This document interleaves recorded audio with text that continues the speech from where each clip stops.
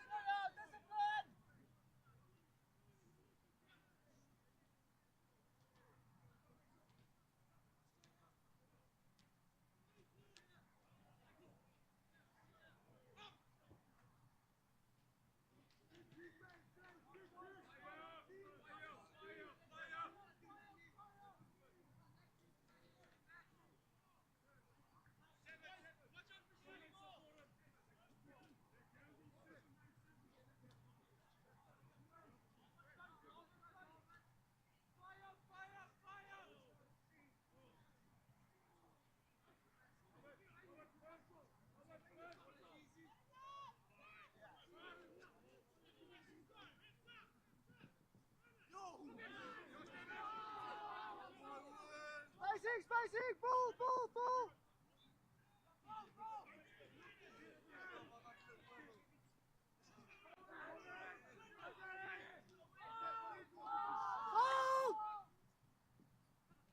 Oh, Sian!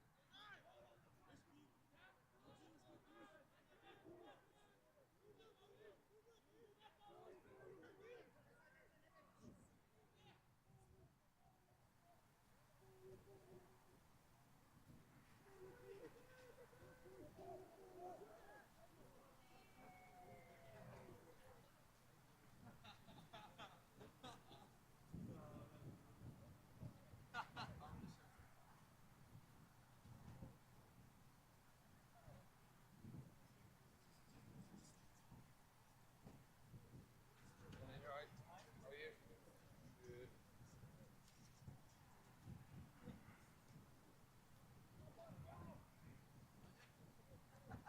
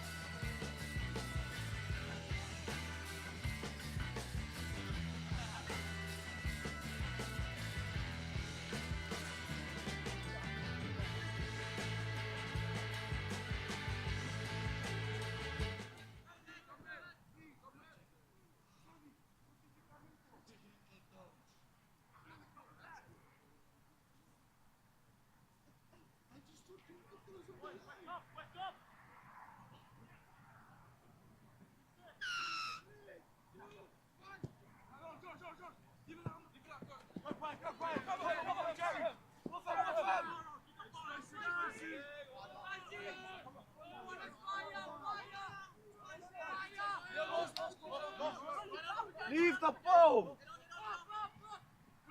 What's Jaden?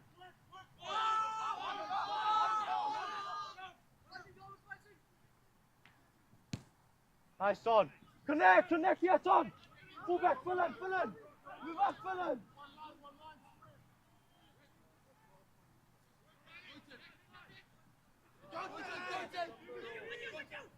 Nice, Son. Yes, nice, Lucas.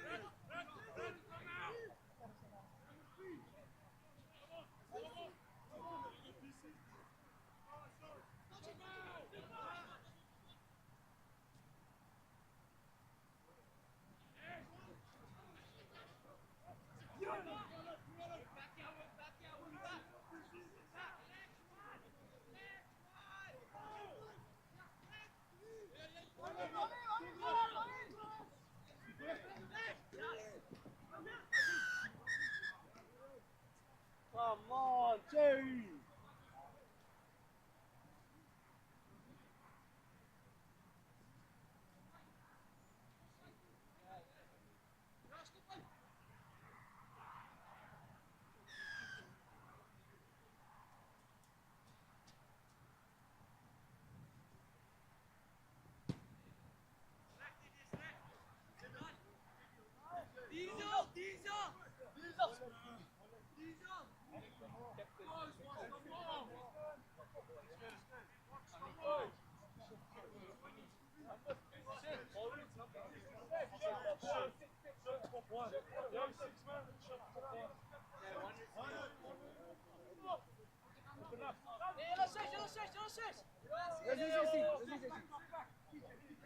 Come in if you want to join. Yep, that's good.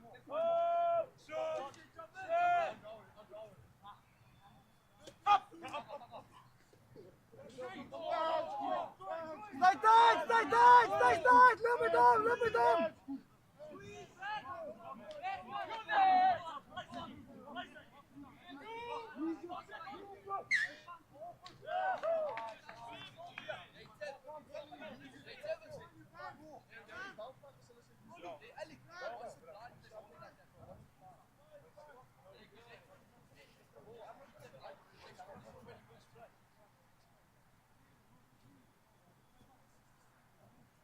Watch again, huh?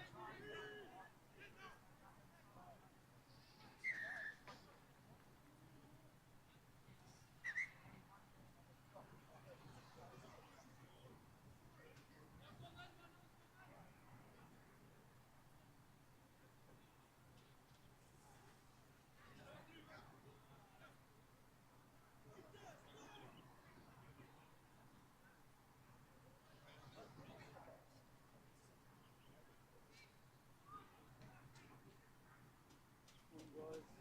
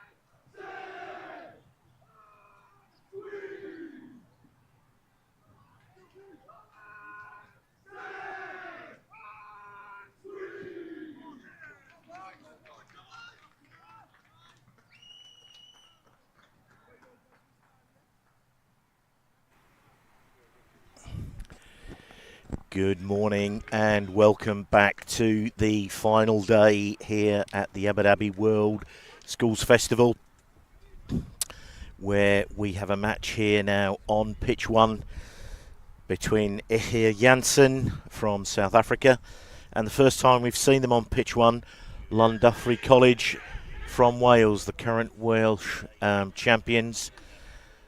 They had a fantastic game against Harrow School in round 3 with a 14-all draw, and having lost their previous 2 games, and Jensen come to this final playoff game having lost all 3 games, but they've been really competitive in all of them, and it's going to be interesting to see this matchup between the Welsh style and the South African power.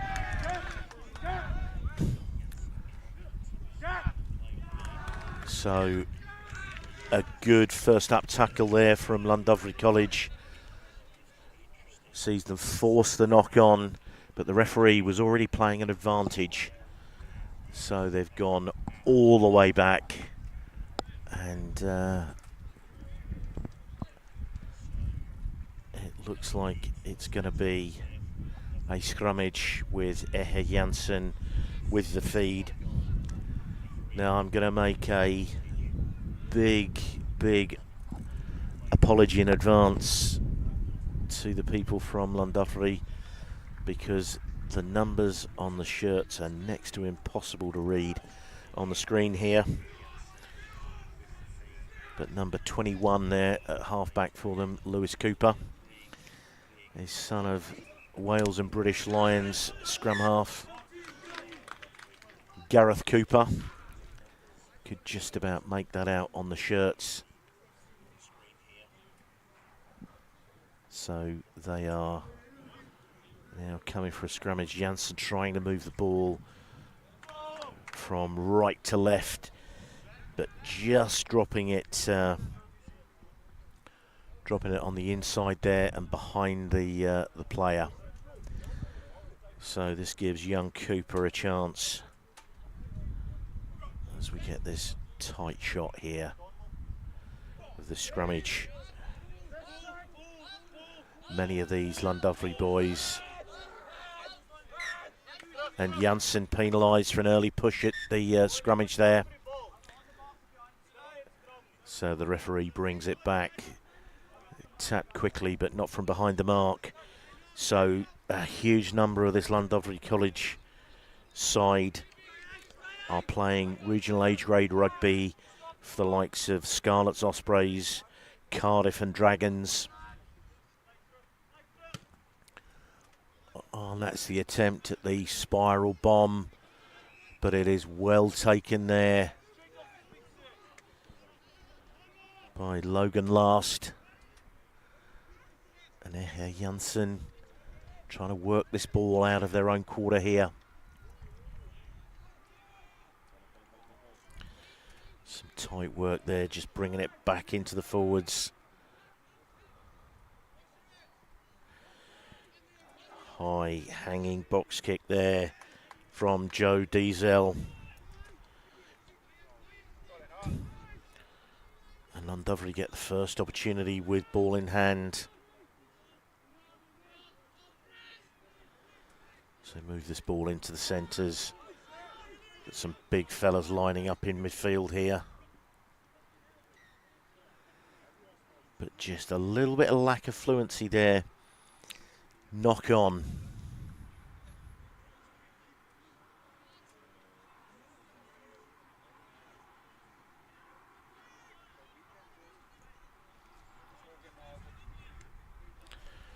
So a message in the chat there from Tanya Lee, saying a big thank you to Abu Dhabi for looking after our family.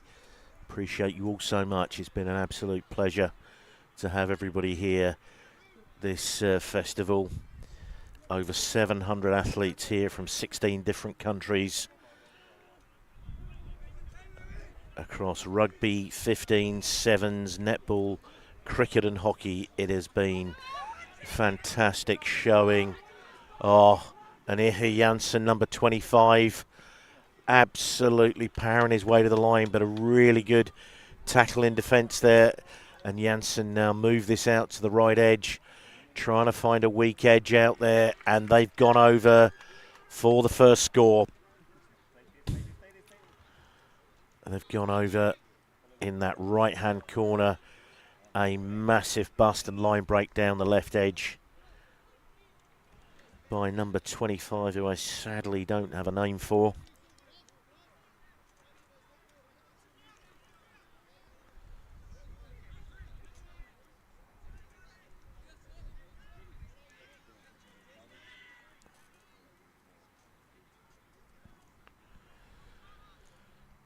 So wide out kick here.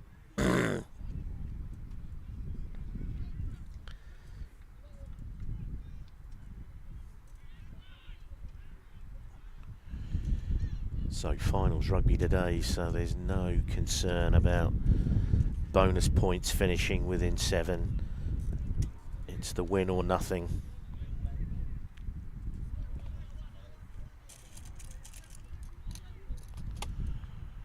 It's a pretty good strike, but comes up wide and short as we see this replay.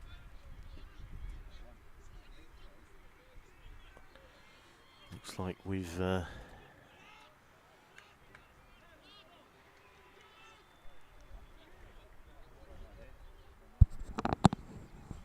previous game, yeah. So Llandovery kick off, high hanging straight up the middle, but knocked on as they tried to gather the ball there. And here Jensen start to work this away.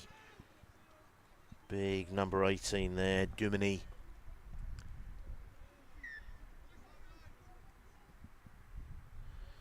Jensen so far have had a pretty torrid time, losing 33-0 on day 1 to Kelston, 27-5 to Millfield on day 2, and coming up just short against Zambezi Steelers, 24-17.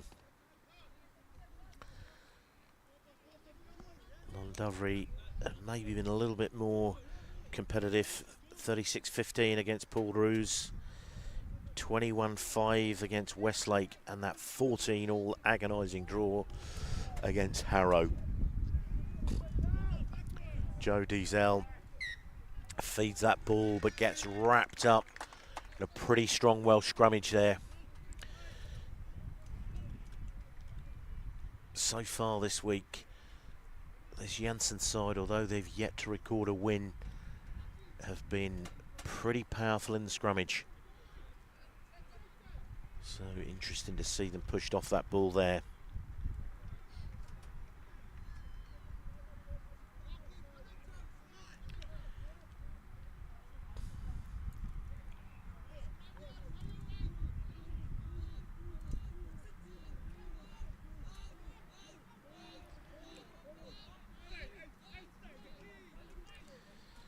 And well said in the chat there, Dave Gale.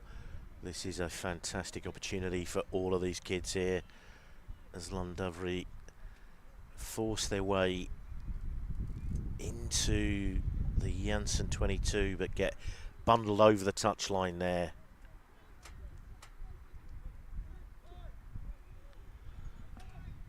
And Jensen spread this ball to the left, cutting back hard against the grain there. Yuan Harris.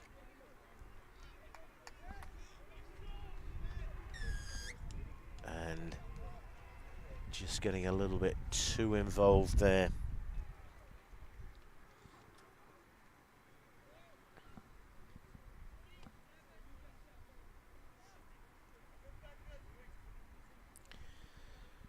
So getting penalised there, Josh Drew.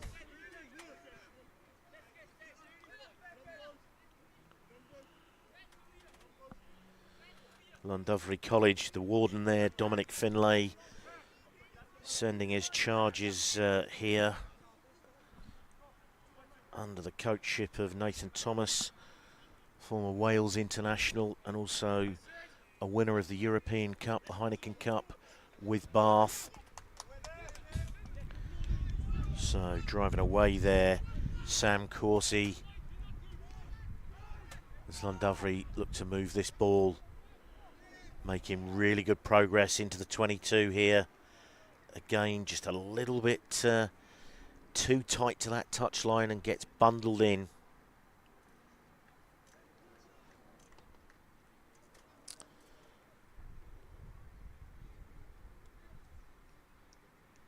So Harrow will be playing in about an hour and 15 minutes time.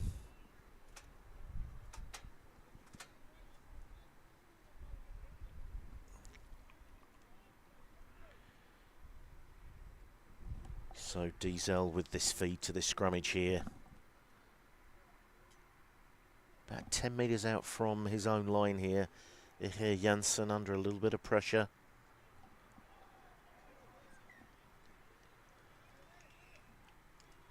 And a knock-on force there. Another powerful scrummage from Llandovery.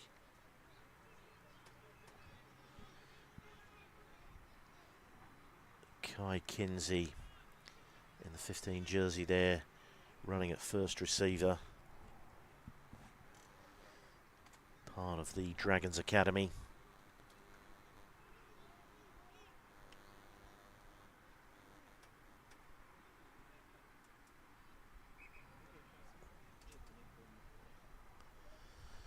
So Cooper with the feed here. Great opportunity. They've got the whole of the field out to the right hand side of this scrummage.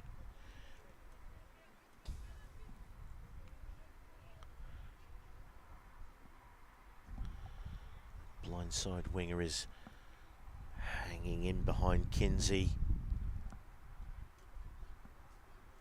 Looking to try and draw some attention away from the Jensen defence.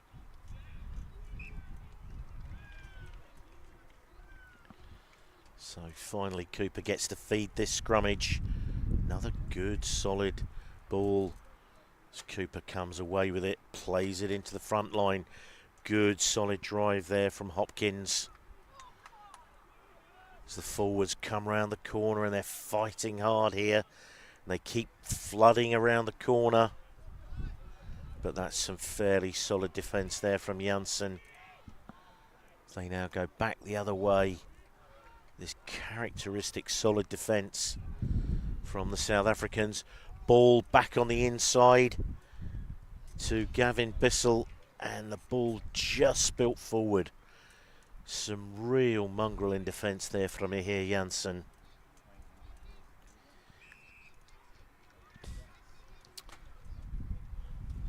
Yes, indeed. Harrow is next game up.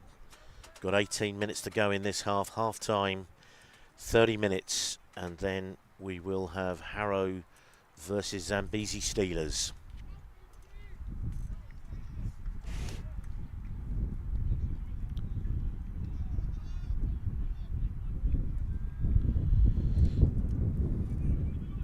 On a charge down there, but the ball bundles its way into touch.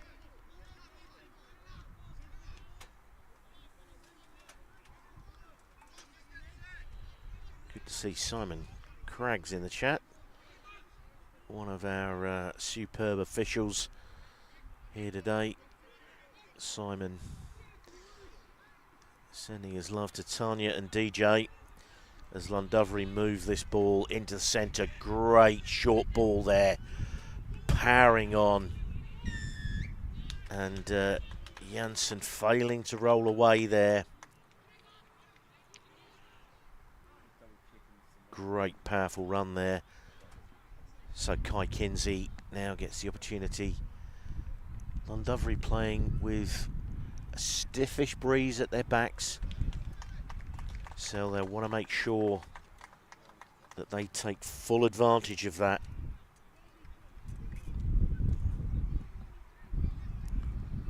So pushing this ball down now.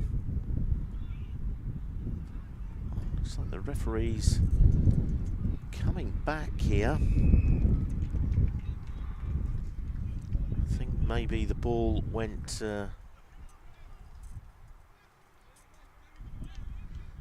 dead from that kick, which means Jensen, massive let off there, having been well breached by Llandovery.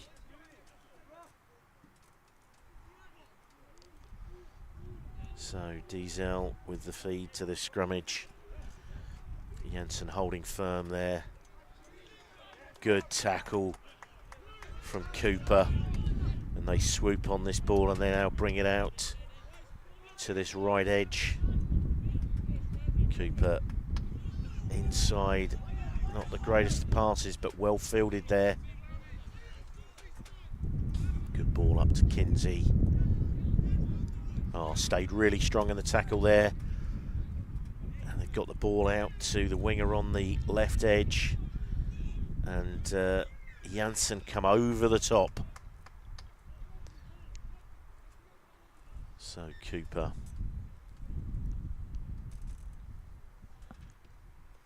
Looks like we've got an injury to one of the Llandovery players in back play here.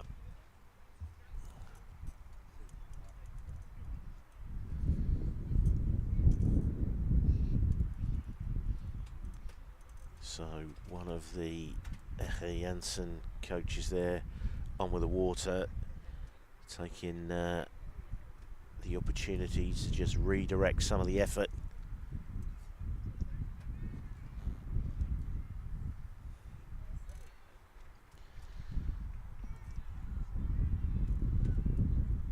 So our host here at the Abu Dhabi World Schools Festival is the Abu Dhabi Cricket and Sports Hub, a fantastic facility. Cricket pitches, rugby pitches, soccer pitches, hockey, netball, and a big tennis facility and paddle club. And obviously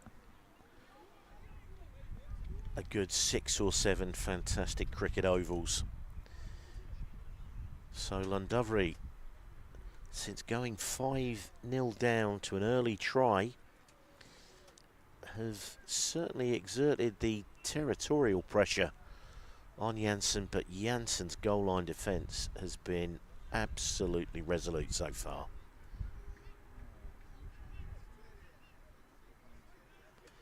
Great take at the front of the line out.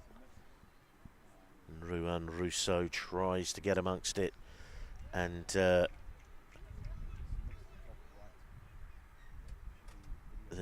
big South African number 1 has managed to force him to the touchline. It's about the 4th time that Llandovery have been in possession of the ball and have been forced over the whitewash. So number 19 there, Conor Moriarty, son of former Wales international Richard. They go all the way over the top. Craig Lightfoot,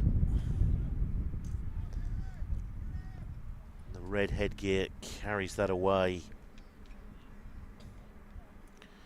as Dashing Peterson was looking to free himself up and get his right foot in play, but the referee gives him the opportunity to clear the 22, and that's a poor kick into the wind and bringing it all the way back. Llandovery again flirting with that touchline. Good spot tackle there by Jensen.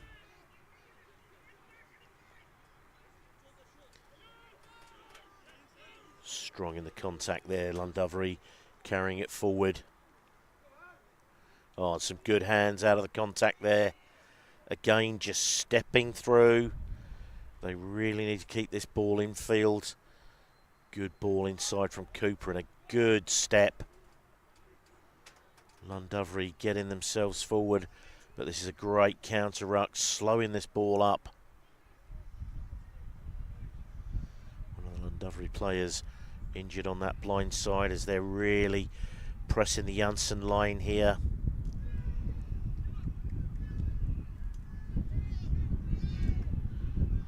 About 4 metres short now. As they pull this ball, the referee gives the penalty. So some really, really desperate defence there from EG Jensen.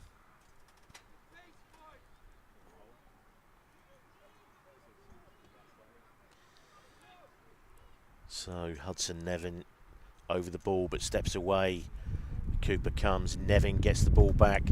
Wales under 18 with the Scarlets, and he just powers through the contact there, and that is the opening try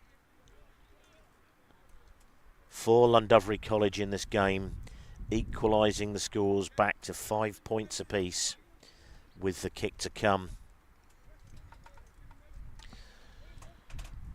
So Llandovery College is located, let's just look at this replay.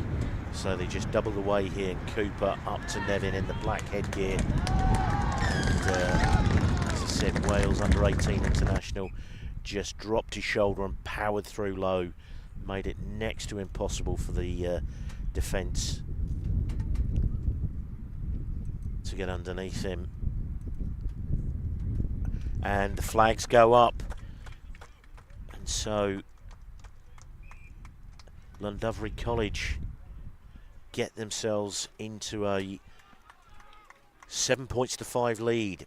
And as I said, they have had much of the territorial advantage after that early score from Jensen, but there is a fairly solid breeze blowing at their backs. So with another 9 minutes to go in this first half, I'm sure Nathan Thomas would love to see Llandovery register at least one more score.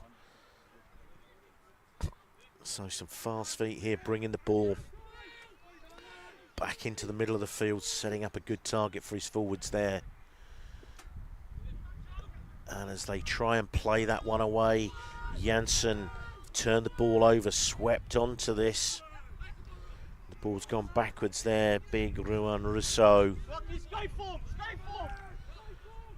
Diesel, Peters, and they push this ball wide.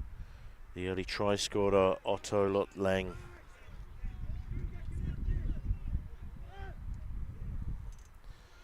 Peters, big ball inside there. The big Dumini carries the ball. Now the referee brings this back, I'm sure, for a penalty for a Herr Jensen.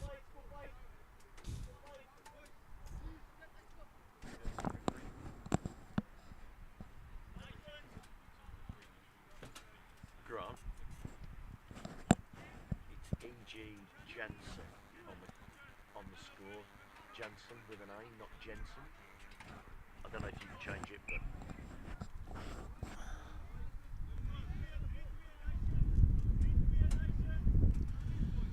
so Jensen with an opportunity to really put some pressure. Only 5 metres out now from the Llandovery line. Oh, and a good take there at the tail. And they've got a decent set here. And they are making some progress. It's gone down in a heap. Big Rousseau trying to burrow his way over, but he's held up there. He looks pretty upset that the referee has adjudged that that's held up. Kinsey with a kick. Well fielded there by Van Asvegen. Peterson with a good carry, and that's a really good tackle in midfield. Really stopped the momentum there.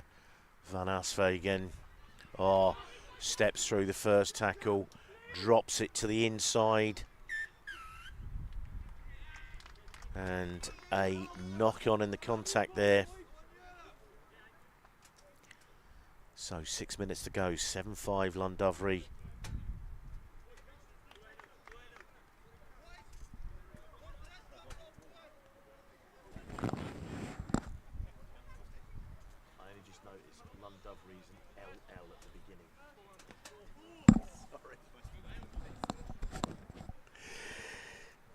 So throwing at the line out here, Sam Corsi. Great take off the top there from Moriarty as they now move this ball out into the midfield. Making some great progress with a little show and go there. And yet again, run out on that left edge.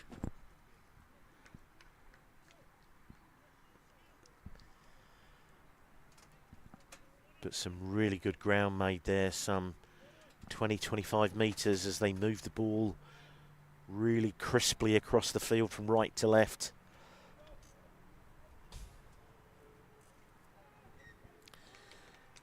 And Clayton Debuisson was not straight, but the referee says closing the gap. So we have a free kick. Free kick, and I think it's just outside the 22, so he cannot go direct to touch. Jensen now look to move this ball right to left. A good first contact on the winger there. And he does brilliantly to stay in field there. And Rossi, the number 7 there, really trying to make a nuisance of himself. It's Diesel to Peters and some of the big men in midfield having gotten around the corner here. Really competing hard for that, but no release in the tackle there. So with 4 minutes to go to half time, Peterson gets given the opportunity to push the ball down a little bit further. But as I say, it's into a fairly stiff breeze, so difficult to carve off any distance.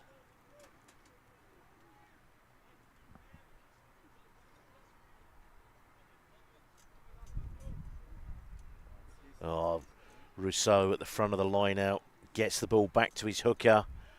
Some good ground made down that right edge.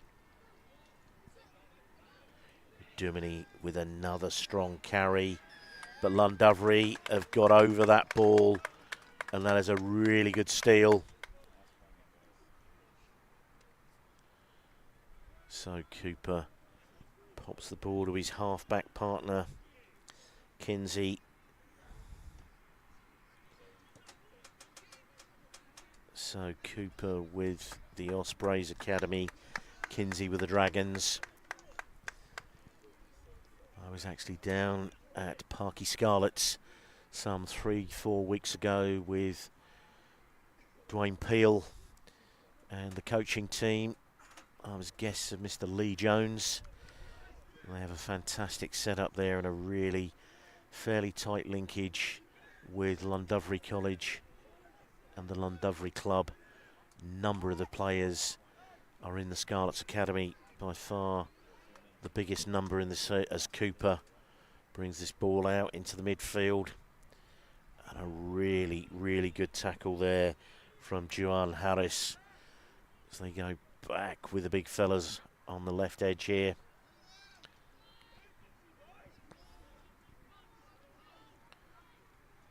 Josh Drew there.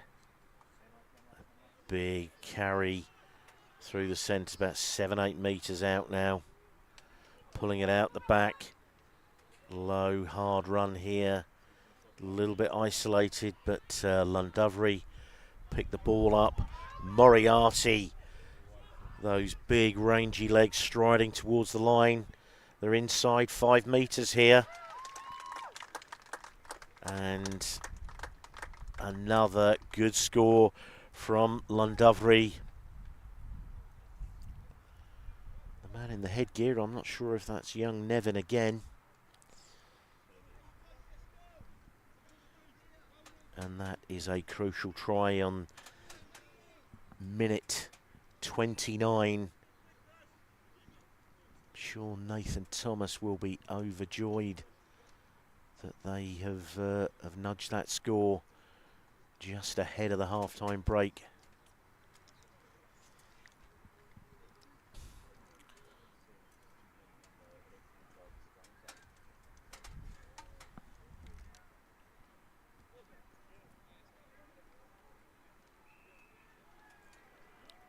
So Kinsey with a decent strike, and the conversion is good. So with under a minute to go to half time, here we have this replay of this. Cooper pops the ball up, and still unable to see the shirt number there. But a good score. Jensen just running out of numbers.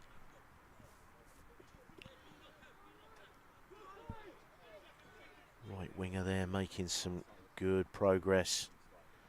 Llandovery look to move this ball. And that is half time.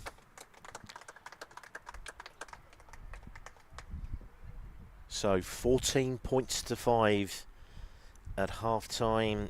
Llandovery College over EG Jensen from Boksberger in South Africa. We will be back to you after half-time.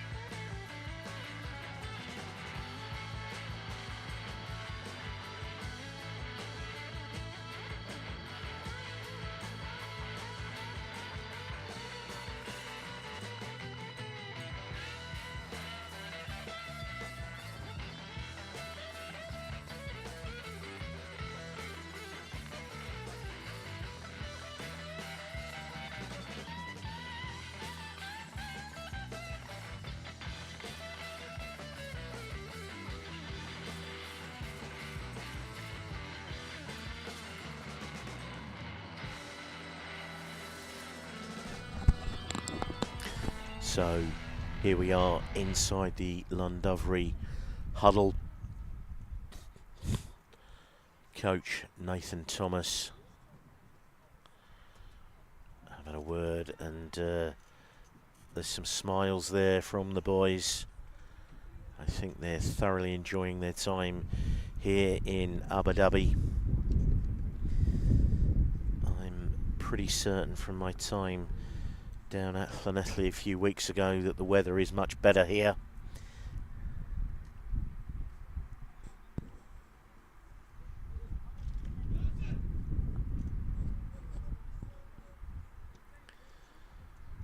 So these Jensen boys break from the huddle first up. Both these sides will be desperate to try and register their first win of the festival, but both have played a fantastic part so far in what has been an absolutely tremendous week of schoolboy rugby. Certainly the premier event of the year. Some real strong players here. Jensen were also at the event a year ago in Patana. This year they brought a relatively young side here, and these boys now going to play their last 30 minutes of rugby here at the Abu Dhabi World Schools Festival 2024.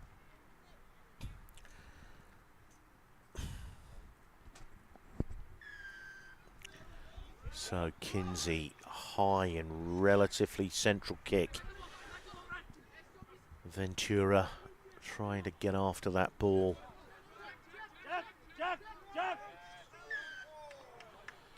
And no release in the contact there. as Combrink, one of the vice captains in that really noticeable hot pink headgear.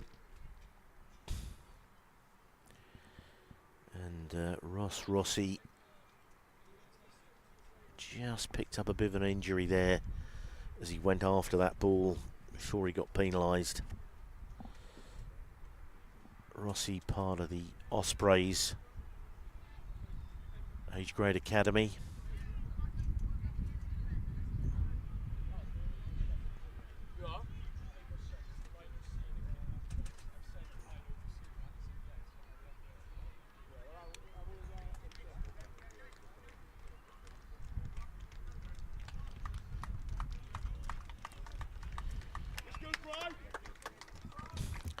So, sadly, Rossi makes his way to the touchline.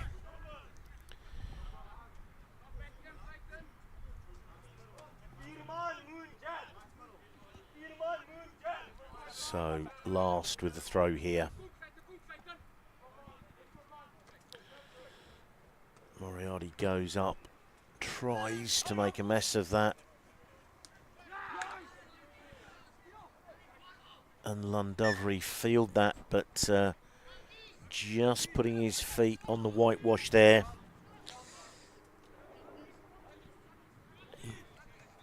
Left winger Burke in the 11 jersey there.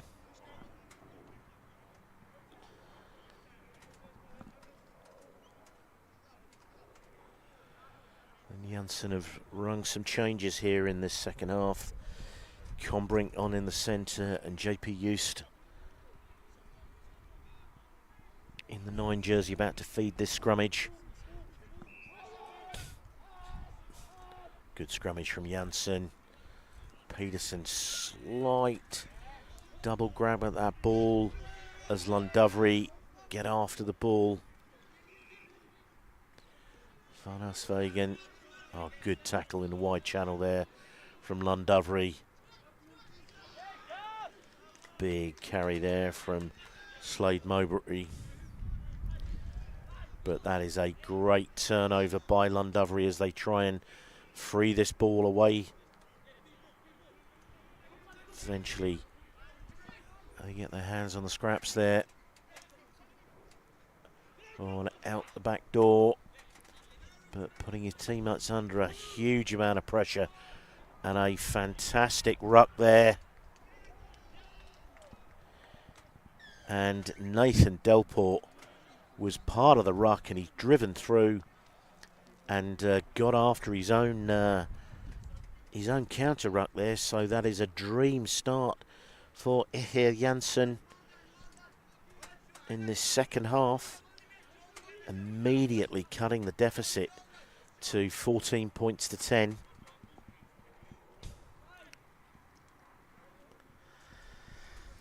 And I have to put a big shout out to my fellow man from Suffolk.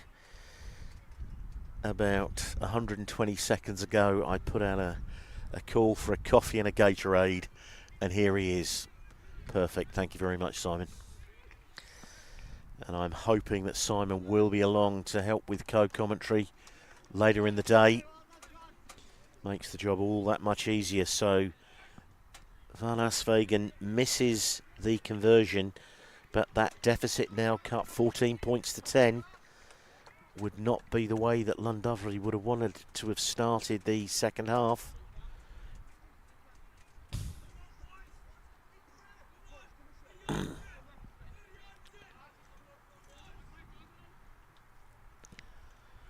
So big, high, hanging kick.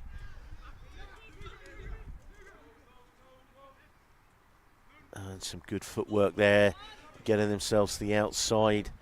Tries to find some space at the back. The ball's hit the deck, and Kinsey, this ball is bouncing. Van Asvegan with a great tap tackle, and try scorer Delport is up. Some great pressure coming on from EG Jensen there. Just asking whether that ball was inside or outside. Combring with a really good charge down on the blind side there. The ball was struck pretty poorly there, I might say, and a little bit low. So some real pressure coming on Llandovery early on in the second half. As I said,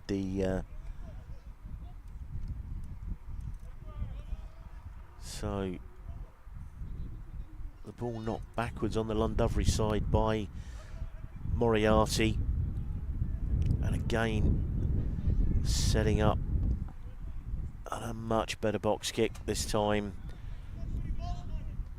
but again into the wind and not making a great deal of territory. And Llandovery losing the ball in the contact there, but just spilling it forwards.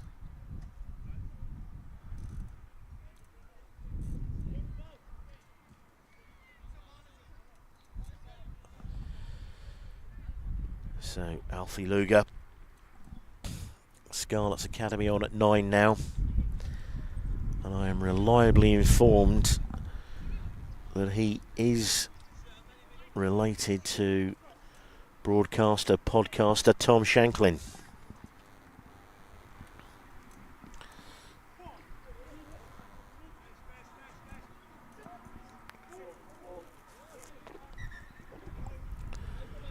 Jensen trying to make amends immediately with a drive there. Devereaux, Wiedemann on this tight head side with Van Vingard on the loose head side, either side of Logan last, as Luger feeds this ball. Immediately going down to his knee there. The referee wants to get this ball away. Oh, some good footwork there.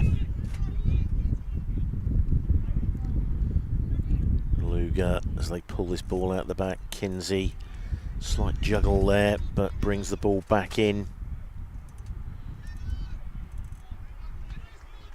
Oh, that's a good drive, trying to get Llandovery onto the front foot again here. Oh, great power through the contact there, just steps through the first tackler. And now they get the ball to the outside. And that kick smashing straight into my monitor sideline here. But it gives us perfect opportunity to look at Lars throwing this ball in. Great ball off the top there from Debuisson.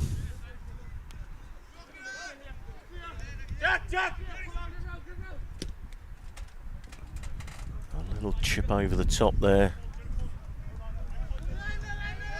Well fielded by Luger. And they'll need to recycle their scrum half here.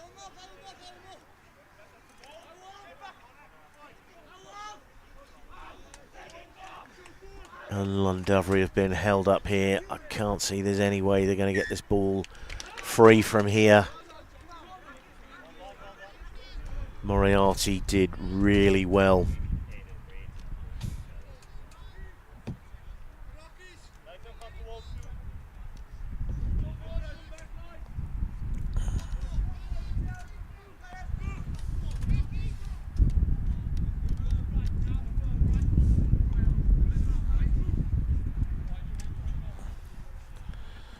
So a scrummage here for Jensen.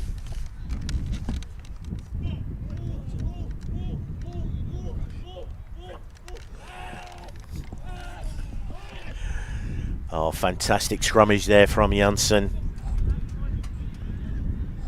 Duncan Hennig now at first receiver. Van Asvegen gets the ball into that wide channel. A little chicken wing off there. Jensen now making some decent progress up the middle here. the referee says that he's playing penalty advantage there as Ventura comes away with this ball. He's the skipper of this Jensen side. Oh, good spot tackle there from Llandovery, but that now forces the ref to come back for the advantage that he was playing.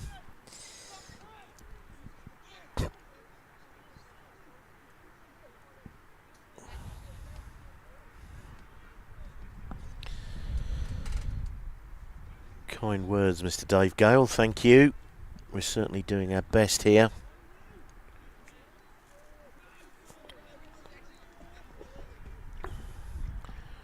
And good to see more positive comments in the chat so far today.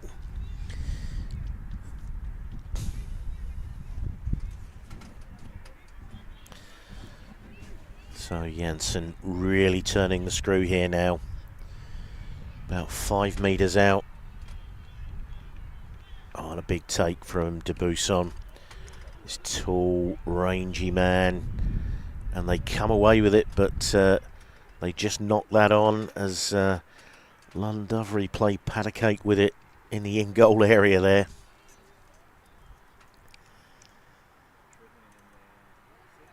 So a small victory there for Llandovery, but far from out of the woods just yet.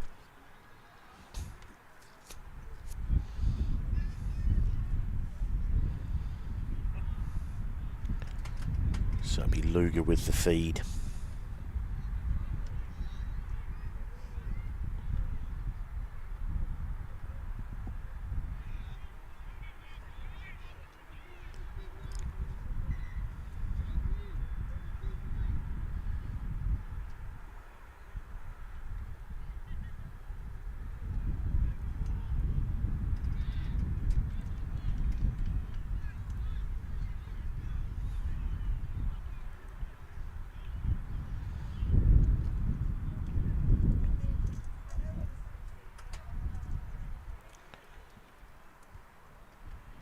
So as we reset this scrummage, Luger under the watchful eye of his opposite number, Just. And Jensen getting a bit of an early push on here.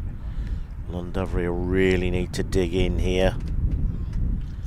They bring it out from behind their own line. But gets sent back from where they came.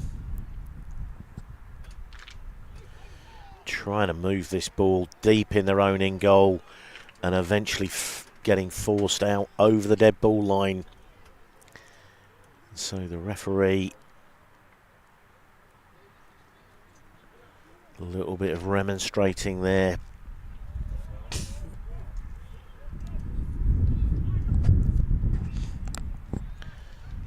And the Llandovery boys not happy with the decision there, but for all money, the pressure was on them there. And they ended up bobbling the ball out over the dead ball line.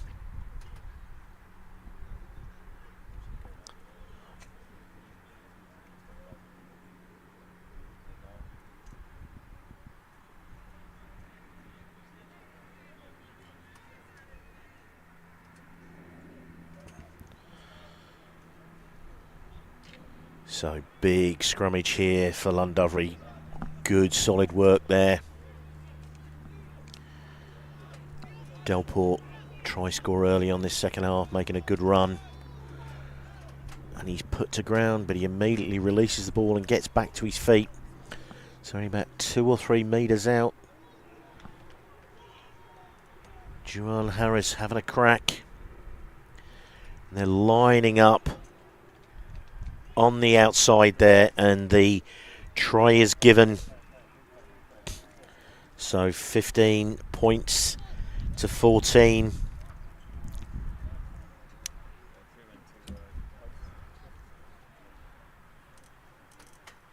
So this has been a really good 15 minutes for EG Jensen. Scored 2-3 minutes into the half and have literally been a bit like a boa constrictor with its prey, just squeezing the life slowly out of Llandovery in this half.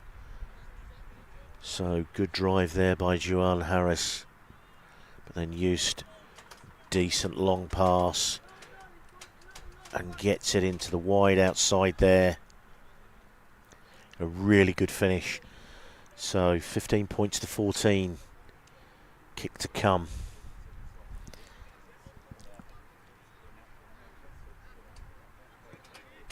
It's a decent strike, but as we've said time and time again, these windy conditions pretty tough to kick in. Most of the first 3 days, the wind has been from the direction blowing straight towards the camera, but today we've got a slight left to right breeze that is helping Jensen, and Jensen get their hands on the ball. But now Llandovery through Burke, just, and then Eustace charged down there. So Llandovery immediately stung back into action there, having gone 15-14 down. Some 13 minutes to go. Long throw and a knock on at the tail there. And Llandovery have got the ball in the red zone here. So Kamanga with a really solid drive there. Good pickup as they come to this outside. And they set up a ruck in the wide channels. Luger back in field to Sam Corsi. And popping the ball over the top. Could go anywhere. And it popped back up into the hands of last, but high tackle in the wide channel. Luger has his hands on the ball. Kinsey belts it into touch, 5 metres out. Huge opportunity here for Llandovery to strike back.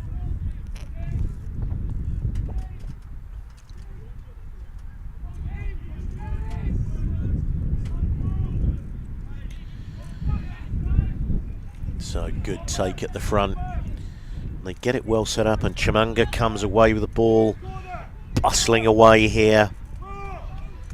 Just inches short. And burrowing under. That is a fantastic score there for Llandovery. So this seesaw match here, going backwards and forwards. Now Llandovery 19-15, and Kinsey will have the opportunity here. So let's look and see whether I can see who the try scorer is here. That's the number 1 jersey, James, loose head prop. So Kinsey finally gets the tee. This will be a tough ask, this kick. Not that wide out on the 15, but straight into the teeth of this fairly stiff breeze that we've got blowing here today. But Kinsey was absolutely set off on the right angle, but the breeze just drifting it away. And just as I say that, the wind is blowing my monitor away.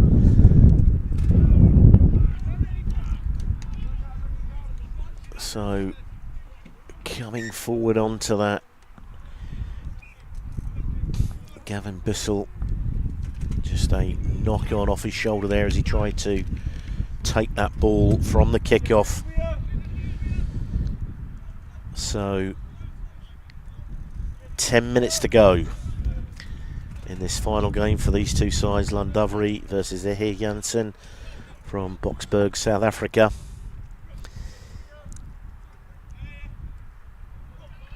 And the lead has changed hands some 4 times, with Llandovery now holding 4-point lead.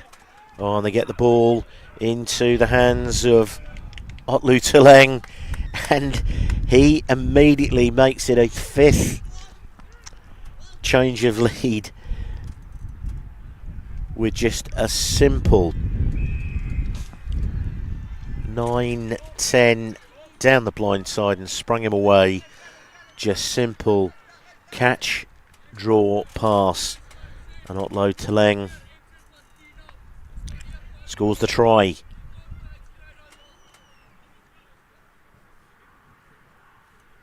$20 points to 19 now. EG Jensen and young Van Arsvegen just settles himself over this one.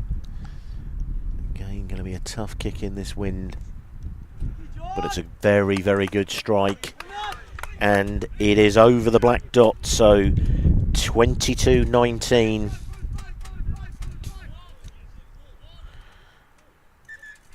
And this game has gone backwards and forwards. Jensen, then Llandovery, then Jensen, then Llandovery, then Jensen again. There's Kai Kinsey, high hanging kick, and the ball's gone over the 10. Chimunga, not the greatest of passes, and a knock on there from Hopkins.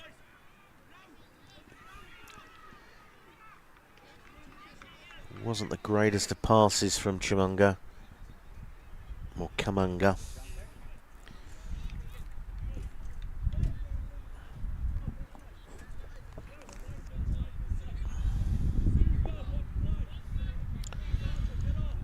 So Debbie Speakman, I'm sure she must be related to number 25 Gabe Speakman, says go Llandovery. They've got just over 7 minutes to try and seesaw this score back. 22-19.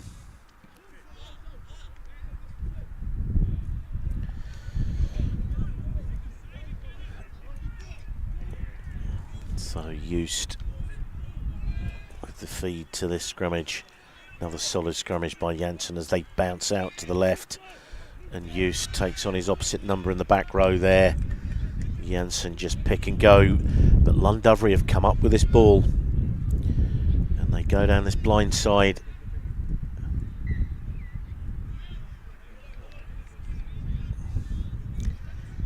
And again making some good progress, but again getting bundled over the touchline. One of the old coaches that I used to deal with saw that pretty much as a capital offence, but Llandovery come up with the ball. And the ball's gone backwards, and great turnover. Really solid hit. Both the carry and the tackle. Getting the ball outside Combrink there. Kai Kinsey.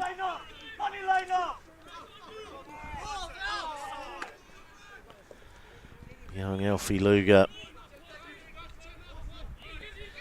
The referee playing an advantage there. Combrink going in, trying to put all pressure on this. Hopkins with a flat ball, giving his teammate man and ball there, but in at the side is the referee's decision.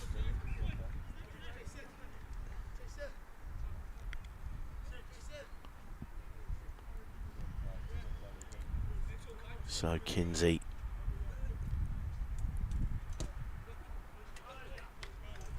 Llandovery just inside the EG Jensen 22.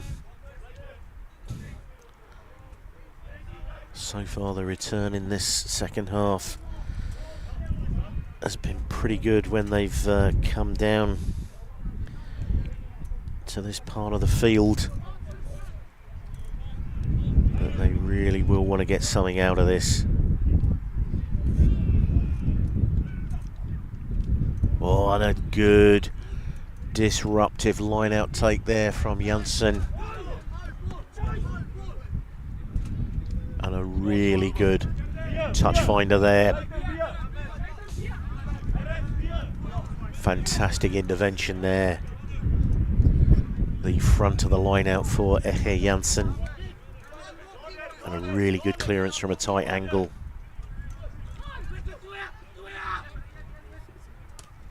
Oh, and he's done exactly the same thing. De Buisson has taken a lot of decent ball himself, but two crucial line-out steals there, and as used, smashes this ball deep. Kinsey. Bit of a mazy run left and right there, but then just goes straight up the guts as Luger now moves this ball. And Llandovery opt to drop it on the toe. Van Asvegen, some good feet in the middle there.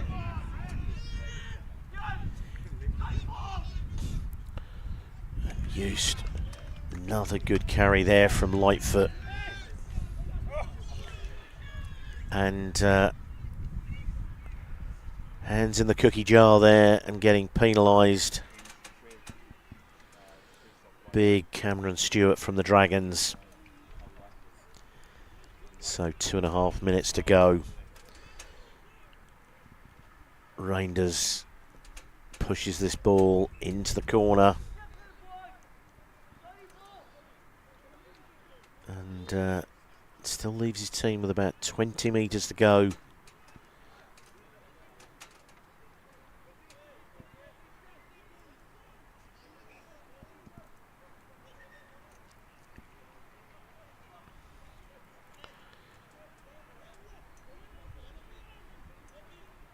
So with 2 minutes to go, Llandovery have first got to win this ball back and then go 80 metres.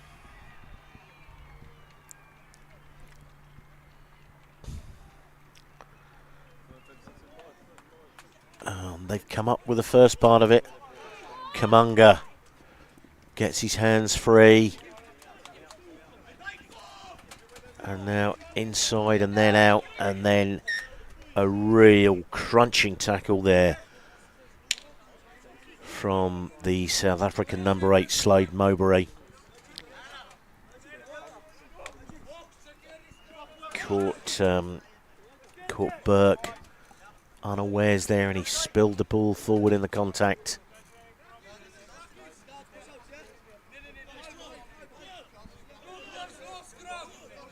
So a minute to go. It was a really good breakout. Great run by Kamunga. But Jensen have the ball. Reinders. Great ball there from Jensen. But then they spill the ball into touch.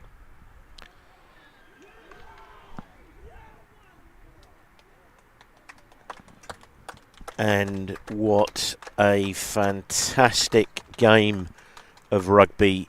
The lead changed hand 5 times. Early tries from Jensen, then a couple back from Llandovery in the at the end of the first half. But a fantastic start to the second half for Jensen, scoring within 2 minutes. Delport, the winger, getting that early try and then followed up, and that put Jensen into a 15-14 lead. Then prop James came up with a fantastic driving score to take the lead back. 1950 Llandovery, but then almost immediately Otto Teleng got the try. Simple 8, 9, 10, springing the winger free.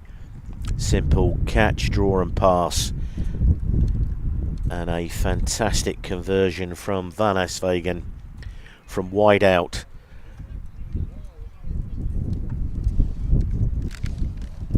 Saw EG Jensen get their first win of the tournament, and a fantastic game of rugby to start day 4 of the World Schools Festival. Next up we have Harrow versus Zambezi Steelers.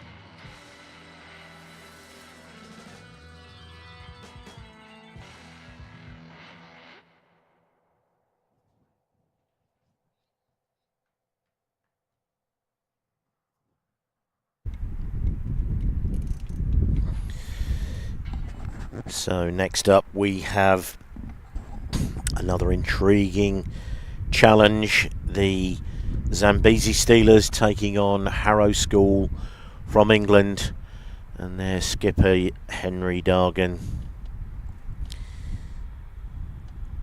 Looks like he's won the toss.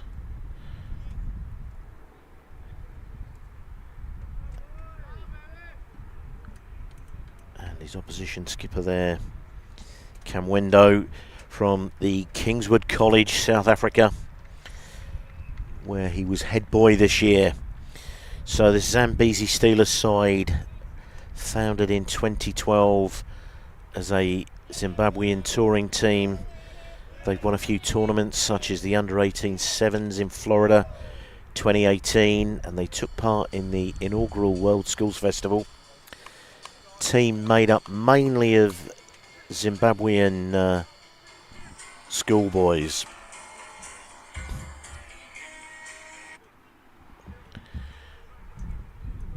But they have a number of boys from the UK, South Africa and New Zealand, and certainly star of the show for them has been number 19 Rios Tasmania, an Auckland Grammar School boy who is also a New Zealand under-18 schoolboy rep and wearing that 19 jersey. He's the one to get this game underway. Harrow with Henry Dargan, the skipper, taking that one. So Harrow in the white jerseys, playing from left to right, will get the first crack at using the wind as Tasmania brings this ball back. Looking for a weak shoulder as he comes across here. And a bit of a wobbly old kick there.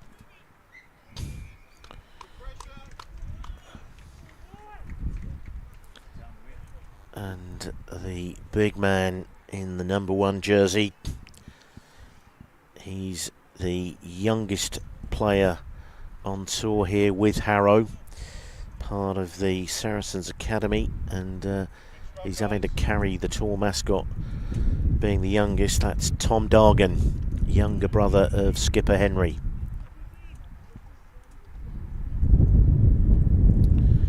So in contrast, the Steelers, Harrow School, founded in 1572 under charter of Queen Elizabeth I. As they move this ball away, good tap tackle there from the Steelers halfback, putting all sorts of pressure.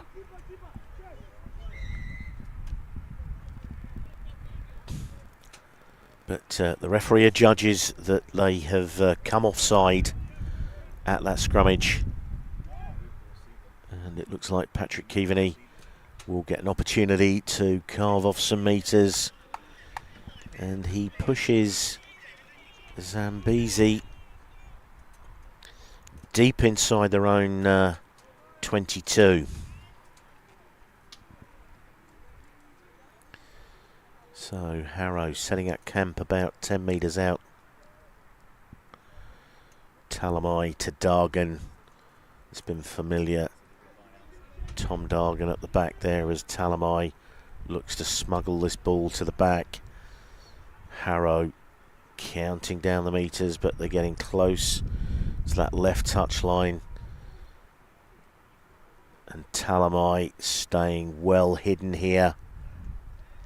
And that is really well played by the Harrow 8, and James Talamai, the vice captain, kept himself well and truly hidden there and notches the first try for Harrow School.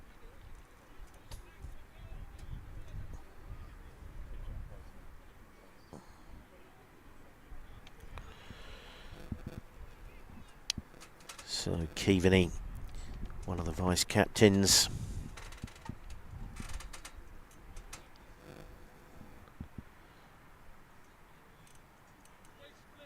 Talamai did really well there. So Keaveney, a great lover of the classics, I'm told.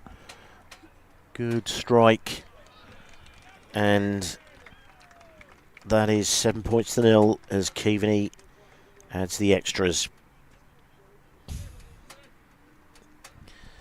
Very, very good start for the Harrow School team. So, with 3.5 minutes gone, we're back to the middle, and Tasmania starts this off again. Harrow with a good driving run there.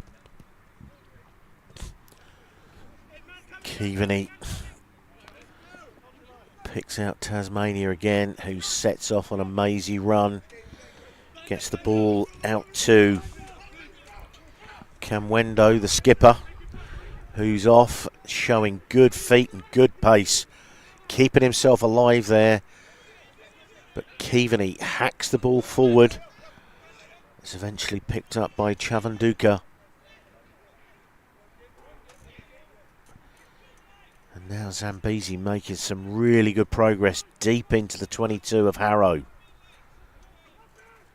All set off by skipper Kamwendo there. Kasvosva, the big man. Well met there.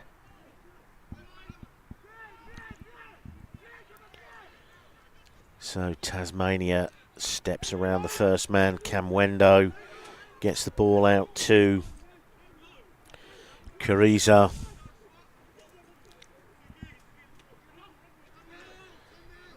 Opting to go straight up the middle there.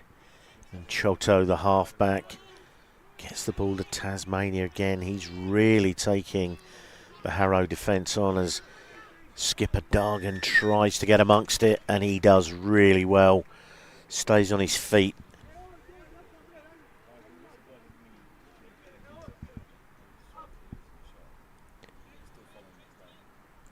So Henry Dargan has really led this side well, but Keaveney fails to find touch. Manyakara with a good return there. Good work there from Chenda. He stays alive in the contact. Tasmania, good ball to Kamwendo. He's really been alive here. A great tackle there.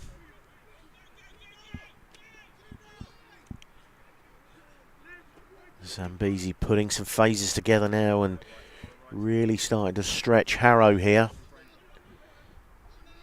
Shenjay. As I said, most of these Zambezi boys have been Zimbabwean. A great offload out of the contact there. Zambezi dangerously close, but it looks like he's been rolled turtle there. Onto his back. But the referee is coming back for an earlier penalty infringement.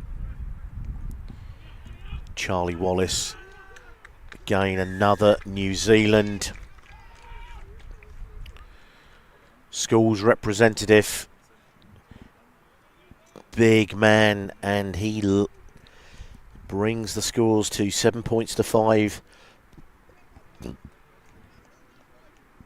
So it's been a really open running game so far. And Zambezi skipper Kamwendo has really gotten Zambezi onto the front foot with some mazy running and solid carries, as we just see Wallace just take route one. He's a big, strong, powerful man. Just reaches out for the score there.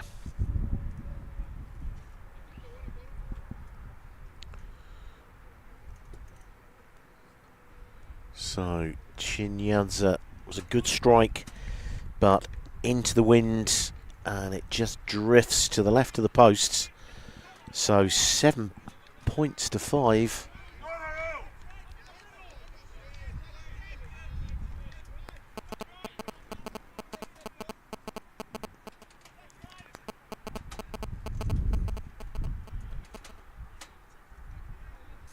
So Keaveney, high hanging kick.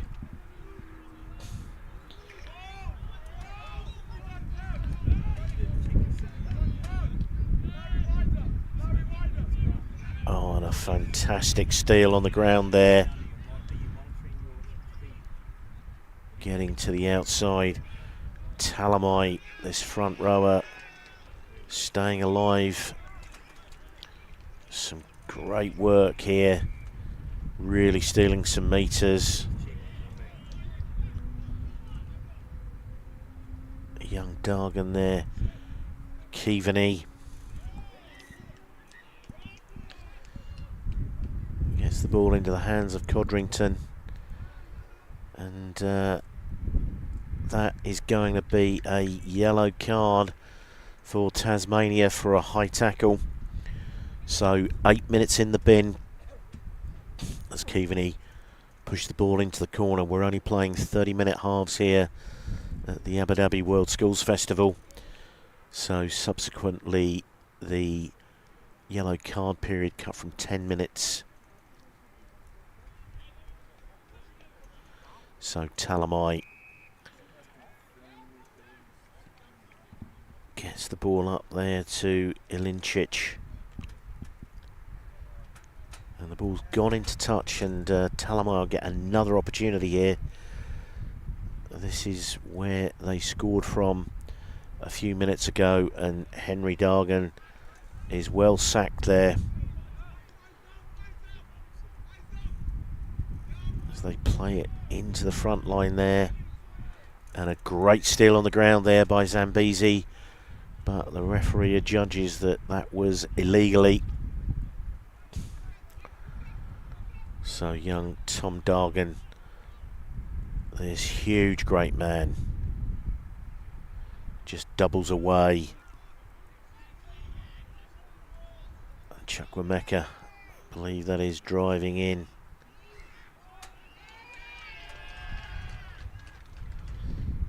But a small knock on the ground there. Was a good drive in there from Gus Chukwuemeka. Part of the Saracens academy, but this now gives Zambezi an opportunity to clear their lines, but just 5 metres off their own line, shadow of their own poles. And playing into the teeth of a fairly stiff breeze.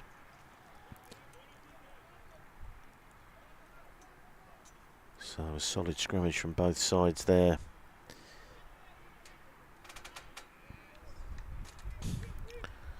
A lot of good active footwork in the contact here from Zambezi. And that ball has ended up being scuffed. And Chetaway gets the ball up there to Ollie Moran.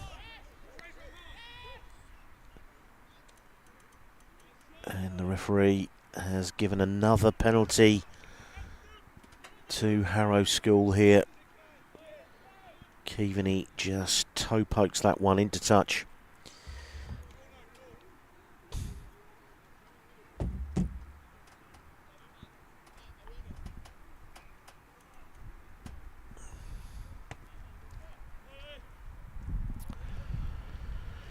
So right on 5 metres out.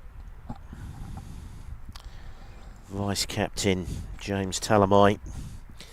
He's apparently the tour minstrel of this Harrow side.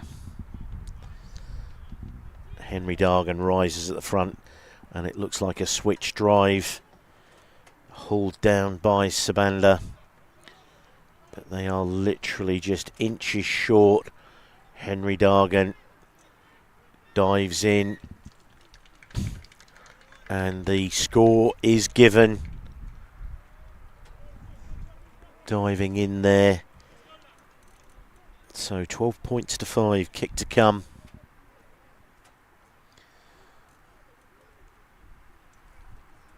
Really good score there.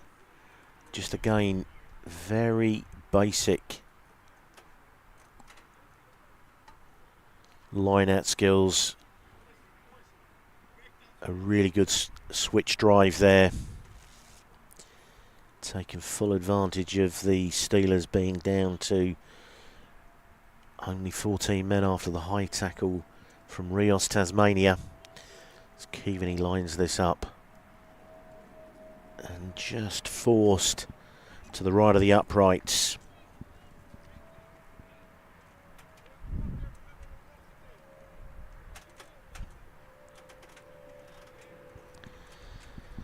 The score of that try was Ashton Ilinchik, who has been called into the England Under-18s training camp. Also part of the Saracens Academy.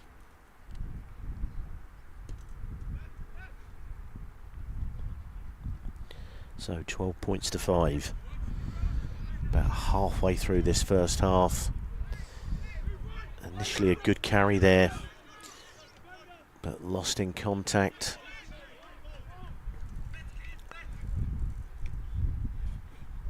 Oh, and a good pass over the top there.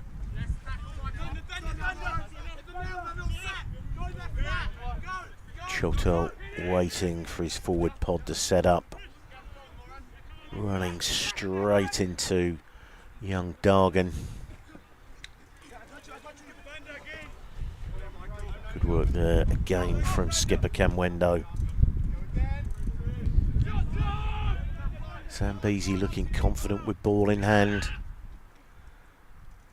Camwendo recycles himself again. Fantastically keeping alive there. Chenda getting held up in the contact there. Fighting hard to get to ground.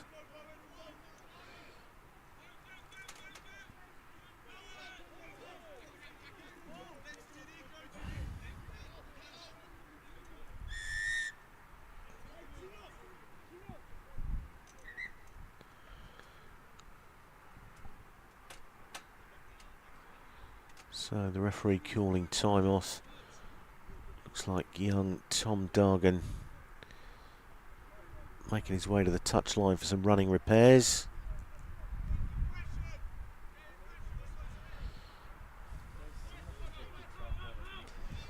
The Harrow doctor looking after him there. When he runs.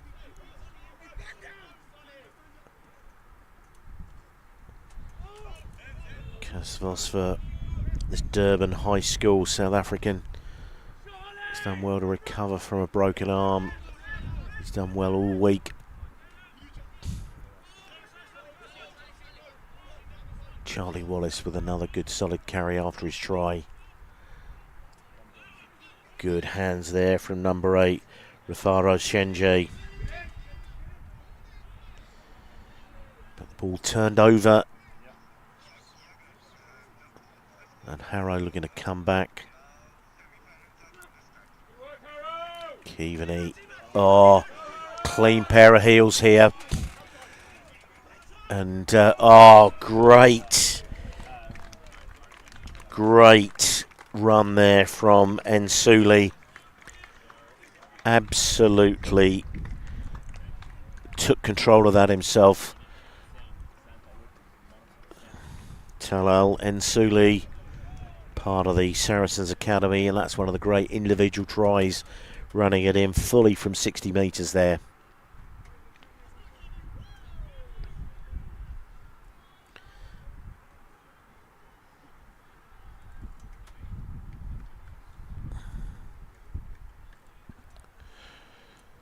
So Keaveney drills the extras through, 19 points to 5. With about 17 minutes played. So as we watch this, this comes into... It's played in the backfield, so just outside his own 22. Spots a man, has jumped out of the line. Has support left and right. And just because that support was there, ball in two hands, offered it out and then just stepped off the right foot to score under the posts. And we now have Tasmania back on the field, so Zambezi pretty much paid for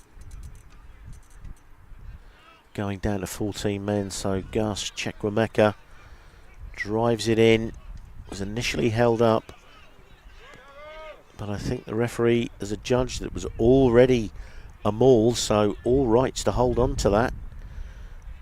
And just sprinting down that left side, Chenda immediately strikes back for Zambezi. So it was a really solid carry there from Chukwemeka, but initially held up and then dispossessed. And then Kudzai Chenda from the St George's College in Zimbabwe. He was the Zimbabwean national captain this year, and just showing pace down that right flank. An absolutely fantastic strike back. So just as Harrow were maybe thinking that they were stretching their legs on this Zambezi Steelers side, they come roaring back.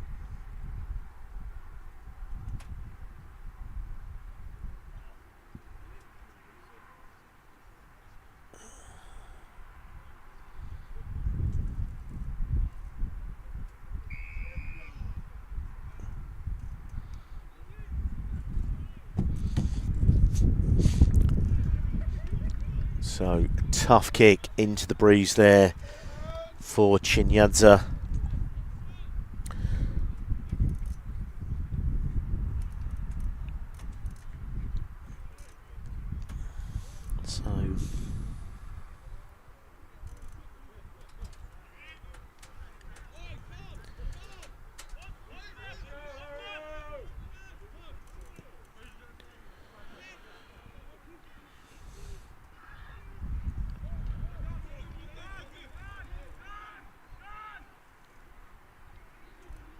Good kick-off reception there from Zambezi,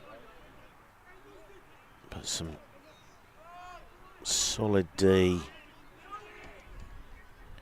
Charlie Wallace carries that, and now Zambezi look to spread this wide, but not the greatest of passes, and it bounces and just evades Joshua Chetway in the number 30 jersey on this left wing for Zambezi. He's from the Lomagundi College in Zimbabwe, and a Zimbabwean under 16.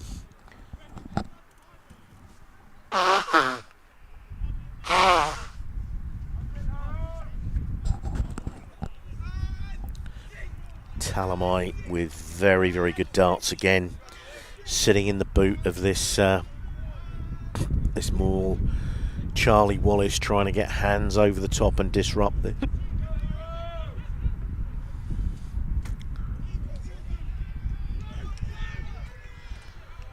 So Harrow really putting some pressure on here.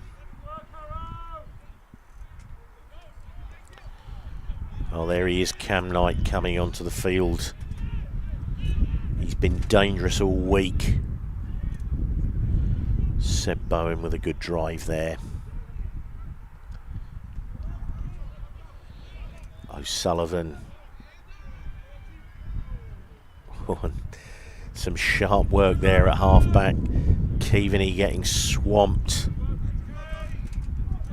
But he gets that ball away and probably could have just got a conventional pass away there, but tried to get it away with a chicken wing and fires the ball into touch.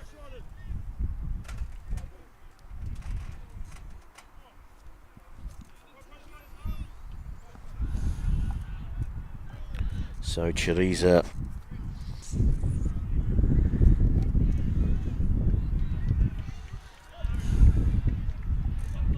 good take there from Chenda, the try scorer. Charlie Wallace popping up in midfield there, setting a really good target, but charged down there, and Gus Chukwemeka just failing to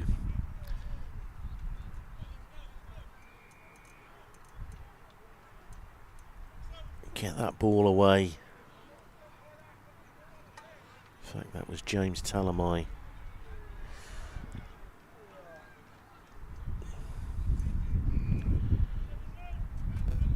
So Harrow School have a scrummage here, just outside the Zambezi 22, absolutely midfield. They've got threats left and right. Finnegan Henry, Michael Lowry now on this right wing. He really played well in their game.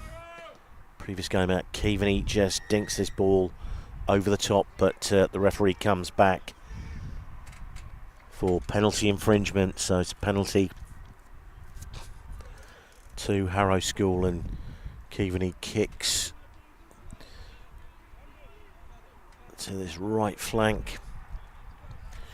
Takes play about 5 metres inside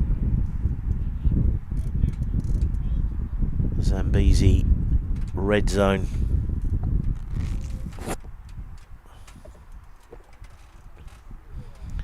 So 19 points to 10. It's been nip and tuck this game. And up Dargan goes, but the ball slips off the top of his fingertips. Casavos for a really good drive here. Tasmania just chips the ball over onto the wing, but the ball's gone loose.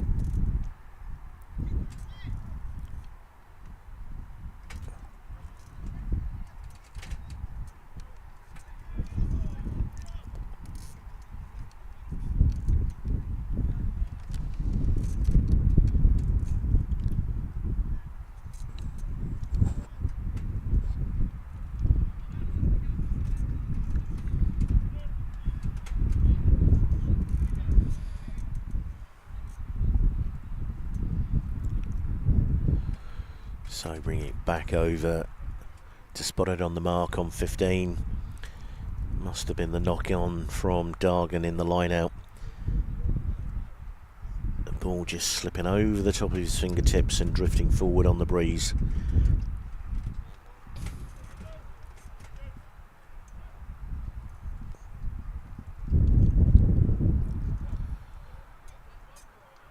So Choto, the Zambezi halfback, the feed here.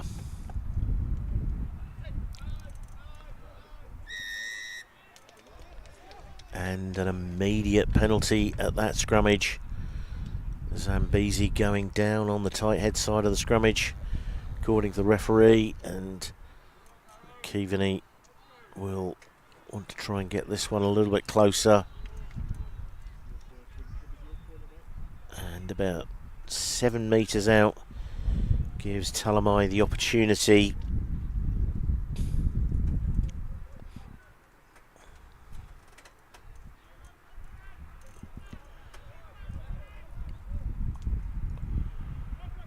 So no ball here at the moment.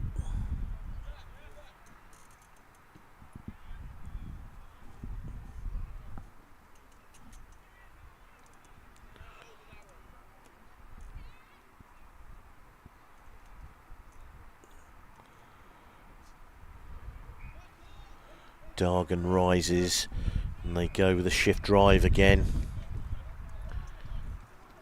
But Charlie Wallace has got in amongst it.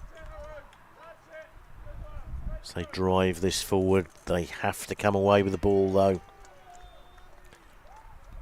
So great work there. Charlie Wallace used that big frame of his to get amongst it. Initially was a good take from Dargan. And as they look to set up that shift drive, Wallace just got in amongst it.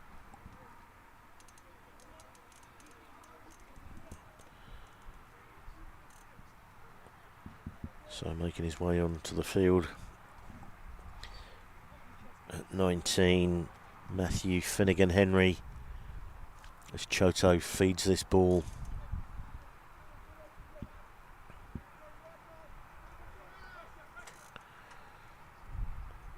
Zambezi looking to work this ball away.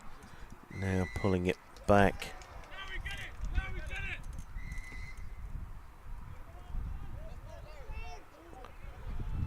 So I'm not sure if something was said there,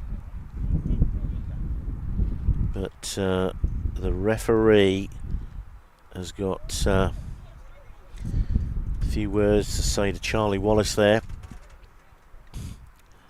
So skipper Dargan over the top of this ball.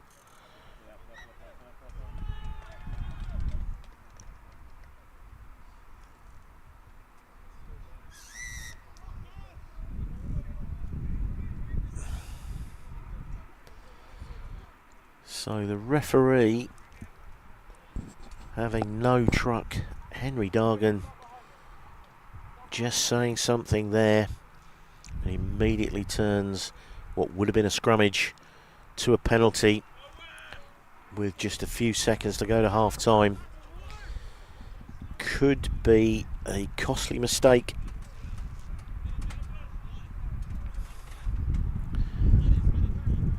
From Harrow there. I think initially it was failing to tap the ball and move it through the mark at the penalty, and then Dargan made some comment to the referee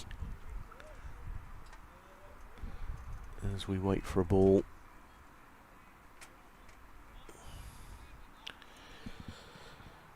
So in the space of 2 minutes, couple of penalties given away, one by Zambezi, by Charlie Wallace, and then by Henry Dargan. Two players, two of the most experienced players on each of their sides, just falling foul. Chatting to the referee.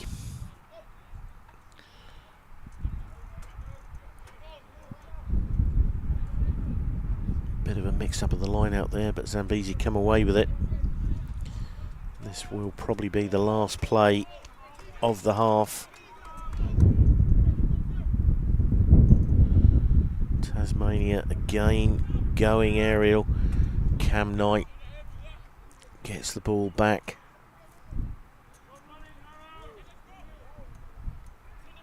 Driving this ball back.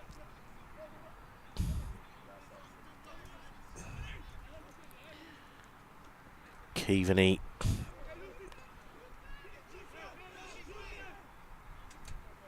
And this is where Zambezi are very, very dangerous. And as I say that, they throw the ball on the floor. And the referee blows half-time. And it's been an enthralling half of rugby.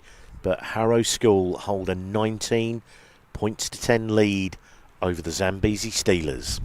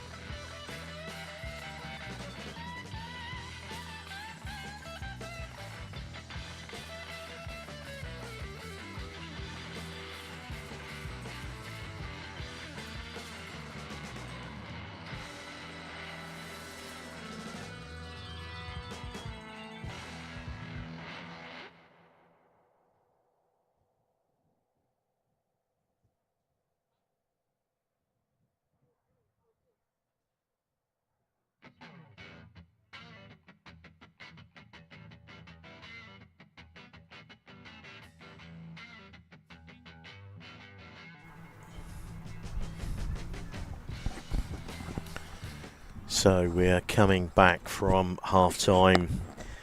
Zambezi slowly making their way back to the left-hand half of the field, and still in a huddle with coach James Melville of Harrow School, son of the former England halfback Nigel Melville. And as we've said, some pretty famous alumni at the Harrow School. Benedict Cumberbatch, James Blunt, Richard Curtis, the famous comedy writer, Billy Vunipola, Maro Itoje, Henry Arundel, who has just signed to go back to Bath in the English Premiership, obviously wanting to add to his cap count that he already has, and former Hong Kong international Alexander Post, as Keaveney gets this second half underway. Oh, the big man, Kasvosva, another great run.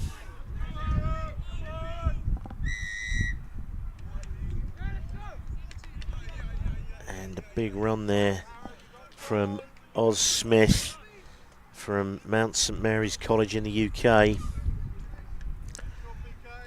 Great carry for him, but one of his teammates going off their feet in the contact there.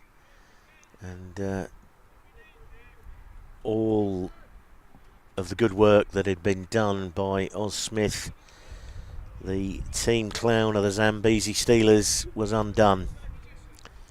But Harrow are now going to have to use the ball and run. So Hoshi gets the ball in, a good take off the top from Ilincic. Keaveney forced to run it back into the traffic. And a really good drive there by Elliot Sullivan, but some good counter-rucking here. But referee deems that it's illegal. Rory Griffin.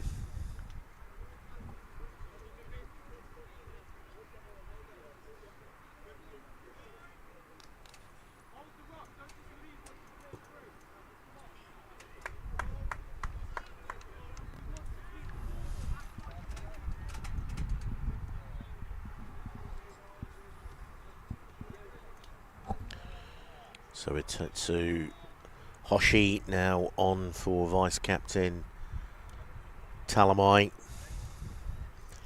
Hopefully he'll have picked up some useful tips.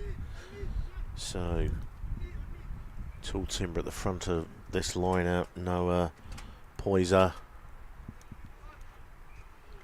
But that's good first phase work there from Harrow as Hoshi, the ball hits the ground and drops through his feet, and that's well tidied up like every good halfback does.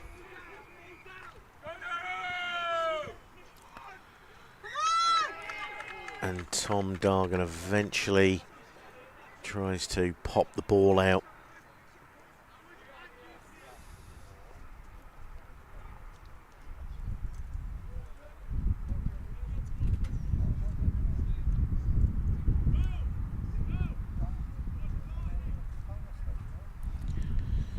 So Monty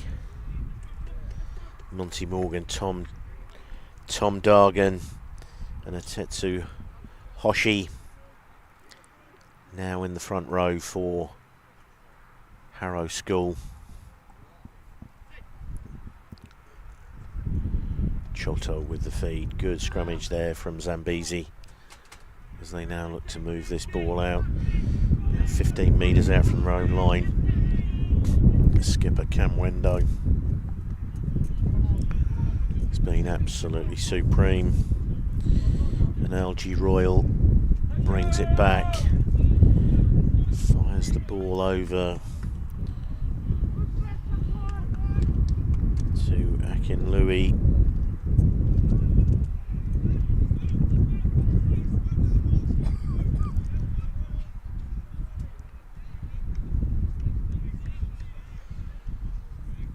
So this is the 4th game in the space of 7 days. So it's been day on, day off, day on, day off, all the way through, and this is now game 4 on day 7.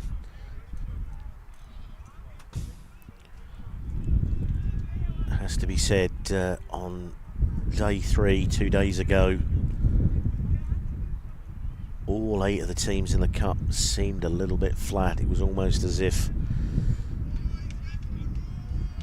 everything was getting to them, but these first 2 games so far, there's been much more vibrancy about the teams. Wendo again, still going. He's not a big man, but look at the power and the footwork. Some really good work there on the blind side in defence. Krishna Araya with his headgear all the way from Bancroft School in Essex.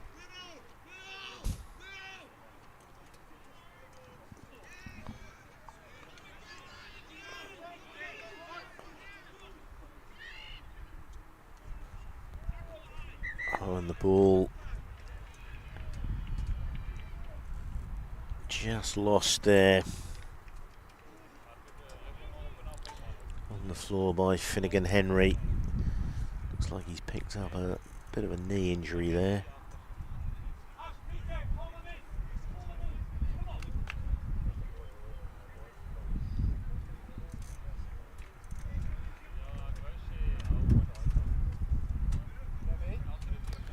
So he looks to be in a little bit of distress there. So this might take a little while.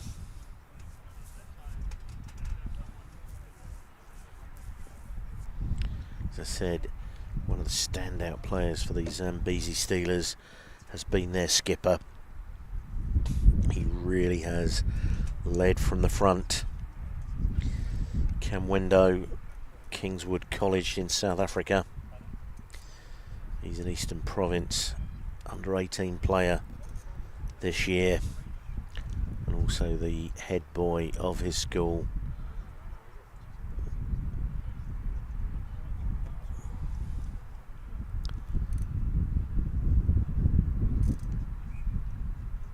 So the Harrow dock there.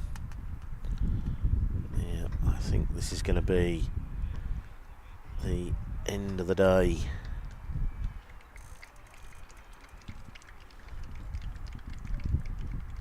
For Matthew Finnegan Henry. No need, and warm applause from this fairly significant crowd that's building here as we make our way towards eventually the cup final, which will be played out, a sumptuous, mouth-watering final between Kelston Boys High School from New Zealand versus Paul Roos Gymnasium from South Africa.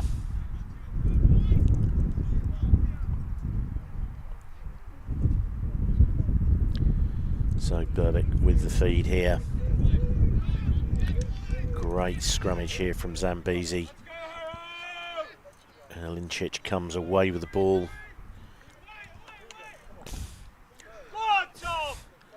Tom Dargan tries to offload the ball, but it's ended up back in the hands of Elliot O'Sullivan.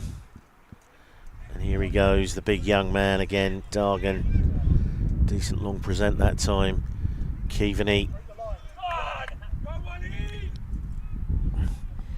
And again, Ensuli with a good run, but he's been held up in the tackle here. And Harrow are going to have to do a lot of work in order. And some exuberance there from Chenda.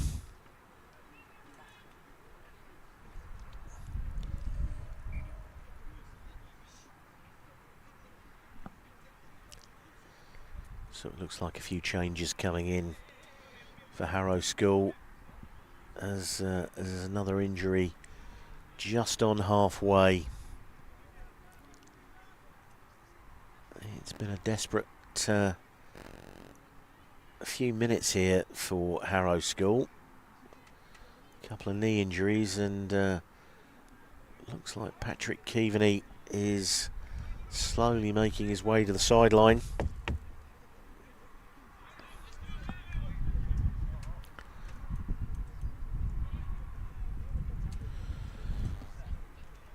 So the score in this second half, 10 minutes in, remains unchanged, 19 points to 10.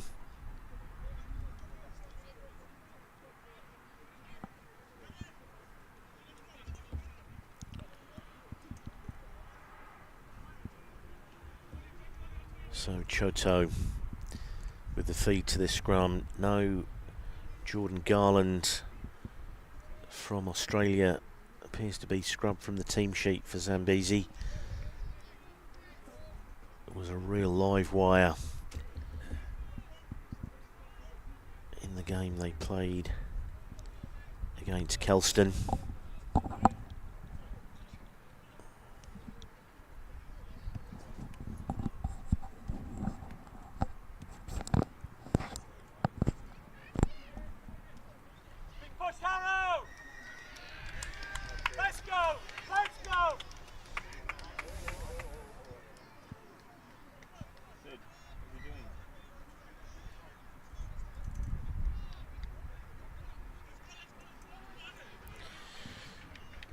So Jenny Leith, the World Schools Festival will be back here in Abu Dhabi.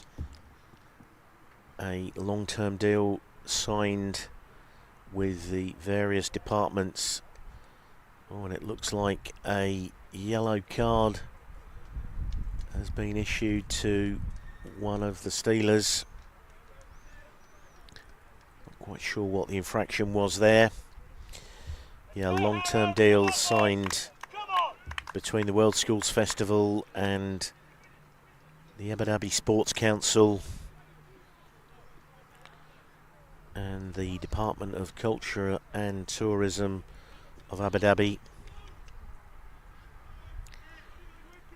And rumoured that we will be having soccer, let's call it football, at the next edition. So Sullivan, great take. But it looks like Zambezi have got in amongst this, and the referee is playing an advantage here. So in at the side. So 5 metres out.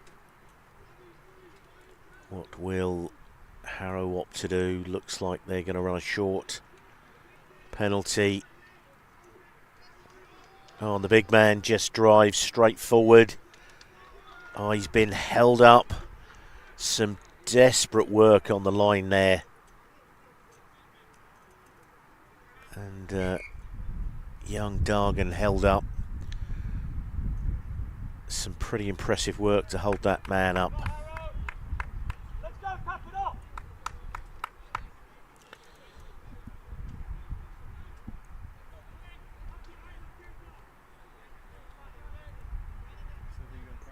So Krishna Araya, as I said, this Bancroft School from Essex in England,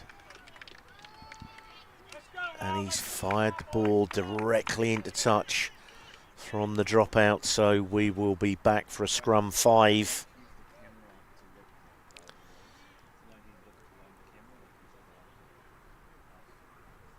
So Morgan, Hoshi and Dargan in the front row.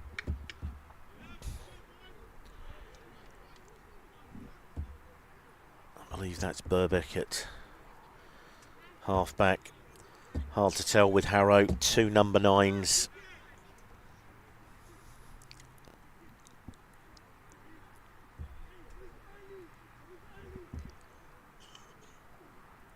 Anyway, the feed to the scrummage here. And Delincic bursts off on the blind side. Good defence from Zambezi here. Young Tom Dargan takes another couple of metres. And Harrow School just pick and go, pick and go. Elincic rolls out again. Good clearing out. And eventually they come wide. On a good ball wide and a good spot tackle. But the referee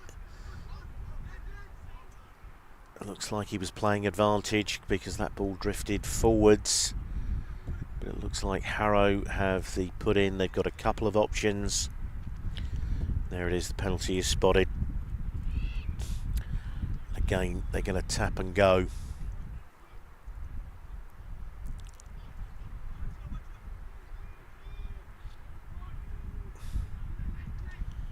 Elliot O'Sullivan drives hard and gets to within inches of the line, and young Tom Dargan has a crack. And it looks like Elincic has gone over the top, but referee has yet again deemed that was held up.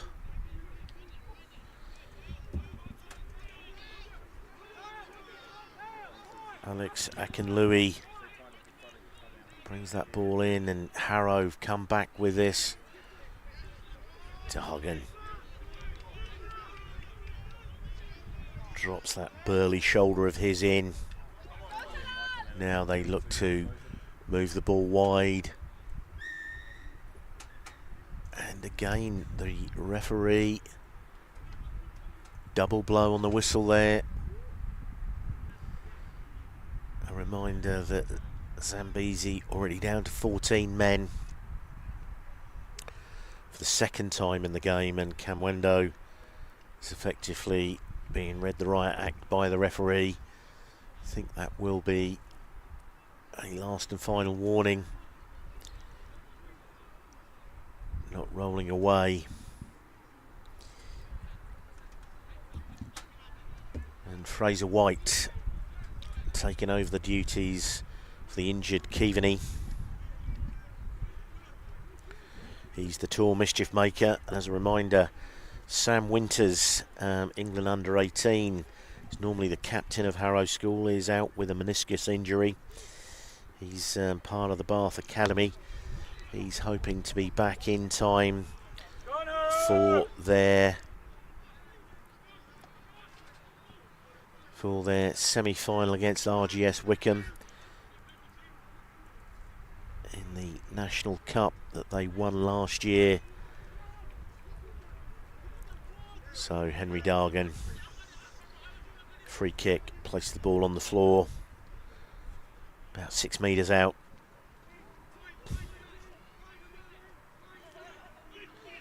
Elincic carries the ball, lays it back. Berbick, Dargan has come round the corner, inching closer, and they're coming out wider and trying to stay on his feet there. And Sully about a metre short. Harrow still have this ball. Monty Morgan, skipper Dargan.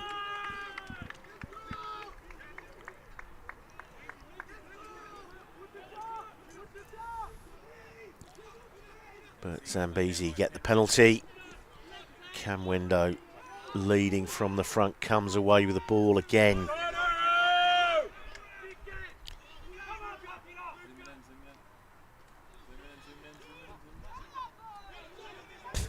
Oh, a good bump off there in the midfield.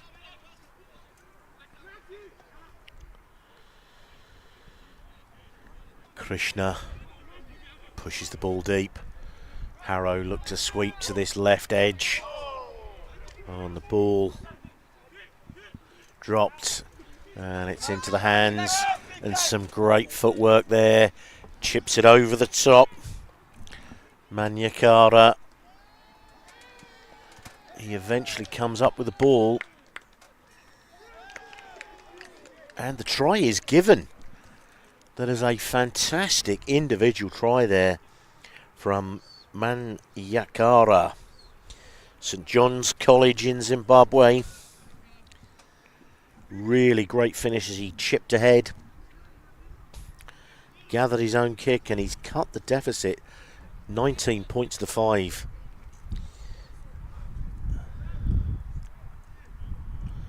There we see him, just gets clear, chips that ball ahead, over the head of Algie Royal. The ball bouncing there, Royal fighting for it.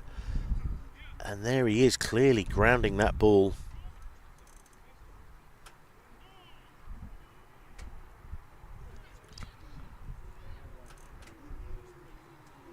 I'm getting...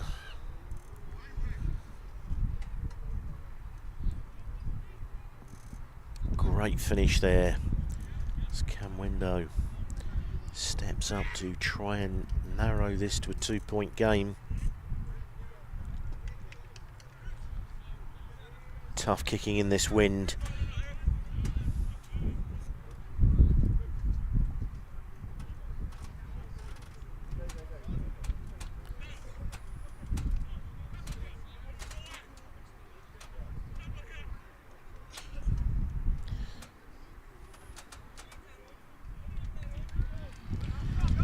So this has been a fantastic game of rugby so far. Just like the first game, absolute nip and tuck. Harrow have pretty much always held the lead, but Zambezi have never let them get away. And with 10 minutes to go, Harrow kick off again, and they push it a little bit deeper, and there he is again. Cam Window, he's never been far from the action so far today. Oh, and a great run here. Shenjay, the number 8, getting things onto the front foot. And Zambezi have come alive in this last 90 seconds of this game. And a big wide kick. And there's a couple of knock-ons there. And the referee has adjudged that there was a penalty infraction there. Here he is off again with another fantastic run here. Shenjay, the number 8. And they cost over Oz Smith. Oh, and he just loses the ball as he's making his way to the line there. And I think Oz Smith, his eyes lit up there as he was on his way to the line, but just left the ball behind him. So Harrow hanging on to this slender 4-point lead now.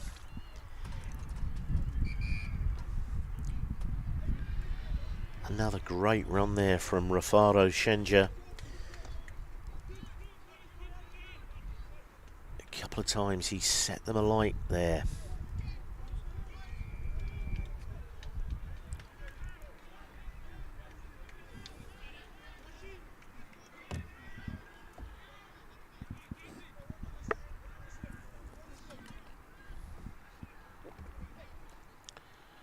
It's going to be tough for Harrow. Oh, great scrummage here. Good early nudge from the Steelers. Let's go, Harrow! Let's go! Henry Dargan just carries that ball away.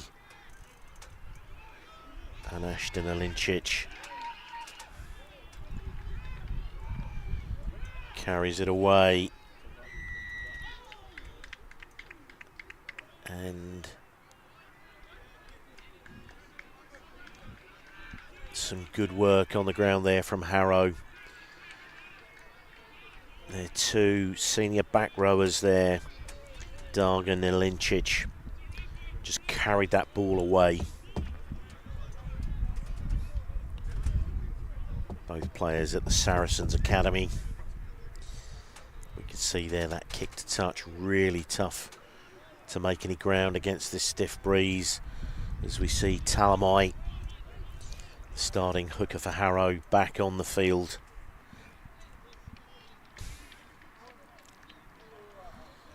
Good to see Dave Gale still watching in. Let's go, Harrow! Come on, Steelers is the call from Dave. So Talamai with the ball at the back of this maul. It looks like they're trying to potentially draw the penalty.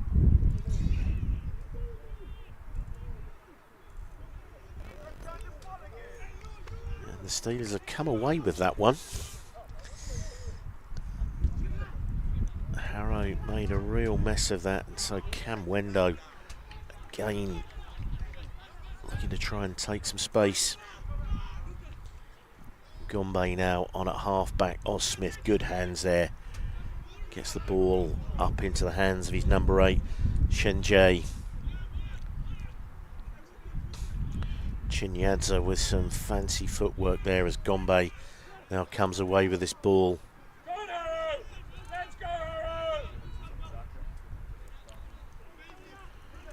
And Harrow, that's some really, really good work over the ball there. Fraser White and Harrow go quickly. And turning attack into defence as Cam Knight comes off the wing, pops the ball up to his skipper, Dargan. And they have penalty advantage. Elliot O'Sullivan not held in the tackle and bounces straight up. The referee judges that he didn't release in the tackle.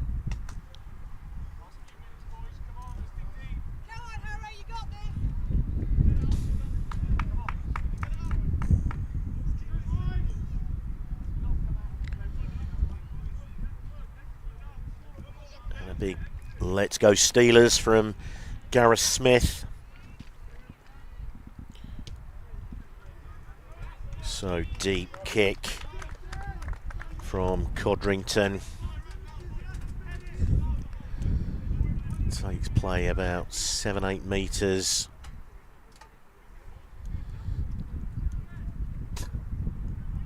Talamai to Dargan. It's a familiar script. Talamai steadily gets himself into position in the boot of this maul. This is how they got the opening score, just steadily. And again, Talamai, with all of that experience, just steers the bus home for his second try of the game. 24-15 with about 3.5 minutes to play. That's a pretty crucial score. And with Keaveney off the field, kicking duties have been handed to Will Codrington.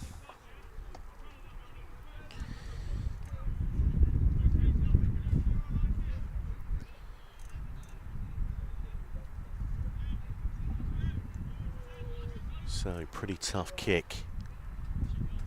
About 10 metres in from touch on the left edge. Will Codrington.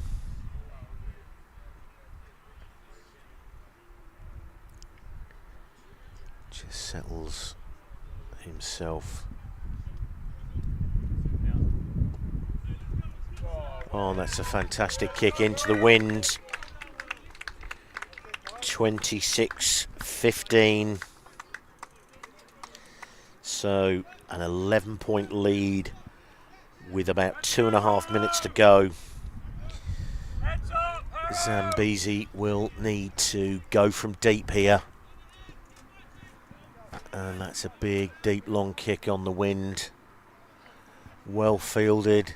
And immediately Harrow trying to bring this ball out of defence. Some good work there by Monty Morgan. Go on, Harrow! Good Noah! So Noah Poyser. Alincic again. As Harrow get the ball into the hands of Cam Knight. Go on, Cam! He's looking left and right. carries the ball all the way to the 10 metres line. Harrow streaming forward here. Let's go, Harrow, come on! Dargan just loses it in contact as Zambezi hack the ball down the field, and Akinlui has got two men chasing him here. Let's go! Let's He tries to get on the outside of them. Cam Knight has tracked all the way back here. And Harrow's still in control of this ball. So just about a minute to go as Harrow stay in control of this ball. Let's go, Harrow! And look to close this game out. What a really solid hit there on Nsuli. Oh, wide out here.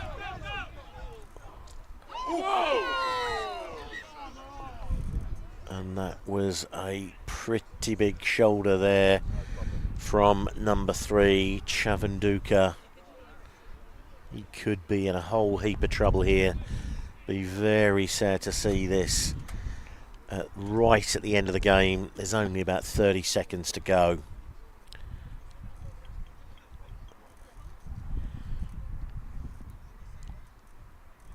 But that was a big high hit with no arms. And a card, a yellow card. Probably a lucky young man for it only to be yellow. And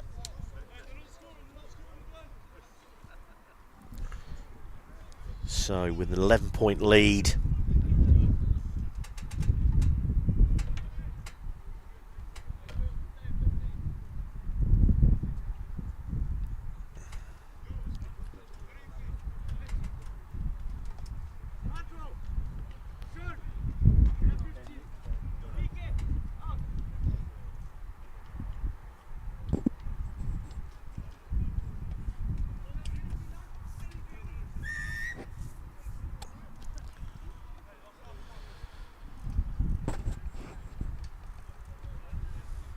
and good to see Rainer van Tonda in the chat. If I'm not mistaken, he will have been one of the referees at the previous 2 World Schools Festivals in Patana, Thailand, as Hoshi feeds this Harrow school line out pretty close to one of the final plays of the game as Dargan rises.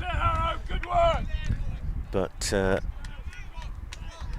the referee judges that Zambezi Steelers have closed the line out there. Seb Bowen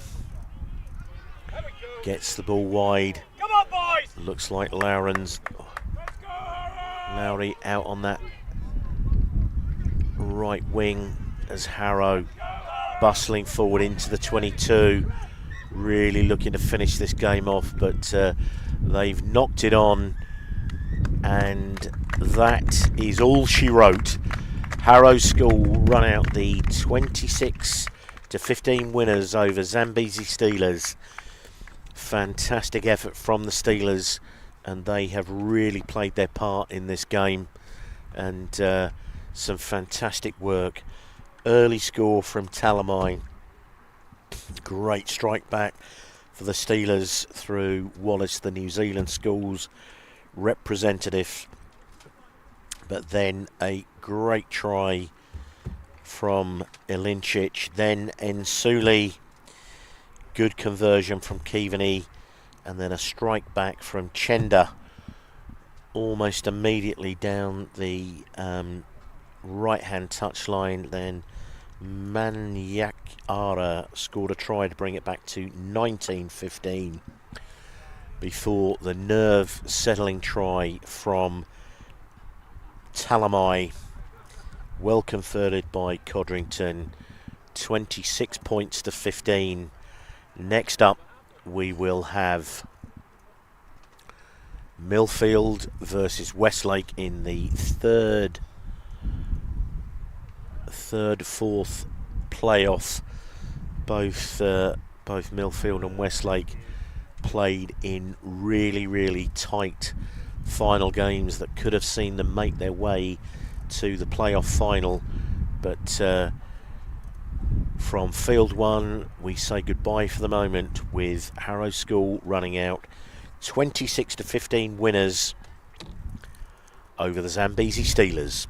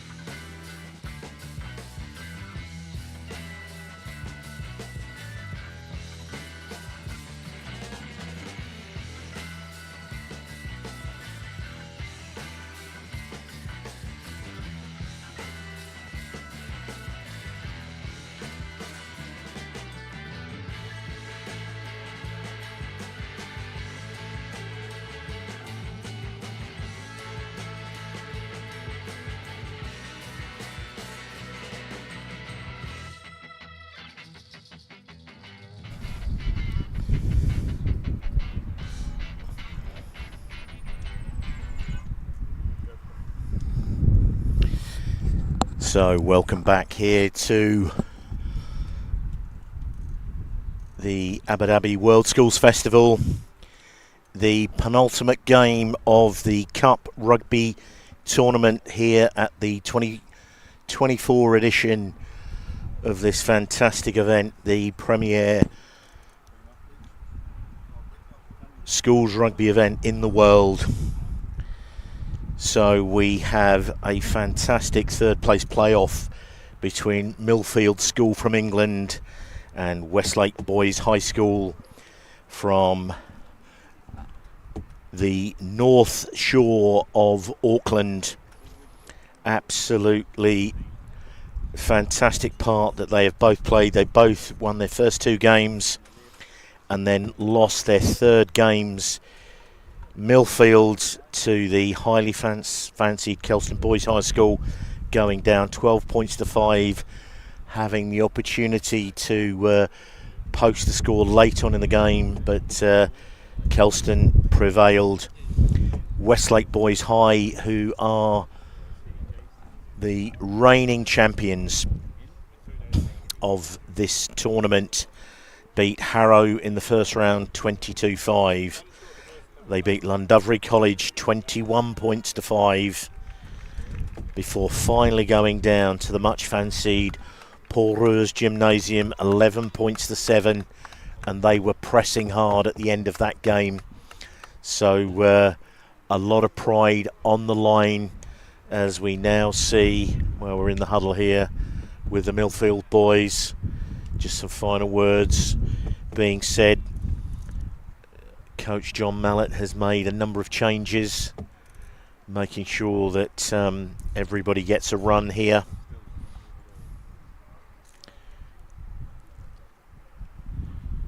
And we can see Blake Lidgard, the skipper, and Cody Purnell is skipper for Millfield today.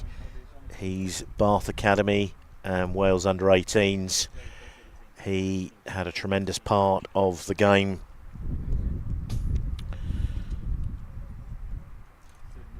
Against Pulrose, against Kelston in that third game, as the Westlake boys place their caps down on halfway, and they will now be forming the haka between the two sides. Millfield have laid a number 10 jersey down, one of their former Millfield High School players sadly passing away, number 10 Cian Kennedy, who was himself a Kiwi. So as a mark of respect, that jersey's laid down.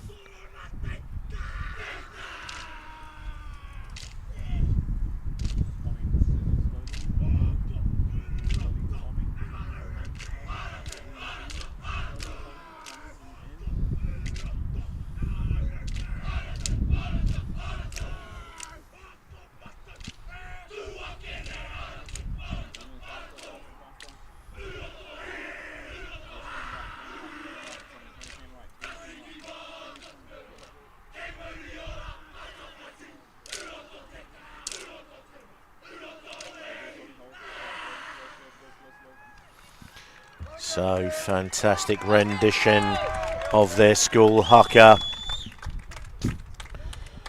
Westlake Boys High looking to finish this year's tournament. It won't be with a cup win, but they will want to go out on a high.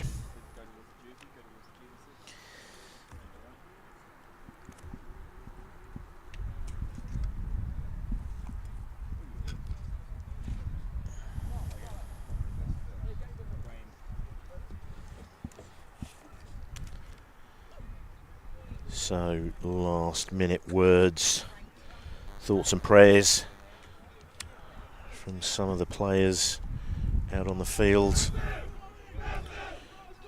Millfield, bags of history. Headmaster Gavin Horgan, the school founded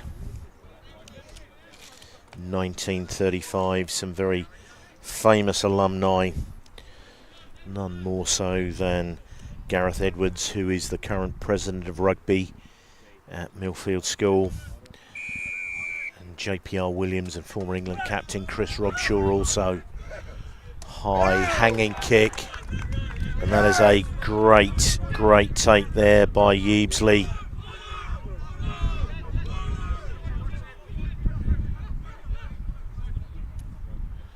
So digging in there, Oscar DeLazy gets the ball to Evan Morris, who played on the wing against Kelston and really made a lot of good ground. He gets that ball to ground, but wrapped up in the tackle there by Jack Mahan.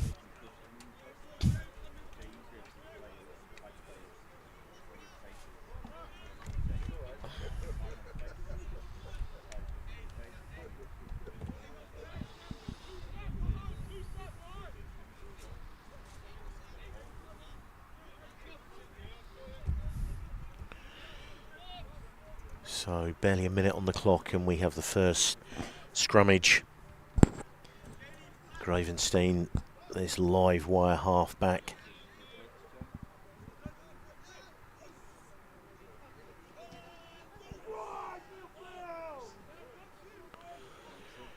And they move the ball out. Lidgard getting the ball back on the inside.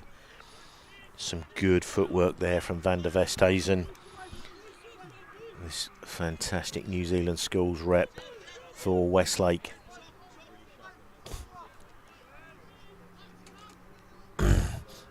Lidgard drops the ball on the floor, and they've got the ball into the hands.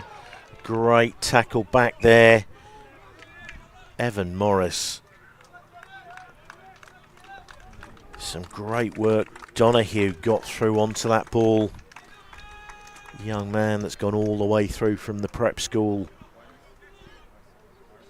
at Millfield, and Morris has stepped into the outside centre berth, and some really good tackling back by Westlake.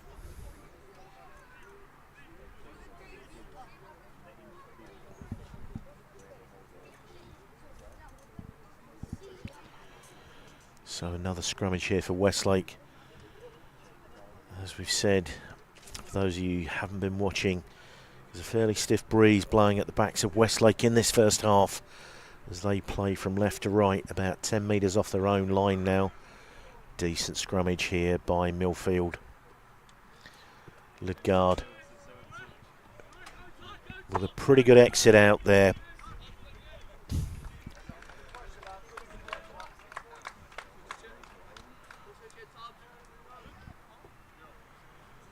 So the Millfield skipper,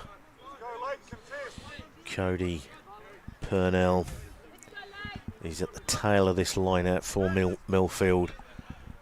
He was a great scrummager in the first game.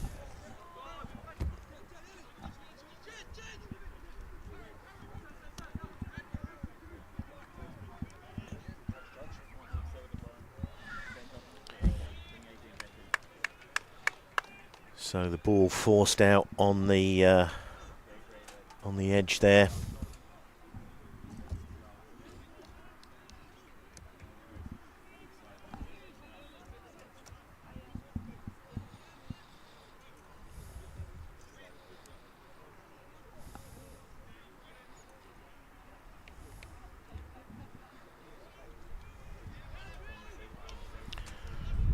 So Westlake come away with this ball.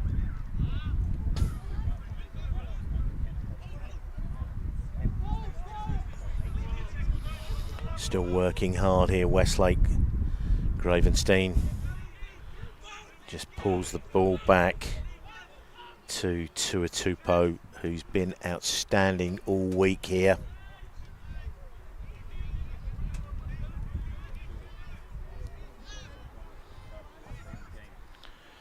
Carrying this ball back,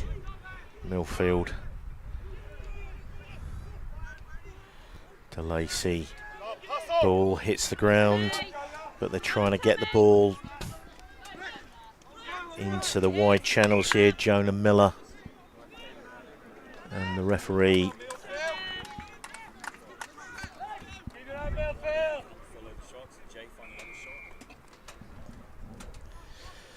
So penalty for the high tackle there.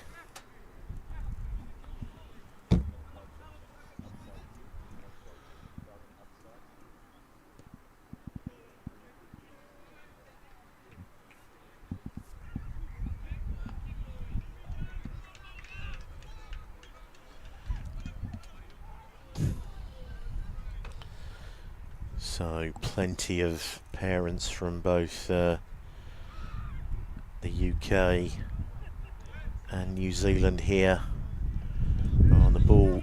Decent throw, but through the fingertips of Useley. He will be disappointed with that, considers himself missed the line out.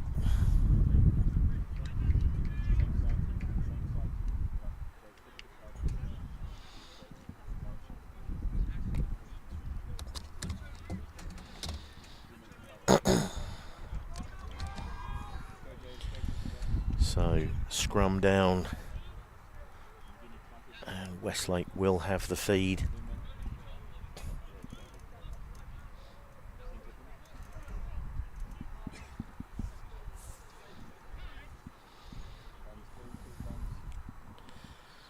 Ravenstein was one of the winning players in the 2023 edition of this as Finlay pops it up to him.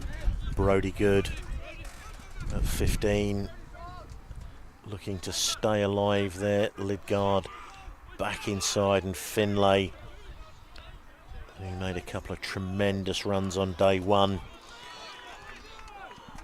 but the ball lost in contact there, and Millfield trying to take advantage here, but Tuatupo in those wide channels defending. And DeLacy, little show and go and a snipe up there. Cody Purnell drops that shoulder of his. And played into the front there. Trying to go through with a flat ball, and the ball lost in contact.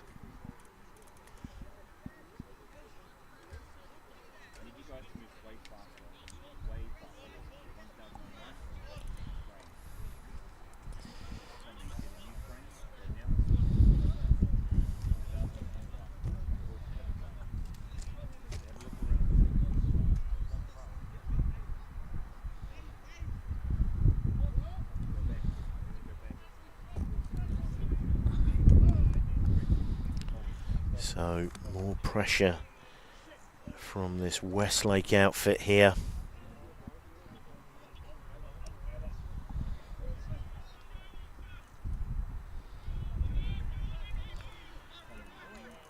Oh, decent run here from Ashton Falloon.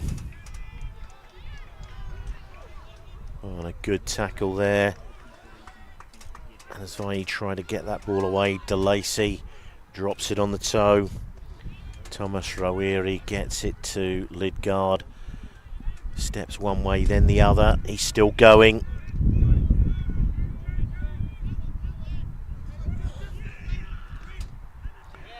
Tulimanu with a phenomenal drive there. Gravenstein. And they push this ball out to Falloon again. Now working it back to the left. And Millfield have swept onto this, and this is a good ball. But the referee judges that that has come forward.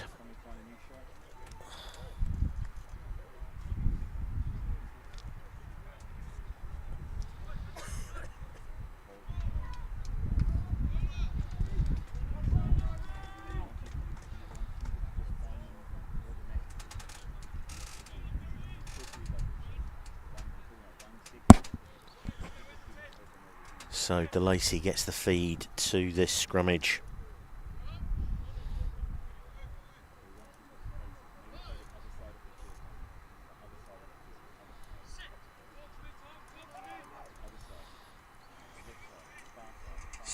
DeLacy gets the feed to this scrimmage. So Millfield trying to come away with this. Great tackle on the tackle line there.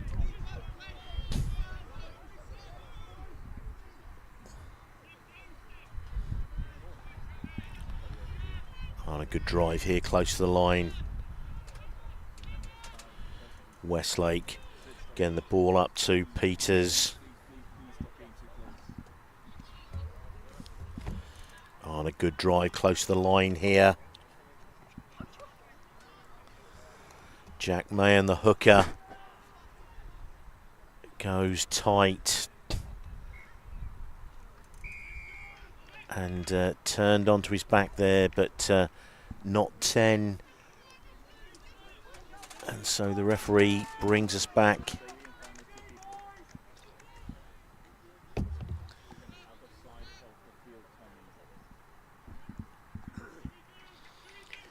And Westlake opt for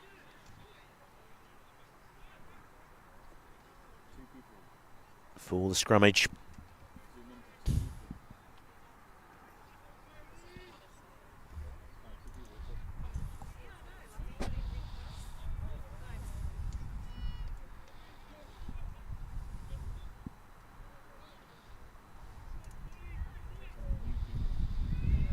So ranging across the field there, Brodie Good up in the line. He's been pretty elusive from the back of the field here. Off he goes. Van der Westhuizen, this New Zealand schools winger for Westlake. Ball up into the hands there, Gravenstein gets it to Lidgard, who steps back inside, looking for the big fellas. More good work. And another penalty given away, this time for the high tackle.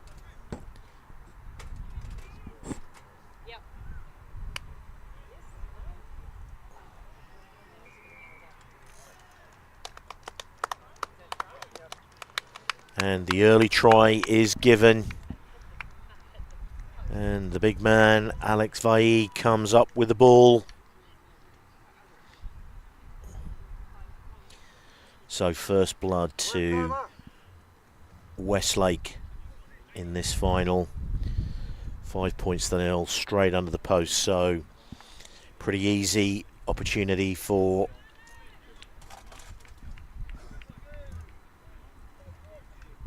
Brodie Good to knock over the extras.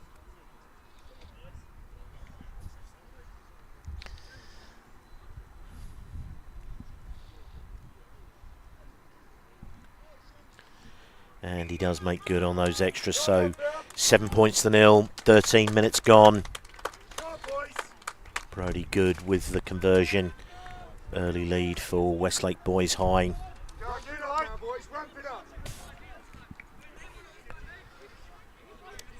So been some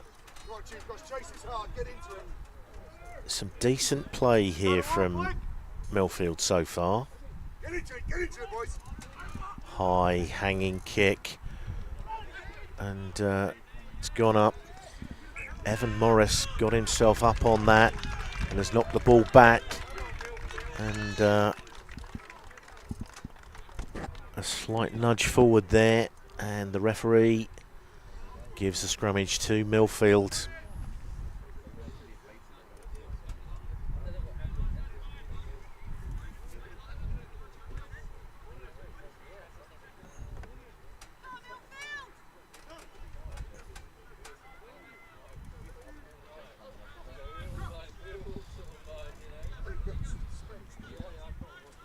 So DeLacy with the feed to this scrummage. Levi Leith on at half back now for Westlake as they roll some early changes.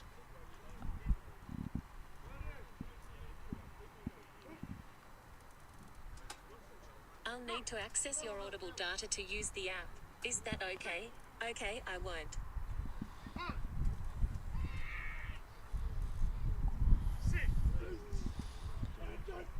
Lacey with the feed. Moving it into the midfield. And Lidgard gets a hand in there. But it's adjudged as a deliberate knock-on. And this is a real bullocking run, and eventually Finlay brings him down. And now Millfield look to try and get this ball to the outside. Tuitupo with a good spot tackle there. Millfield resourced that ruck well. De Lacey gets away.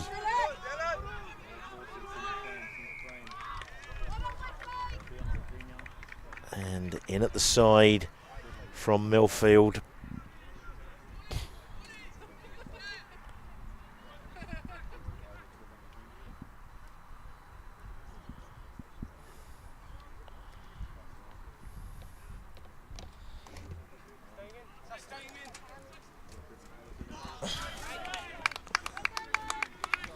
So, decent kick there.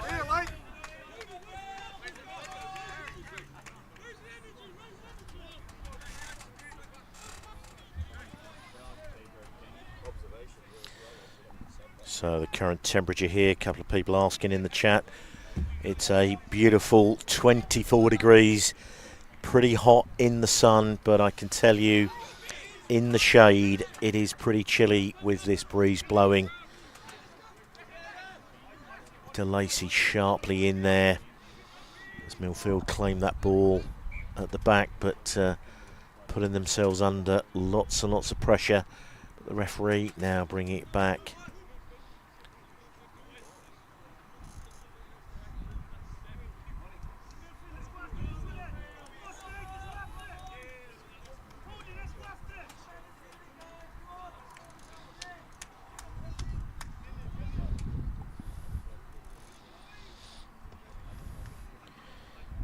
Yeah, I'm trying to watch the chat to see what say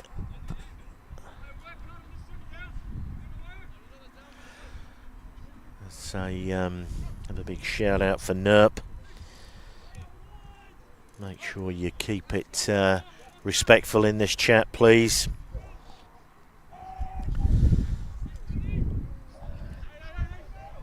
On a good carry away there. Alex Jeevesley. De Lacey getting swamped as he tries to scoot away from the side of that ruck. Cody Purnell, little show and go.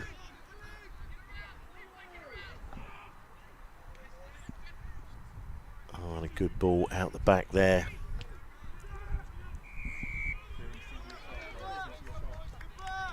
And not releasing.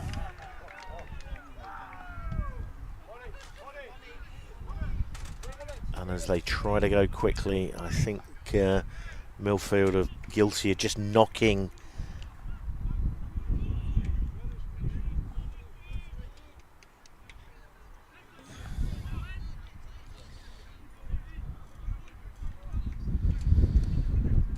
apologies, I think the first try, I'm being told, was Kaiva Tulimanu.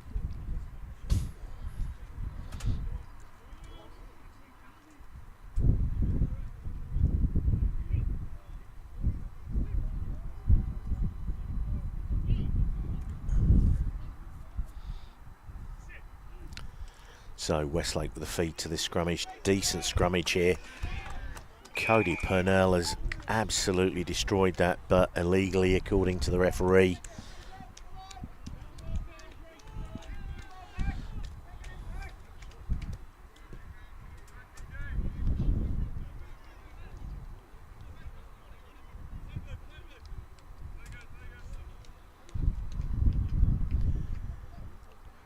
So 7 points to 0, about 20 minutes into this game.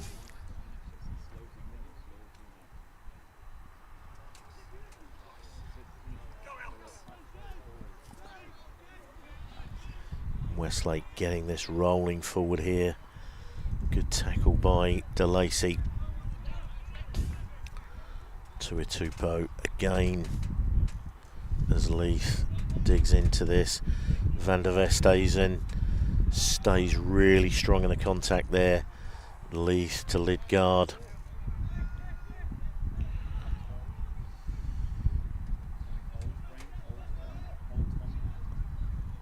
Westlake having to stay really strong here.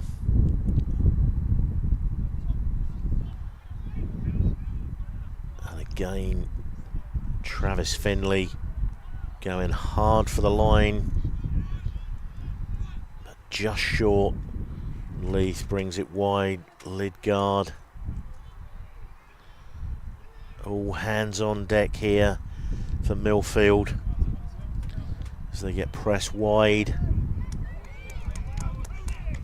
Oh, and Cody Purnell straight on the ball there.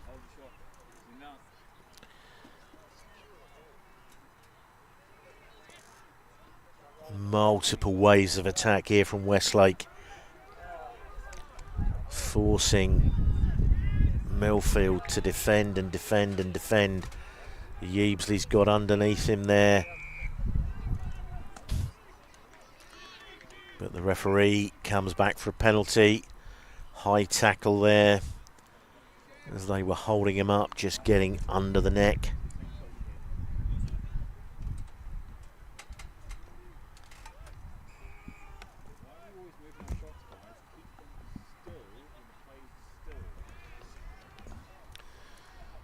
So Westlake driving hard there, but the penalty going the way of Millfield.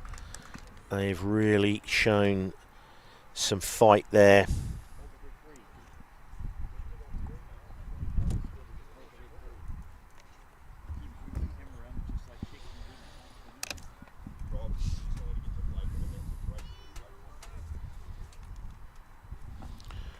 So Connor Donoghue.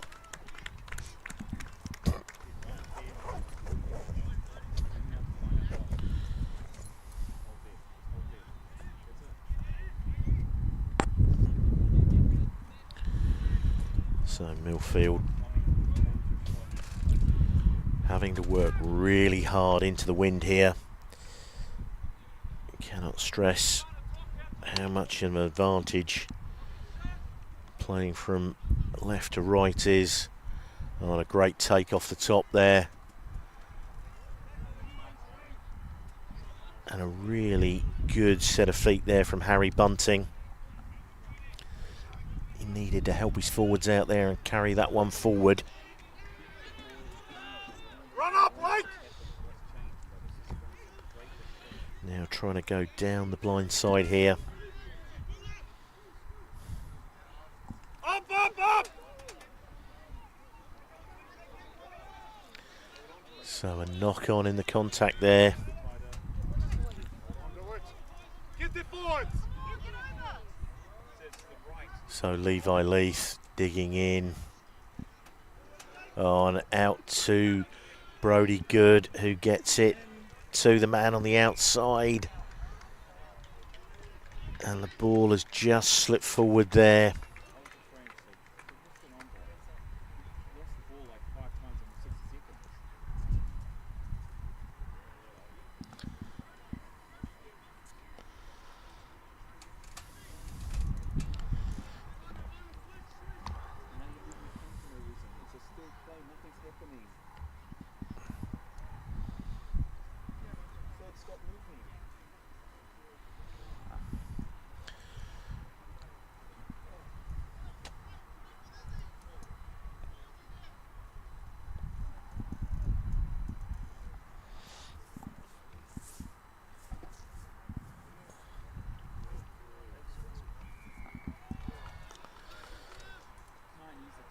So an illegal scrummage there from Millfield.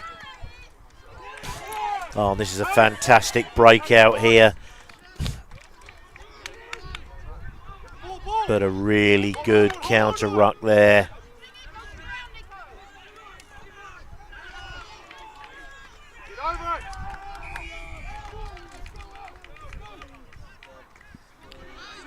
Some really good. So Ellis James there.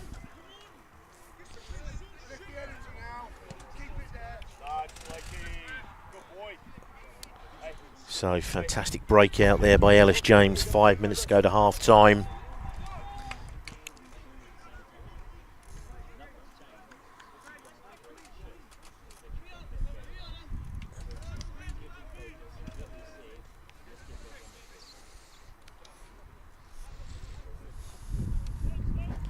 So decent nudge. Jack Mahan now with a feed to this Westlake line. Alex Vey making his way from the field.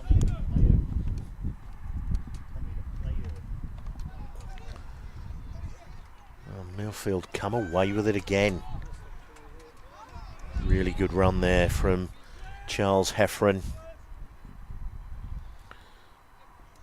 He's normally the skipper, but Cody Purnell given the honours today. Another offload in the contact there. Heffron just covering up there, and they go out to the back, and the ball ends up in the hands of Westlake. Go, Lake! Go! Opportunity!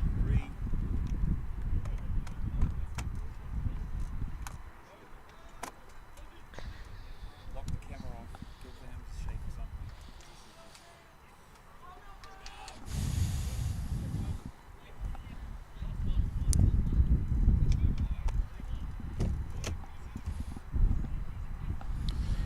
So we'll get a decent look at Tulimanu on this tight head side of the scrummage here.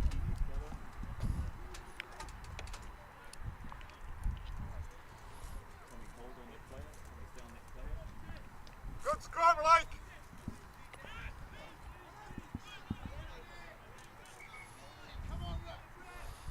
So Levi Leith at half back looking to feed the ball into this Westlake scrummage. Cody Purnell.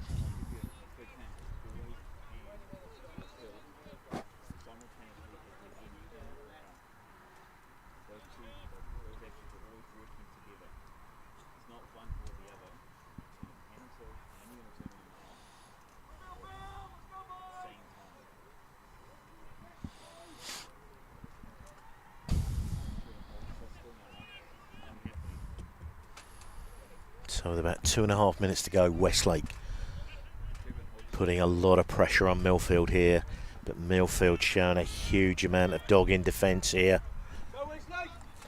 On Lidgard, gets away, gets to the outside,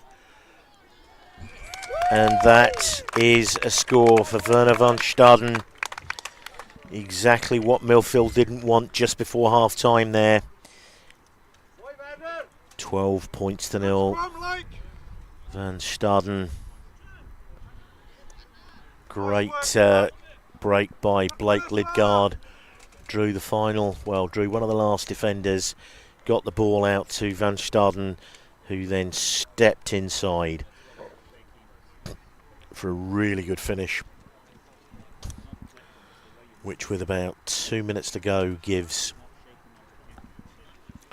Brody Good the opportunity to add the extras here.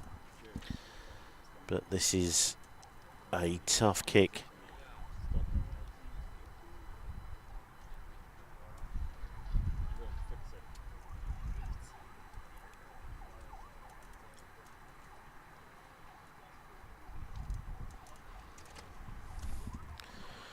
So Good settles over this.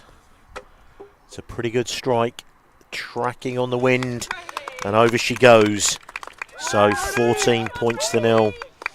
Given how tight both the semi-finals were, every point that's taken is crucial. So 14 points to 0.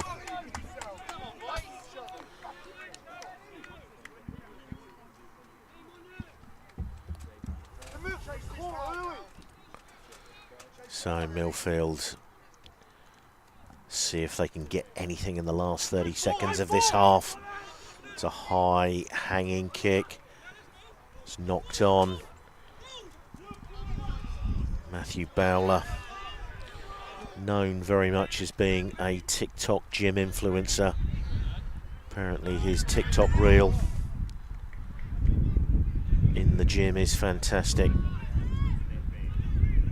Morris there drives in hard. Ellis James, it's live wire halfback. They drop the ball back on the inside, but absolutely ran up a dark alley there and straight into Tuitupo. I'm guessing the lights went out fairly quickly there. So some solid defence here from Westlake.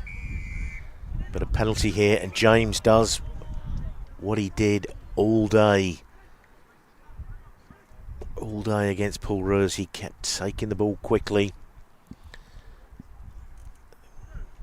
As you can see, big crowd in here today as we're ramping up towards the cup final.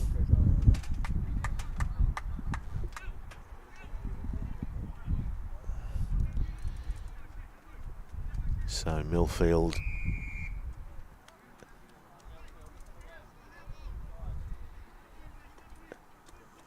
penalty kick here.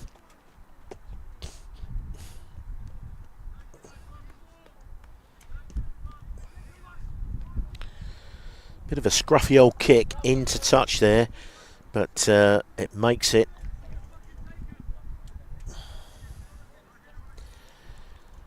And good to see in the chat the fantastic competition going on between all the sides that aren't here. Yeebsley rises, and they've got this well set, and they're making steady progress up to about 5 metres out now. But closing the gap on the line out there.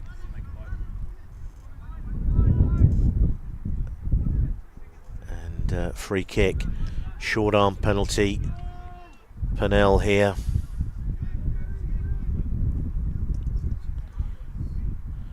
Purnell drops the ball off. Oh, and a great run there, but he's isolated. Slipped through the first couple of tackles, but in doing so, Heffron lost his support there.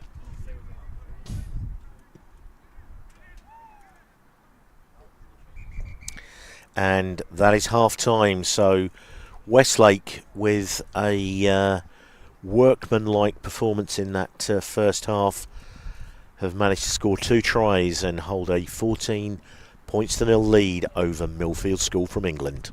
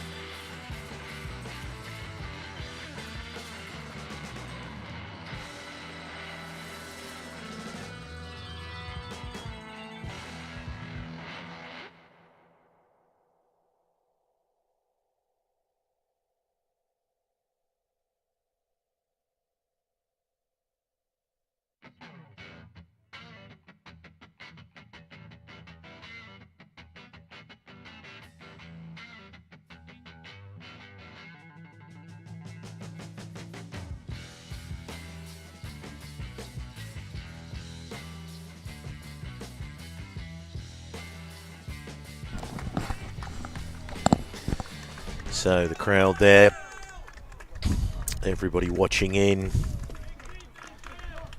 Fantastic to see so many supporters making their way out here to Abu Dhabi. Long way to come for these teams, and especially the supporters.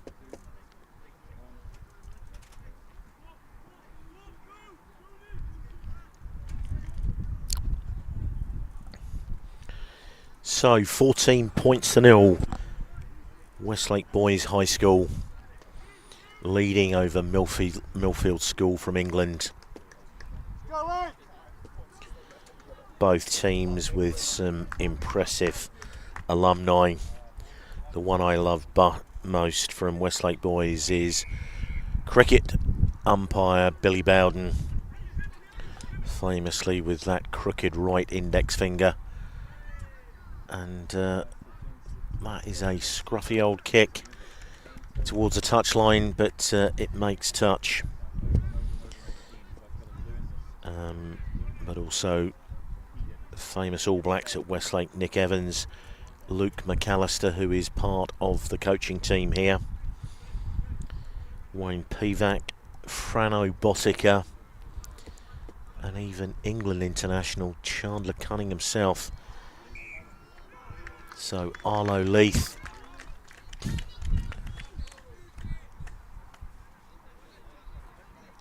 James goes quickly again. Heffron. Oh, and through onto that ball. Thomas Rawiri intercepted that ball, and Millfield have come off their feet. So that is a great start to this second half.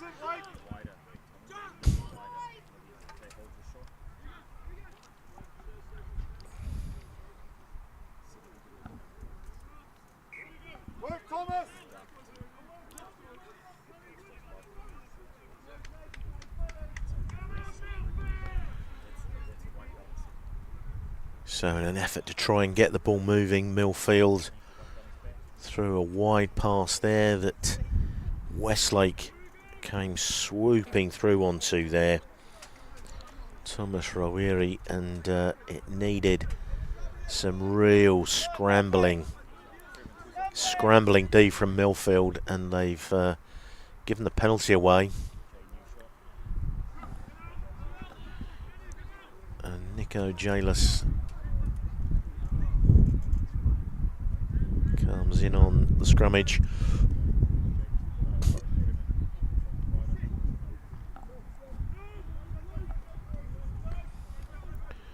Gravenstein, Lidgard out the back, tries to get on the outside of Evan Morris there, but he's well wrapped up. And Gravenstein to Tulimanu, who stays on his feet and keeps driving. Hugo Peters now driving in, but Charles Heffron has pulled him back, done really well, but he's given the penalty away, and Tulimano again. Lidgard to Brody Good, just using his pace on the outside there. Rawiri gets tackled again. Gravenstein has a little dart. Brody Good to Tuitupo, stays strong in the tackle and gets try number 3 for Westlake there.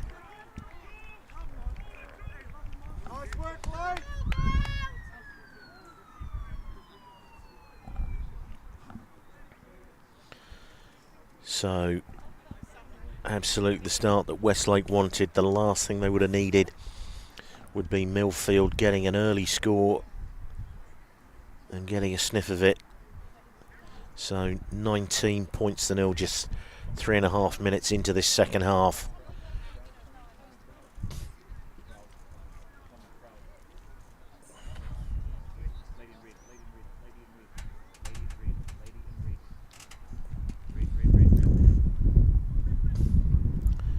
So some of the Kelston Boys fans there watching on.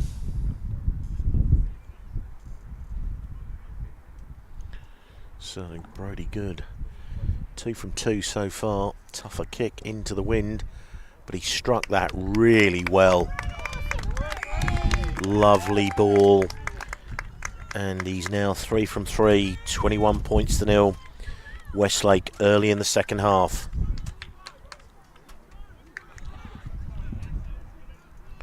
So as we see in the replay, Tuitupo just reaching out and managed to dot the ball down. So Westlake coming back with a decent carry. Lidgard with a wide pass.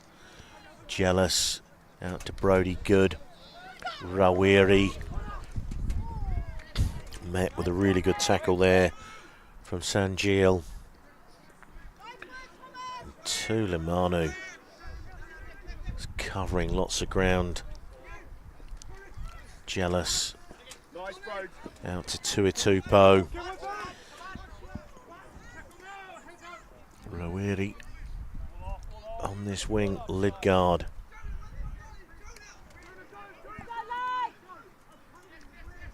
And Tulimano, great hands out the back there to Lidgard. Westlake making plenty of metres, going from edge to edge. Good hands there from Vai.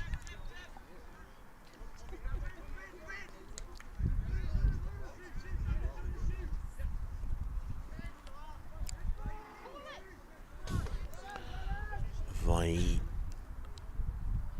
a little bit isolated there, but Lidgard out the front to Brody Good, draws the last man, and Rawiri is in for try number 4.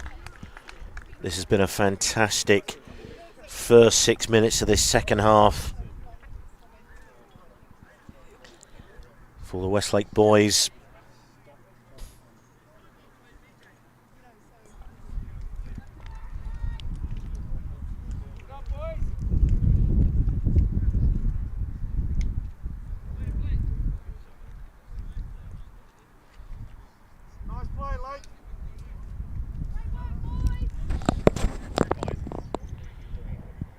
Not 121. So as good as Westlake have been, it's not 121-0. It's actually 26-0 with a kick to come.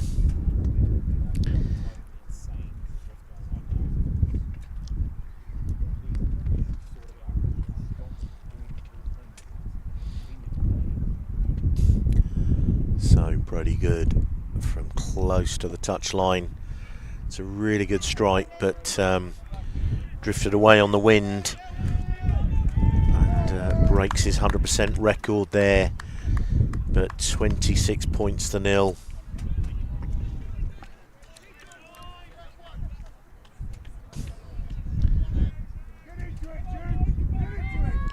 So a high hanging kick there, and Yeavesley comes up with it as he gets driven into touch there, but the referee is bringing it back for the knock on. So a very, very slight foothold on a precarious cliff for Millfield. 4 tries adrift, but there is 22 minutes to go in this game, so there's plenty of time if they've got the stones to do it.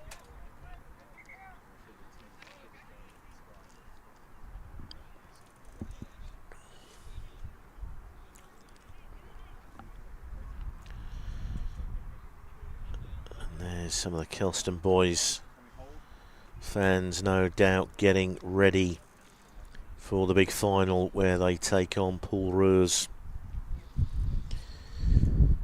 Be interesting to see if Dubai resident and Kelston boys former player Apollo Perolini makes his way down to Abu Dhabi. Great short ball there.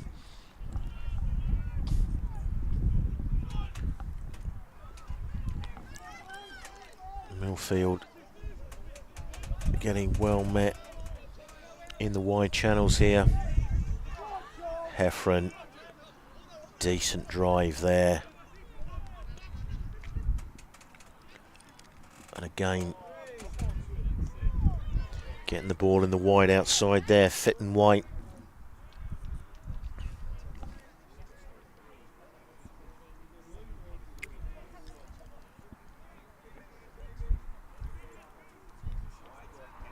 But some big changes coming in now. Rolling 3 replacements.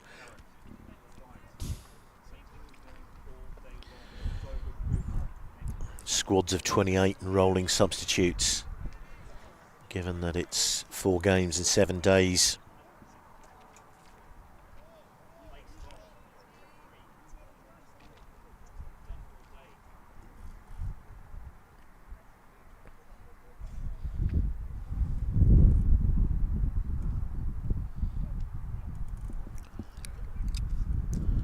So Levi Leith feeding this Westlake scrummage. Oh, it's a great scrummage here by Millfield, driving forward. And Heffron gets down on that ball as it bobbles out of the back of the Westlake scrummage. James digging his way in for it. Donahue. And try scorer Wariri swoops through on that ball.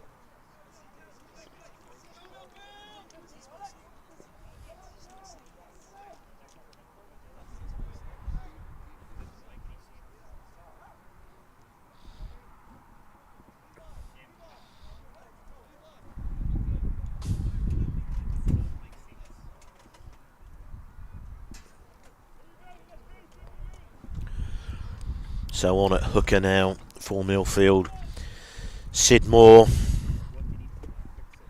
who apparently has a similar fashion sense to Director of Rugby at Millfield School, Mr. John Mallett.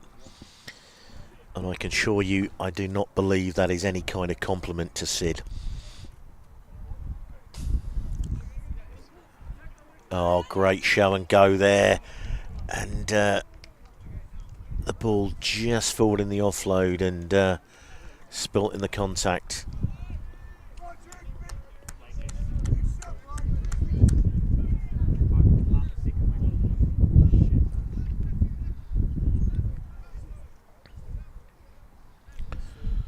And on in the 21 jersey for Millfield now. Rolling some of their better players on. Ben Morrow, England under 18.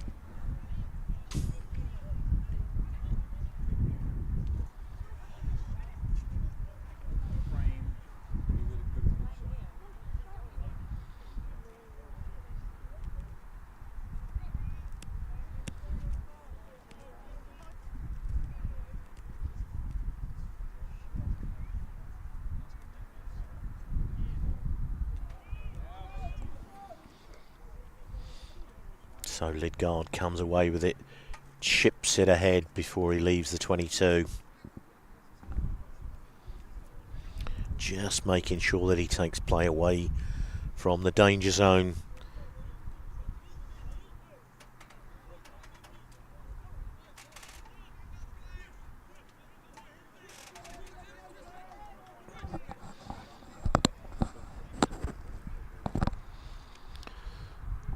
Yeebsley off the top. James, great pick up there.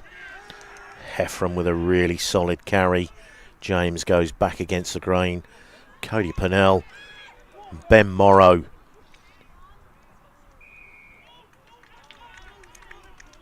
And the ball knocked down there. And number 18, Lewis Ricks. As they turn and go for the line here, just inches short. Westlake straight onto this, and there's a knock on at the base here. Millfield imploring the referee for a decision, but he's taking none of that chat.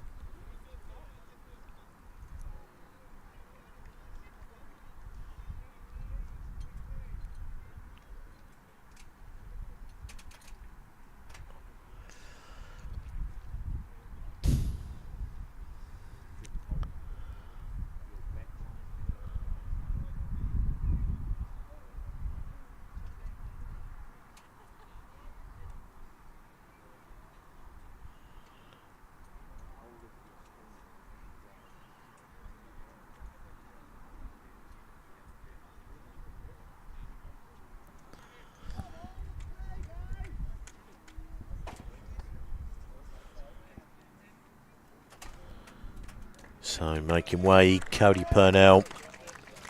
He's had a fantastic tournament so far, this young Wales under 18. Making way for Sam Lumsden.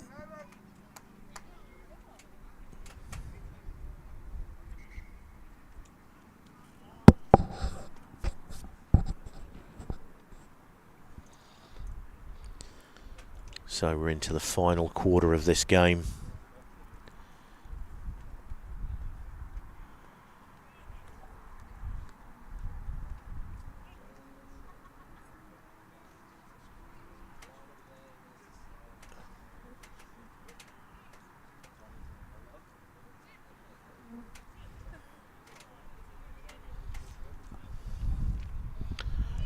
So, Ellis James weaving through. Finally gets Millfield on the board. Ellis James been threatening to do that all game. He made a fantastic break up the middle in the first half. Still a long way back for Millfield. Been a pretty accomplished performance by Westlake. It's Morrow. Nails the extras. 26 points to 7.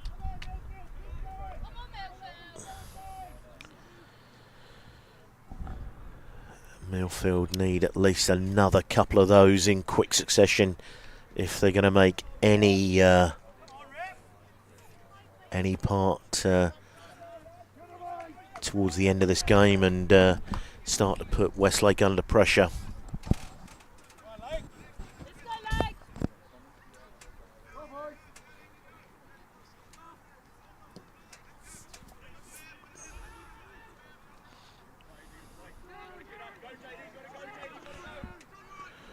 So Millfield get the ball to the outside. Some good defence there from Van der Westhuizen. Just managed to stay cold on that. Ellis James.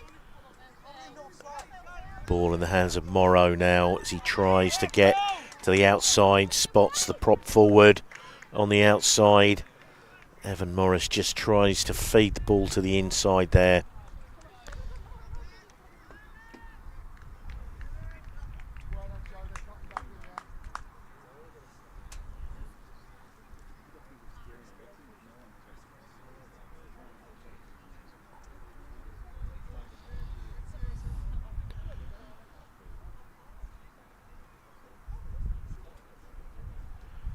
So Ben Morrow there injecting some pace. Saw that he was up against Tulimanu. Just ghosted round the outside and got the ball to the outside. But as they tried to feed the ball back inside, the ball went forward. So some comments in the chat. This is certainly one of the best competitions in a long, long while. Some of the best teams. I know all of you think that there are different teams back home, but this really is a quality set of 8 teams.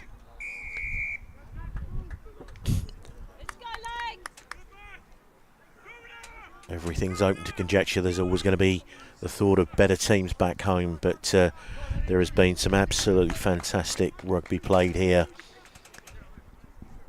over the 7 days of this Abu Dhabi World Schools Festival.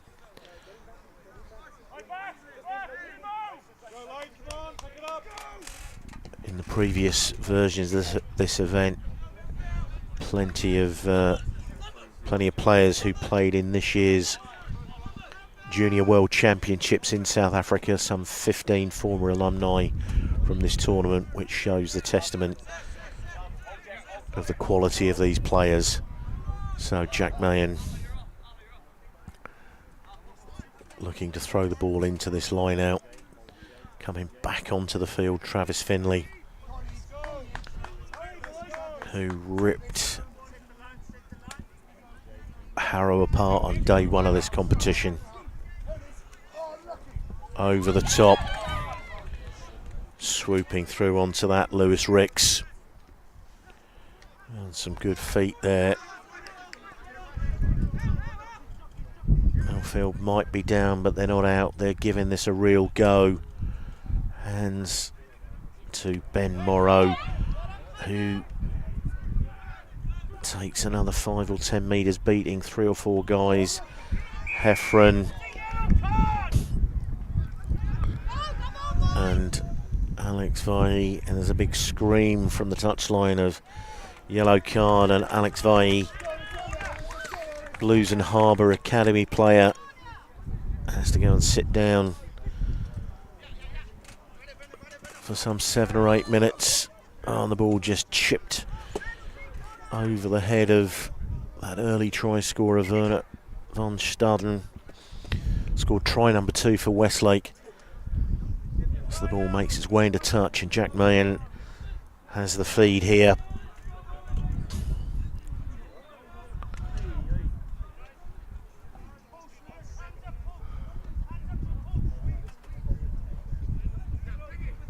So Mahan with this feed. Easily taken there by Alkino.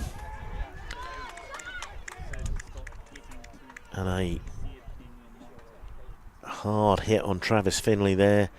He had to work really hard to pick that ball up. And Ledgard. So the ball now in the hands of Morrow. He's done everything he can to try and get, and he's still going, fighting hard for every metre. He's done everything he can. So Levi Leith cheekily round the side, saw that the ball was laying there like an egg. Some great heads up play there. And Heffron fighting hard for everything. But failed to release the player who'd got his knees to the floor.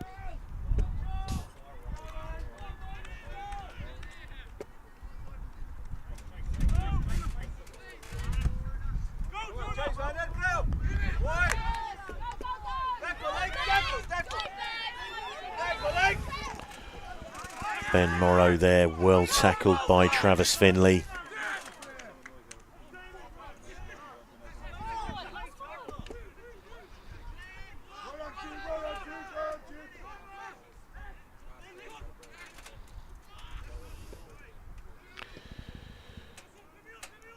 Generally the players playing in the Junior World Championships are under 20s, not under 18s.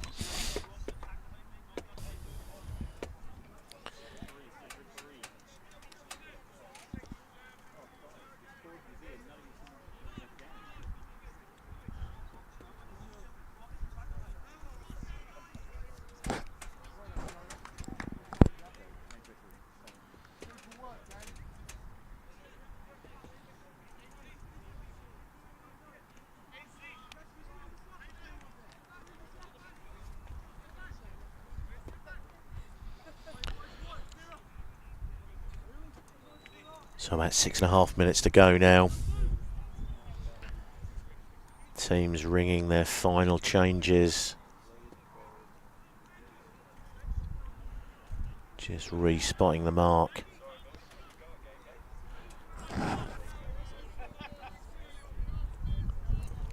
So Gravenstein back on at 9 for Westlake.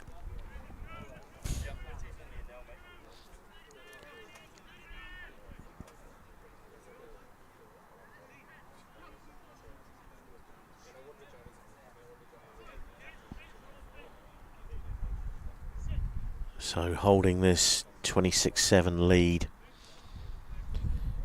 Westlake have really accomplished themselves well in the last couple of years in this competition. Only actually losing 1 game in 2 seasons, and Ellis James puts that on the toes, chasing ahead. And he comes up with the ball. It's live wire, little scrum half. They're trying to bundle him into touch now. Duke Beasley driving hard, some 4 or 5 metres short now. James Lewis Ricks there. Connor Donahue. Great ball here. Ben Morrow.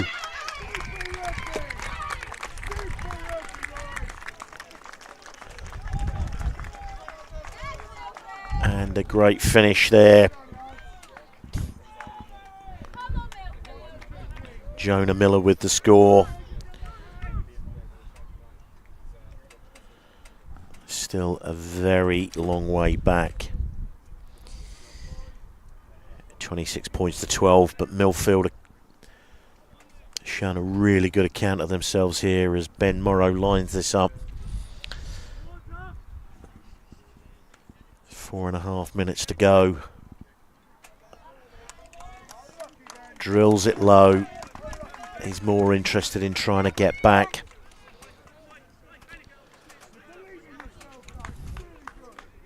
So 26 points to 12. 4 minutes to go.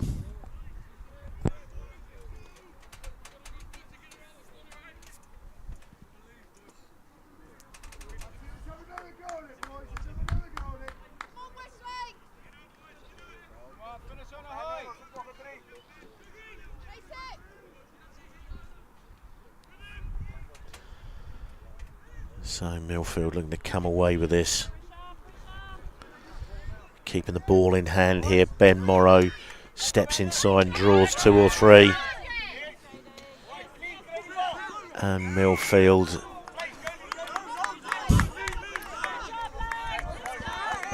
fit and white.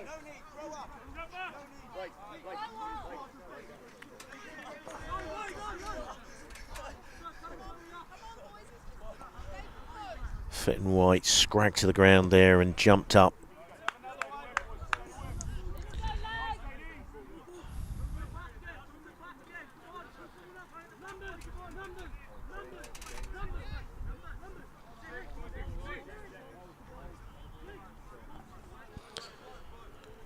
So Jack Mahon with a feed.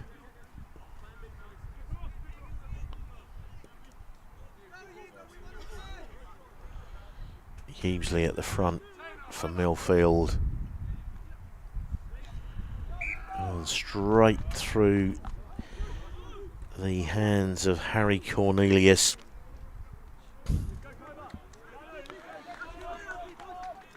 As I said, Westlake across 2 editions of this competition. The only team that they have lost to so far is Paul Roos, having won the competition last year. So Alice James with the feed.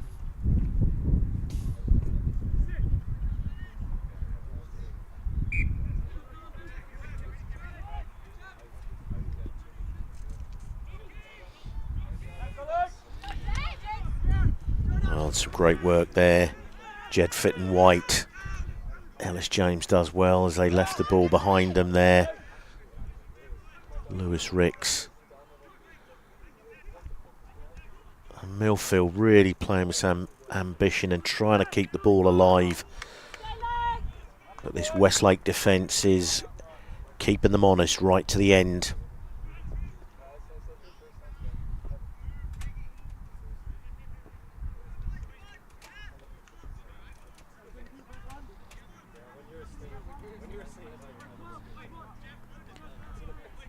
So Main throw in.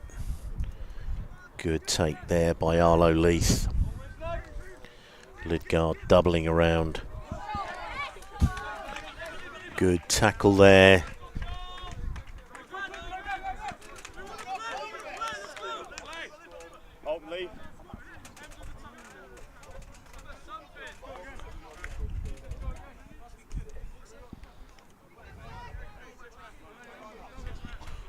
So 30 seconds to go here in this penultimate game. This entire festival has been absolutely tremendous. 700 athletes. Oh, great take there from Yeavesley down to James. Around about 700 boys and girls from 16 countries playing rugby, hockey, cricket.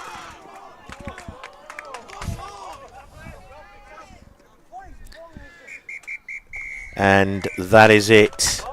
And Westlake run out 26 points to 12. Deserved winners in the fourth place playoff game here at the Abu Dhabi World Schools Festival.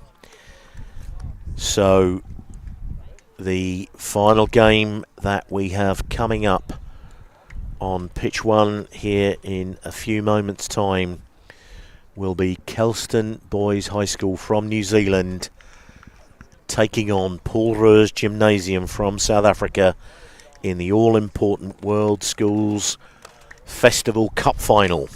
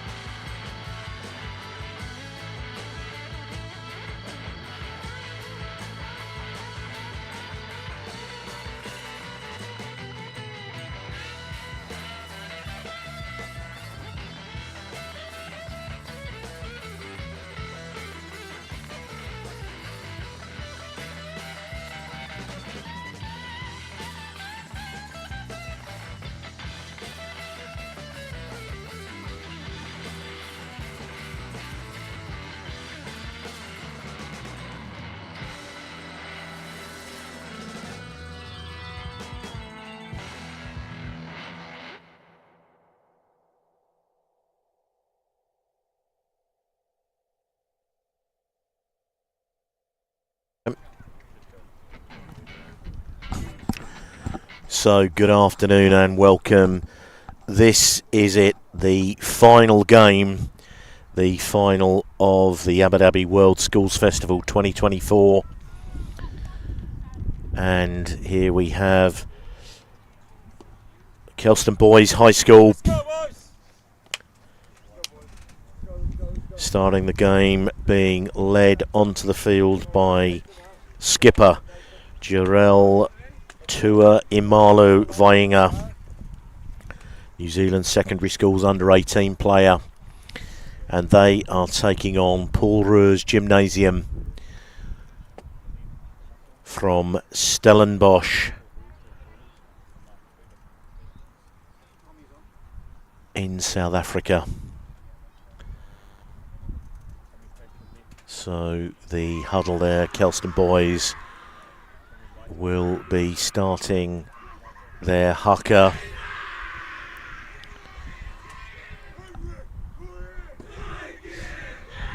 Kalani Mulavai leading it.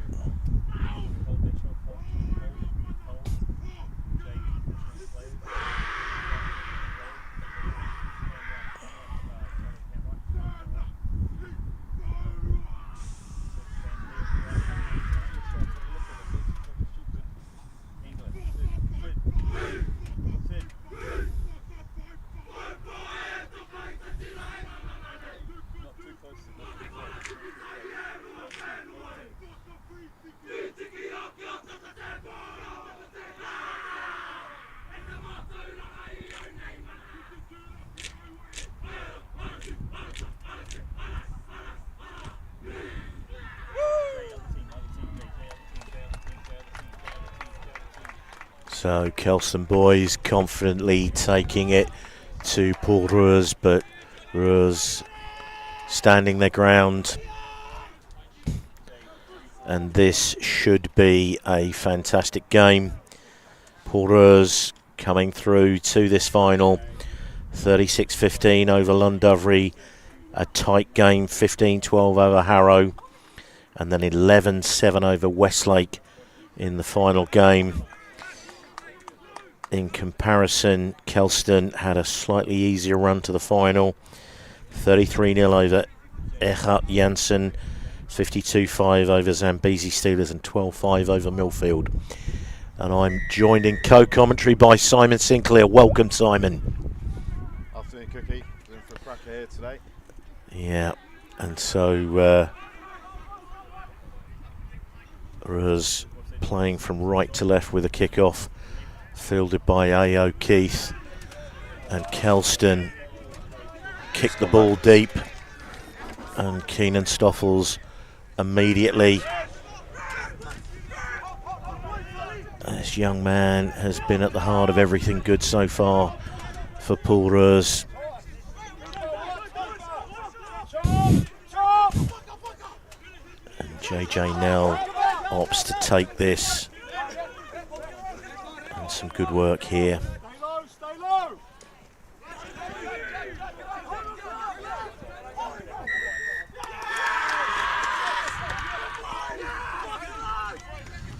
Yeah, they've been pretty strong at that all tournament, Cookie. Just getting over the ball quickly.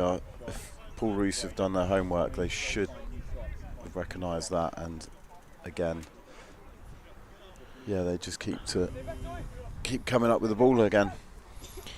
Great jackal over the ball there by Satali Fretton. This young man is actually one of the youngest players in this Kelston team, a year 10. Most of them are year 13.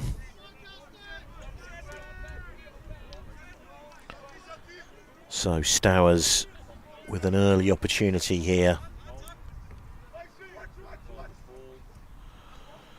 And the ball overthrown there, but Bali Nai Kasakasa coming away with it and keeping those legs driving, and hooker Stowers really putting some pressure on. So within about 5 metres of the Paul Roos line here. Ball comes loose but is recovered by Kelston here.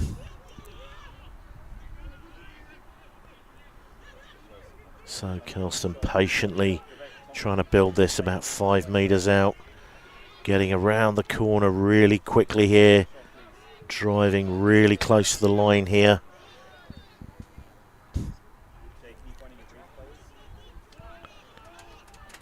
Going off to the left here. That intensity there, Cookie, with the Kelston going forward was unbelievable. Just quick ball, 3 times on the bounce, puts them on the 5 metre line. What I do love though is Paul Roos, they defend their lines superbly, and they did it the other day against Harrow when they're under pressure in the last couple of minutes, and you know I'd always back them on that line. Yeah, and they put them under pressure there. So on day 3, when Kelston took on Millfield, they started the game a little bit flat that day, but it doesn't look like they're suffering the same issue today. So I think the bench Sam Clark with a feed, and Io Keith coming under a little bit of pressure here. And Paul Roos come up with the ball. Conrad Kodelenberg.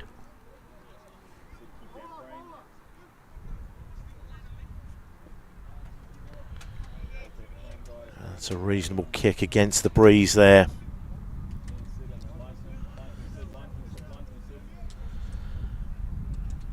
This will definitely be a stiffer test of Kelston than they've had so far in this tournament.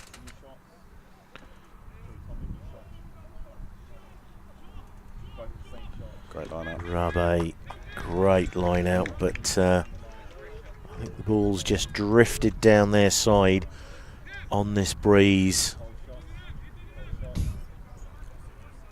Feels pretty similar to day 1. That breeze going exactly the same direction. Yeah, it's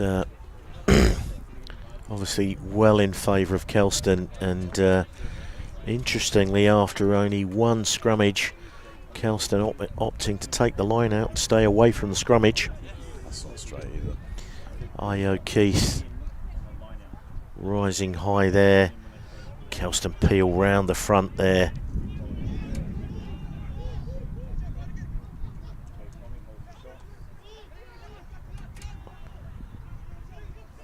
Now Kelston go back down that left side.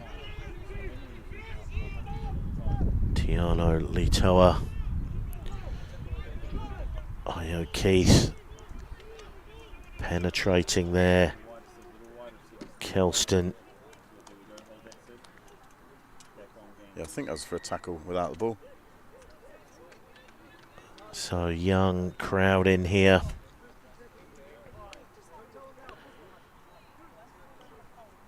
So big support in here for this final.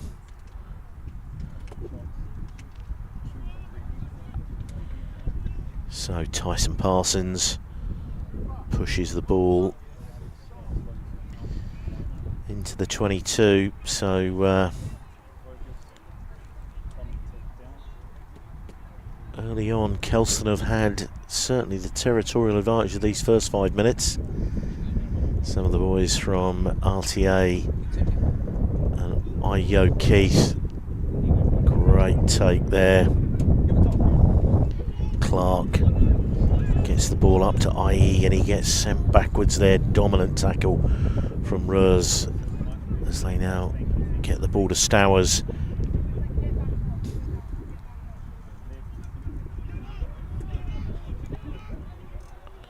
Decent drive there from Paialihi.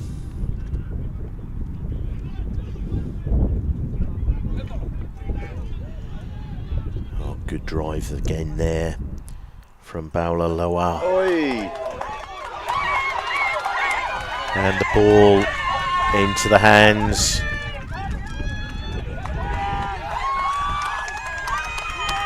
Oh, and that is a fantastic score by Jordan Steenkamp.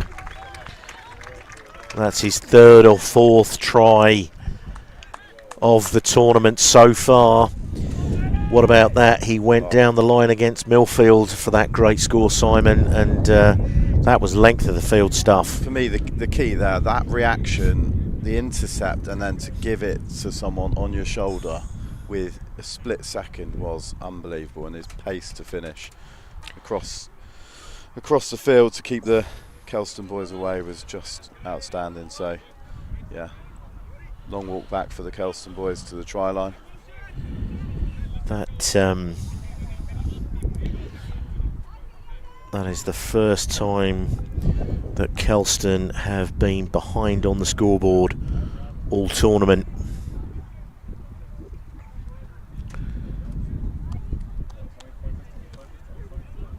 So 5 points to 0, and really Paul Roos have barely had their hands on the ball, Simon. I know, they've been under the pump, haven't they, in their 22 for the last 5-10 minutes. So, but as you said earlier on, they have not given an easy point away so far in this entire tournament.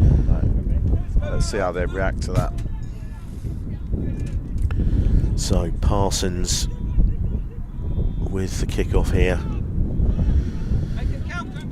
Goes deep, and Gert Kemp, he will run this back with interest and keeps those legs pumping, keeps his arms free, and takes about 15 metres there.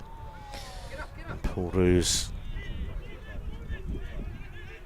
getting in a bit of a mess behind the forwards there. This big man, Marnus van Leuven. So now puts that ball high, and Paul Roos come up with the scraps again there. But a knock on from Limana.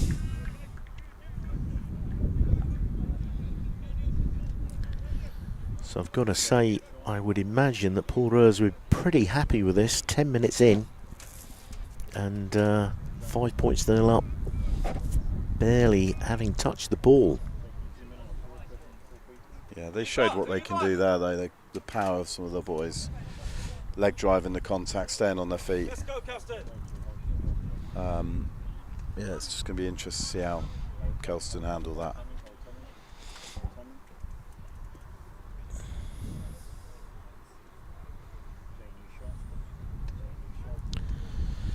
So only the third try that Kelston have conceded all tournament so far.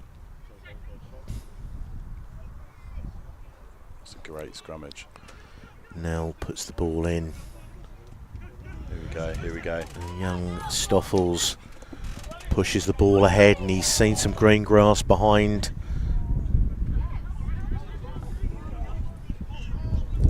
Turimalo Vainga tidies that one up. And Io Keith gets Kelston, gives them a target, gets them onto the front foot. Good drive there from Nathan Auld. Tyson Parsons rakes this ball deep into the Paul Roos 22. Matthew Seymour just calmly pushes the ball back up to halfway. So far today, most of the points, Simon, have gone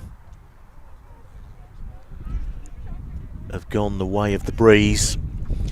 So Paul Roos, I'm sure, will want to play as far away from their own line as they can. Yeah, we said that. We said it the other day. If you could front up to Kelston, don't let them get through the front. That first phase of defence, or first line of defence, then another great take from Keith off the top. That's a big spiral bomb here that's moving. That is a phenomenal take. The ball just swirled as it got to him, and he managed to take the mark. Great work there from Lamprecht and Matthew Seymour. And now Parsons, Maisie running, comes back out to this side. Cooper Namutu steps infield here. Great work there from IE. It's alright, it's here. And the ball, IE O'Keefe hacks it through. Some great footballing skills there. Good stuff, Kelston. See, easy, you can do it. Do it again, boys. So, IE O'Keefe, who's been a star player all weekend for Kelston. And their corner ace, one of the Paul Roos coaching team, standing behind the posts. Tyson Parsons.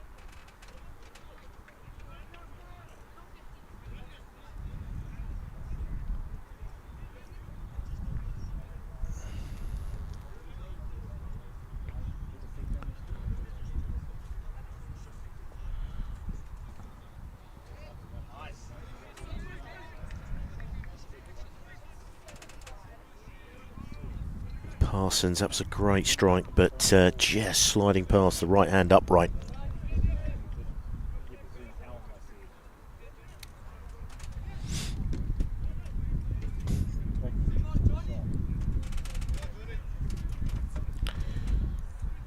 Let's have a shout out for Finn Neo. Deep kick from Paul Roos all the way down to Parsons in the backfield there.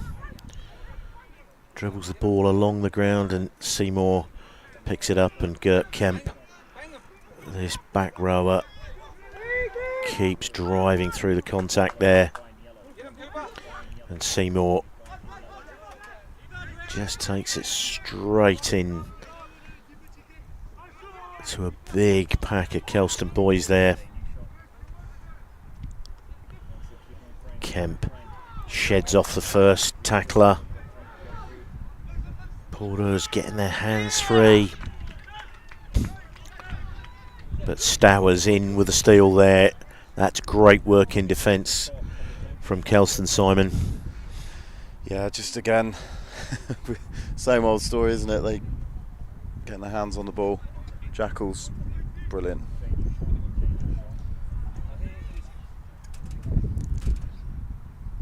And that is a great touch finder, carving off good 35-40 metres.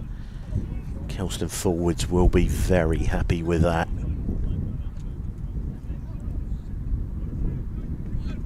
Make it count, Kelston. Make it count.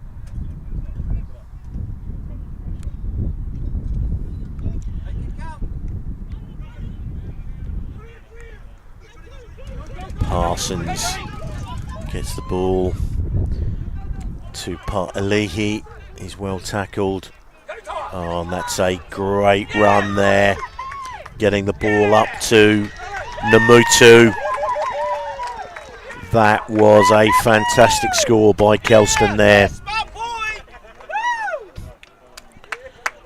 Straight from the line out. Real set phase play. They absolutely picked Roos apart, got round on the outside, and a really hard line run there by IE, and then well finished off with Cooper Namutu.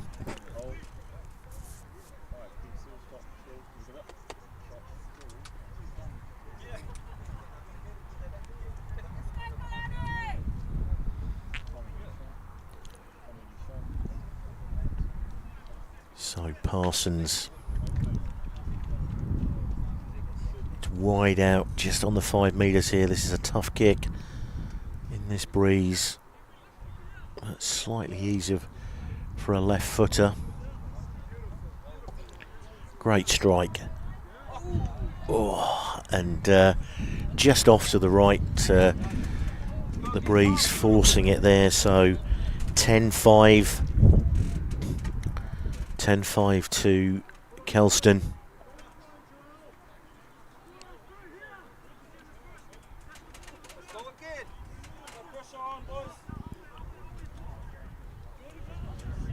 So Seymour. Another deep kick. Picked off by the try scorer in the Mutu. And here he is, Young. Stoffels gets the ball. Gert Kemp taking plenty of metres, and Keith just penalised there.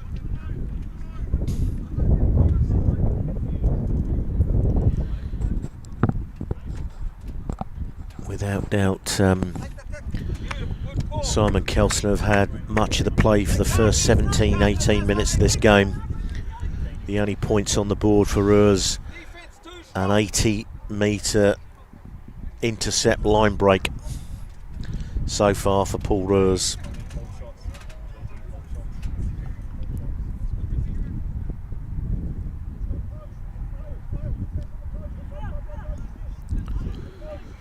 So this will be a huge kick from his 10-metre line. It's a huge kick, this one, into that wind. Watch the wind, kicker. Left to right. Hey, come on, mate, please. Have a bit of respect. This is schoolboy rugby. Have a bit of respect.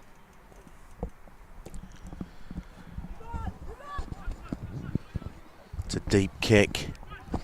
Parsons comes up with it, but he's been charged down. And there he is, Io Keith pops up to save Kelston's blushes there. It's a really good chase from the Roos boys, but they've come away with it, and some crossing.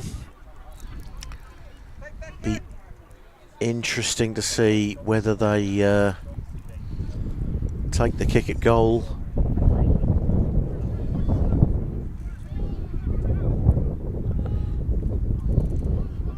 They go route one. First opportunity they've really had with ball in hand. Some great defence here, in tight from Kelston.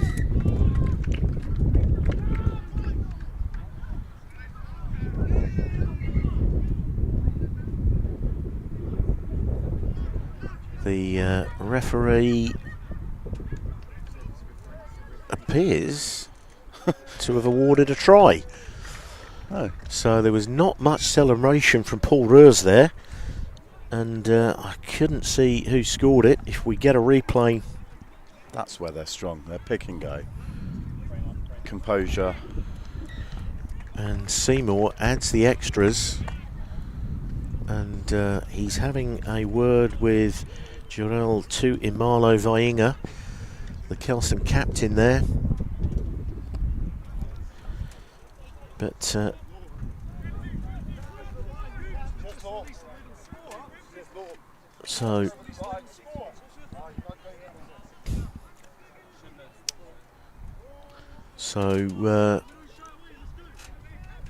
that's a hell of a turnaround. 12 points to 10 with 9 minutes to go, and they found out Gert Kemp, this really combative back rower for Paul Roos. Big drive in there from Zach Heckman.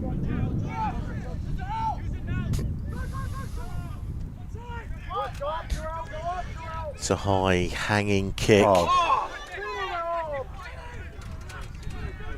50-50 that one. Really good contest over the ball there.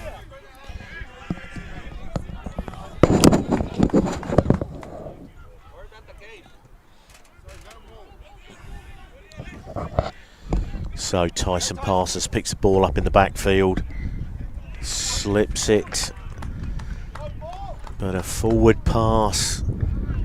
Again, ball just drifting forward, and too much talking, and it's carried on. So the referee taking them forward another 10 metres, and he's calling over the skipper. There's quite a lot of chat coming in from the sideline. Yeah, it's really disappointing to hear, you know. Schoolboy rugby. So as we see this replay, we still It's maybe been grounded at the foot of the posts there. Heads up, Kelston, heads up!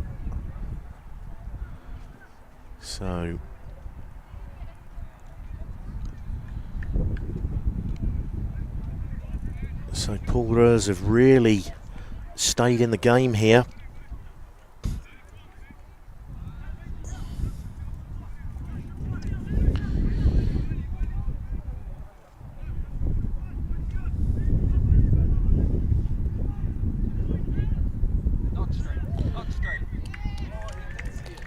Big take off the top there, but not straight. So the option of the scrum or the line out.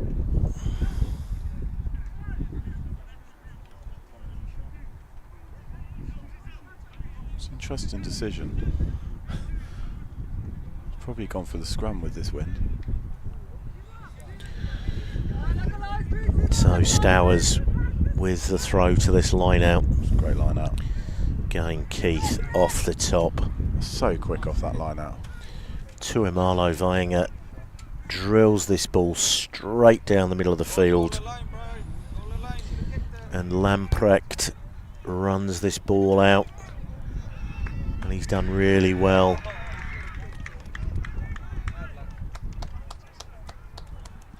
Yeah. Again, a decent heads-up play there from Lamprecht. It's not easy to kick the ball out against this wind. Yeah, he didn't have many options. That was a great kick chase from Kelston. Really disciplined line coming up, putting them under pressure. He didn't really have anywhere to go.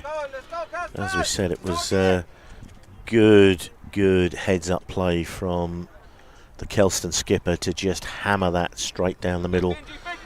Sest Keith off the top there, big run from Bowler Loire.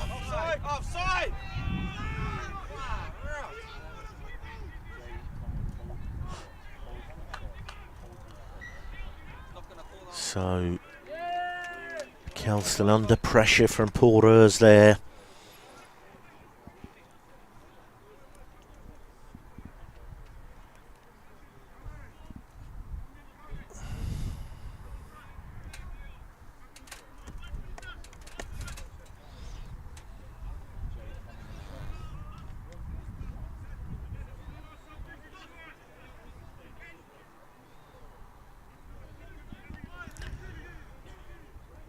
So Nell with the feed to this scrummage.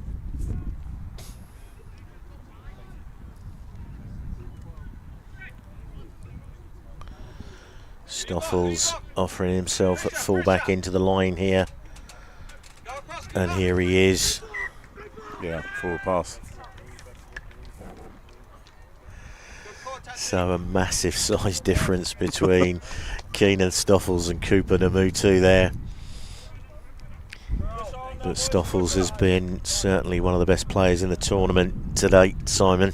Oh, he has got the X factor with those feet and the explosive power. Yeah, he can turn sideways, Cheslin Colby style. Absolutely.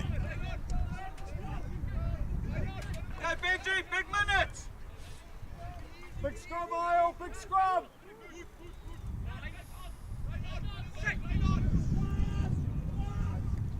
Good scrummage from Roos, but Io Keith gets away.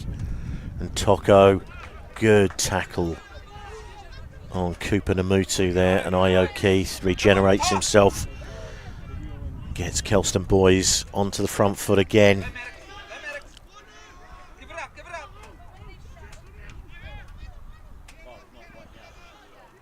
Ayal, good drive.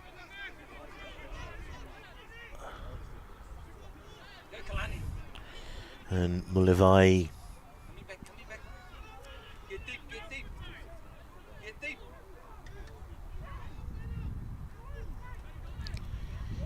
Straight on. So some great play here from Kelston, running through the phases. And it looks like the referees bring it back for a penalty. So we've got 3 minutes to go to half time.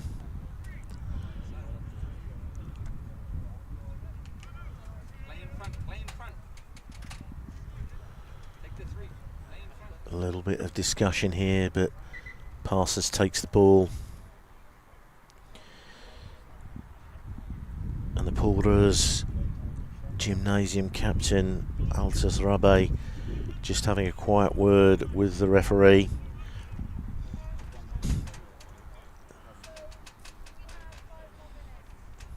He needs to get on with his game. So pretty big discussion here. Surprised that the referee is engaging in such a long chat.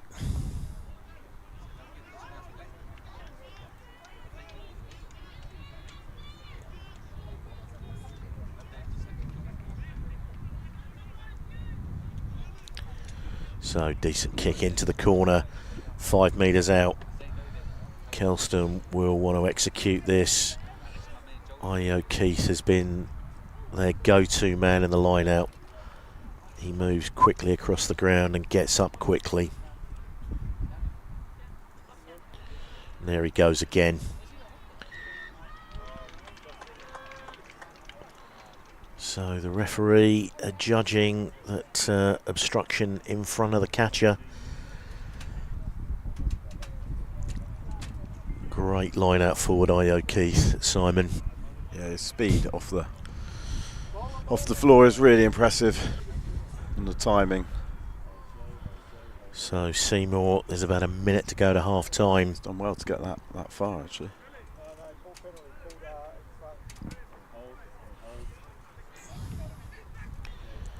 So Rabe,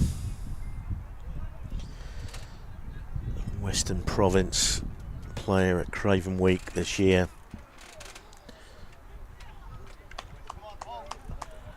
And up they go, Ruben Winter.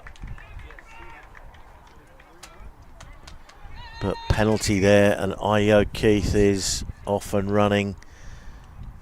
I think the referee wants it from the mark.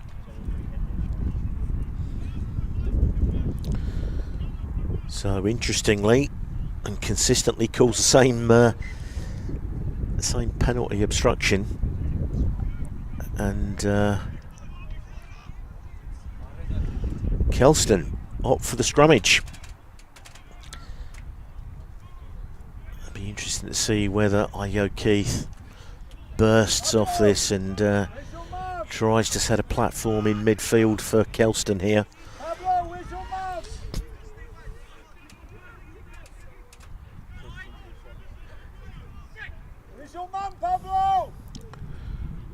So Toko to, oh, good ball there from Fretton. Parsons gets the ball out to the wing. He's stepping in field, still going. Sets a really good target here. They get the ball into midfield. Roos, big Ruben Winter got a hand in on that, just trying to drag the ball back in the ruck. So this is right in front of the stick, so Parsons opts to take the points. It is last play of this first half.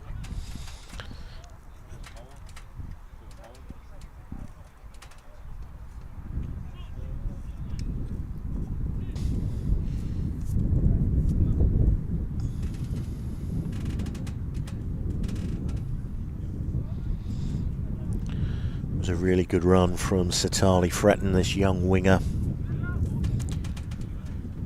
Came in field and set this opportunity up.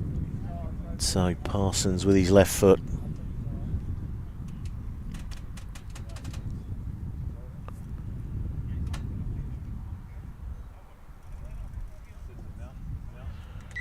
And steady as you like, and that is half time.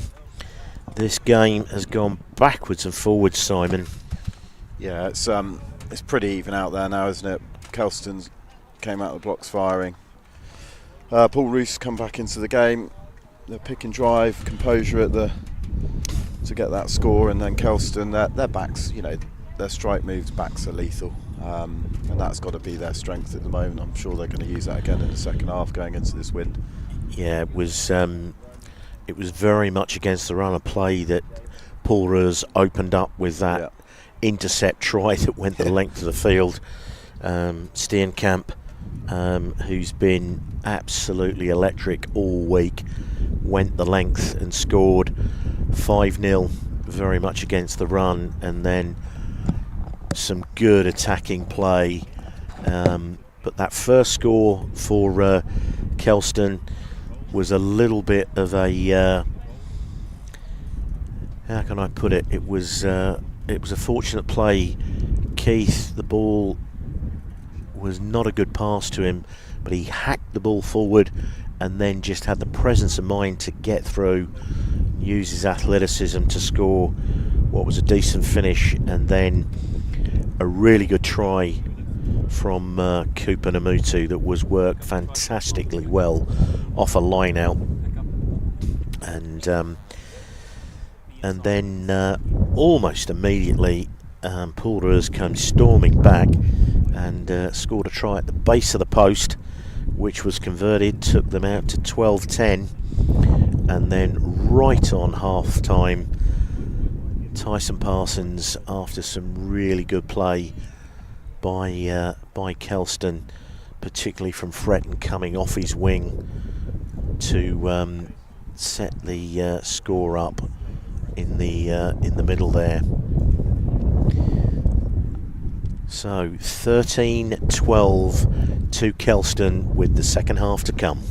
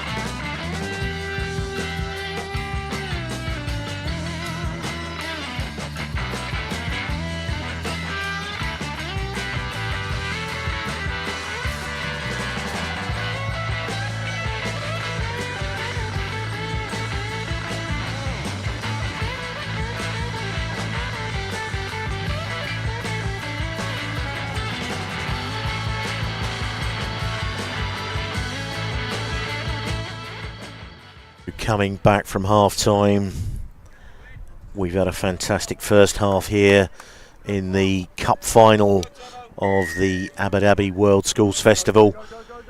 Kelston boys high, holding a slender 13-12 lead, and a fantastic take there, Baulalawa, as Kelston drive, and they're just outside the 22 here. The one thing that's fairly certain is that Kelston now know they're going to have to play pretty much with ball in hand not going to be able to rely on the wind to carry them forward, and they're doing really well until they go off their feet. Toa, stay on your feet. Stay on your feet. Look, Gerald, look.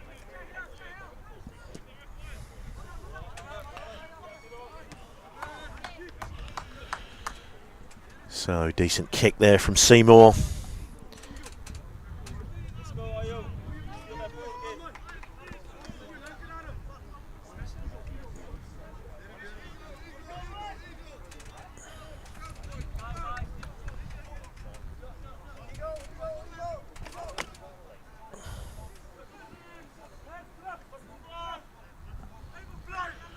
So Rugby, Keith almost got that one.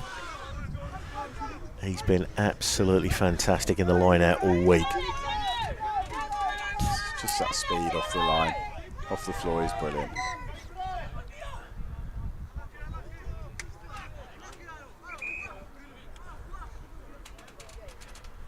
So referee deciding that there's some scrum infraction there.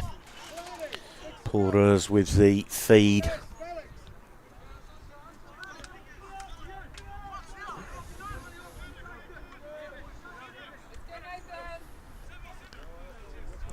So Millfield makes way.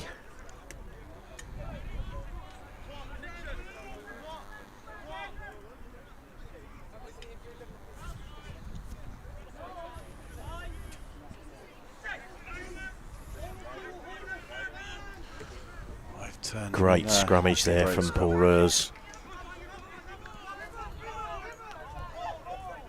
Good driving run, setting up a target for Paul Roos to get around the corner. Gert Kemp, yet again, always taking metres.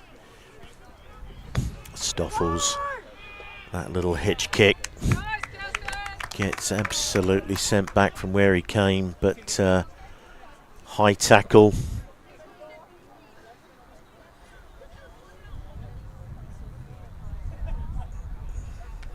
Oh, short post, Cookie. This is an early sign of intent.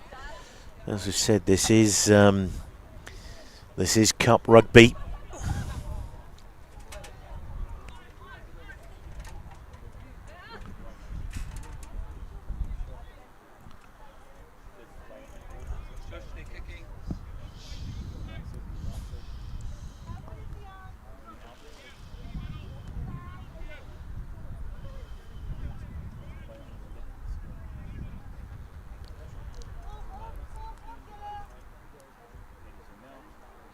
So, big deep kick. Has the legs, but off to the left.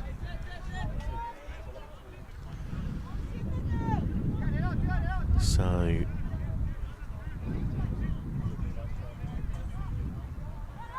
Parsons to Keith. Lovely. Great heads up play there from Kelston. And Io Keith is off again. Toko and so Keenan Stoffels chooses not to have a go back, and there he is again. Io Keith and Satali Fretton sets off.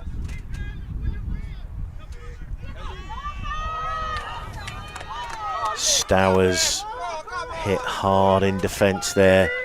On the ball wide out here. Paalihi gets the ball infield to Owl.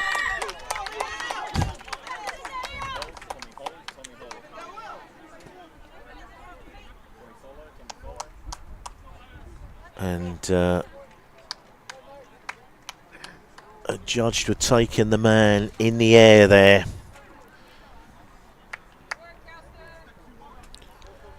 Yeah, correct decision. So Kelston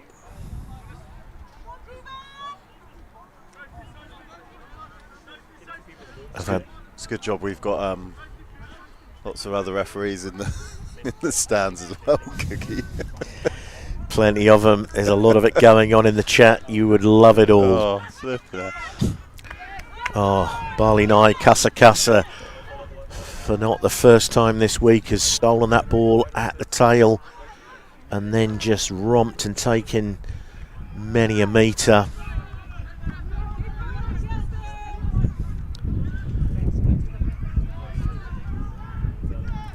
Kemp with a good tackle there. Kelston really making the Roos boys bar up on the edges here.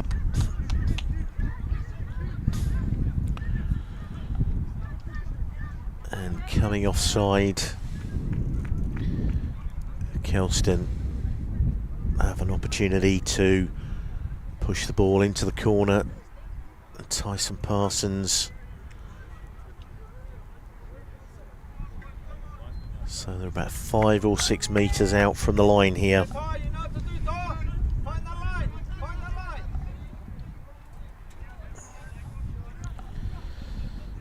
So this multi-talented Bowler Loire standing at 2 in the line out. Multi-talented midfielder. But I'd be surprised if this doesn't go to Aoki again. Well, he moves quickly and Loire goes up at the front. And they've got the ball to the back and Toko. Good tackling. Speed off the line here from Paul Roos.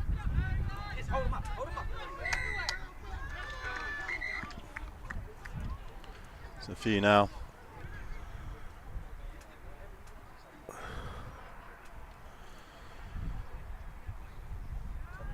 So the referee has seen something and he's given a red card to Barlinai Kasa. Says that it is a an elbow and that is a straight red. So Kasa, so that will be around about 15 minutes, I believe, was the decision that they made prior to the tournament before a replacement could come on, but that will be the end of the day.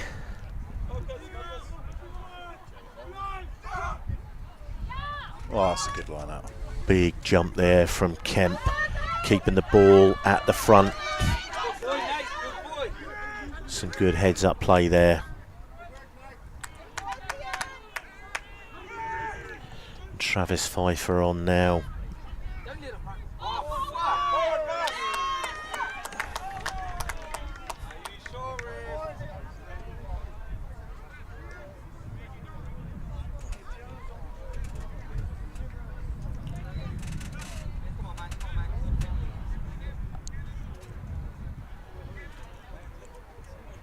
So some interesting chat going on in the stands here.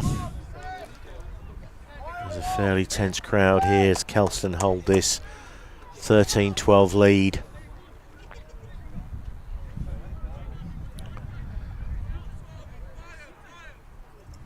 Slow it down, Kelston. Slow it down.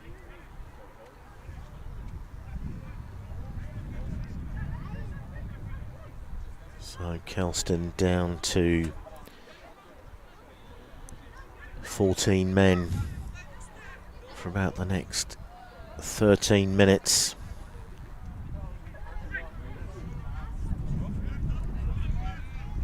Sam Toko with the feed.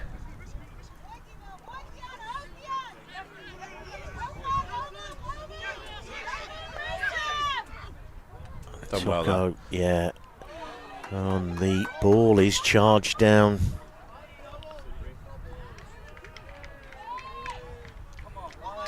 So Paul Roos really trying to take advantage while they've got this one-man advantage.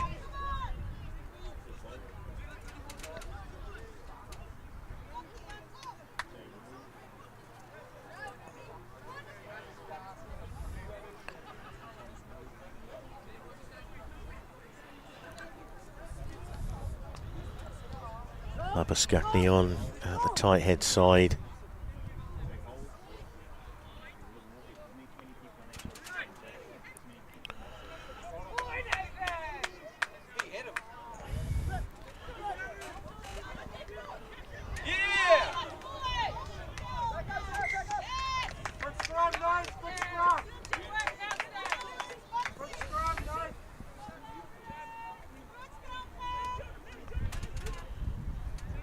Good run there from Paul Roos, but the offload slightly forward.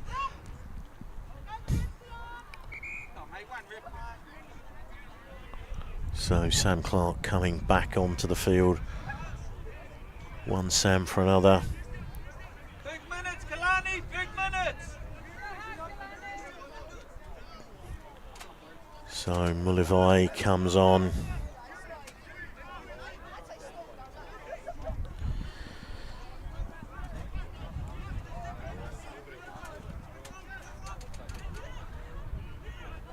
So about 18, 19 minutes to go.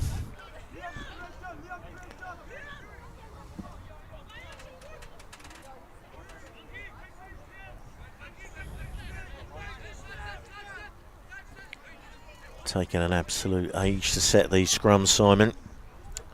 Yeah, I said it the other day, I'd love them to quicken them up a little bit. It's a great.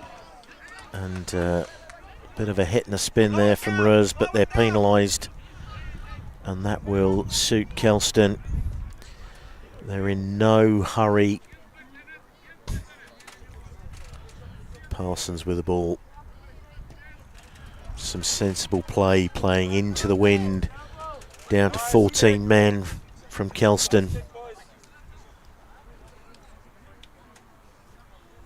Strikes the ball well.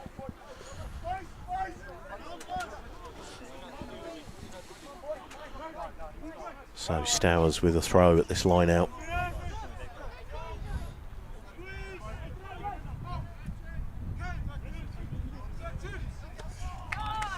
Keith goes up. Piley Heat just hit him behind there. Kemp having a crack at that ball. Great drive there from Kelston. Ball hits the floor and Ian Smith comes up with it, but it's been intercepted. Parsons, Keith again staying strong in the contact there. Referee getting in the way there.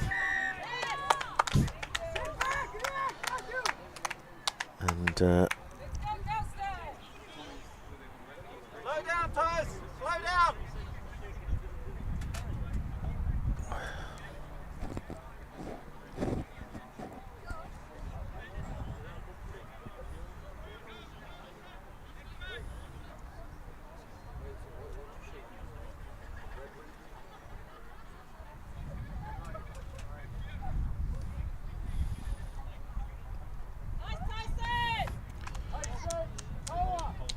so Parsons, not the greatest strike that he's hit, but safely finds touch over the top of Stoffels there. They've managed to keep the ball away from him for much of today, Simon. He's been the danger man all week from the back, counter-attacking and running. But Stowers now, great opportunity at 6 metres out. Line-up's been strong all day. Nearly. And Satali Fretton there, coming into the forwards and still taking ground. It's fantastic year 10.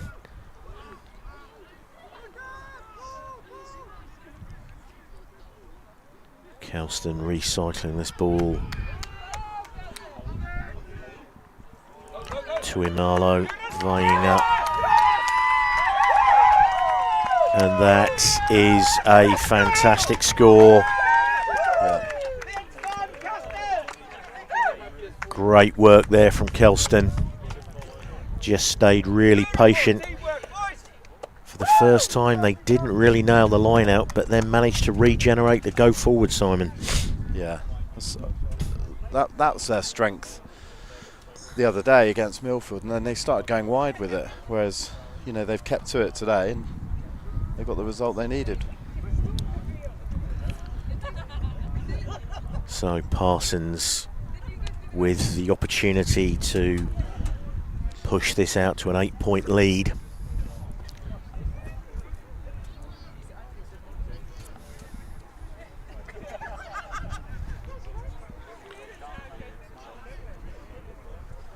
Can't stress this breeze pretty hard in his face here.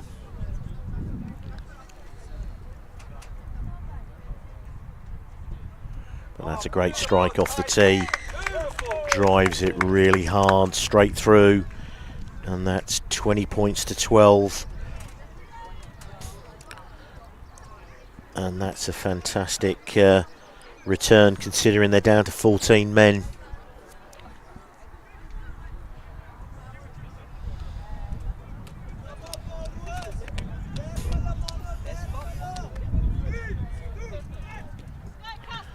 High hanging kick. Levi takes it and just drops his shoulder.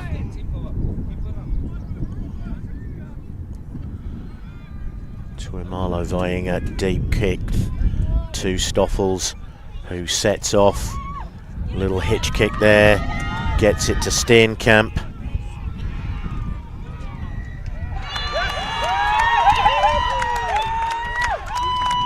But that's a great take over the top of the ball.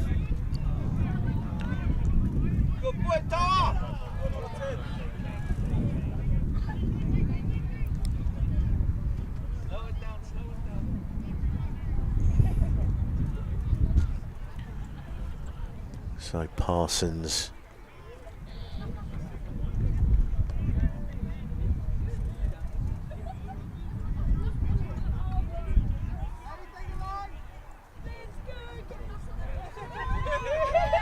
Stowers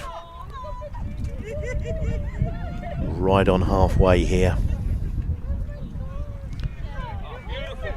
Keith rises one hand and then into the other, really soft hands.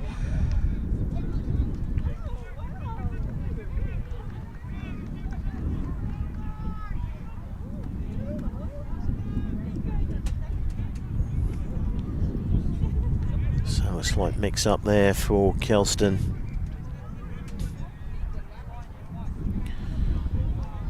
As the ball got charged down. Cannons into touch, so Kelston throw.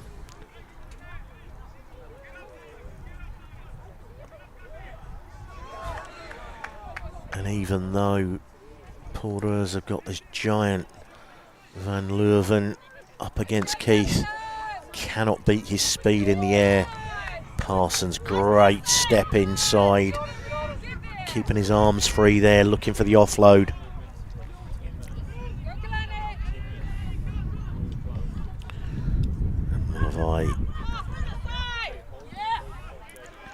High hanging kick. Great take there.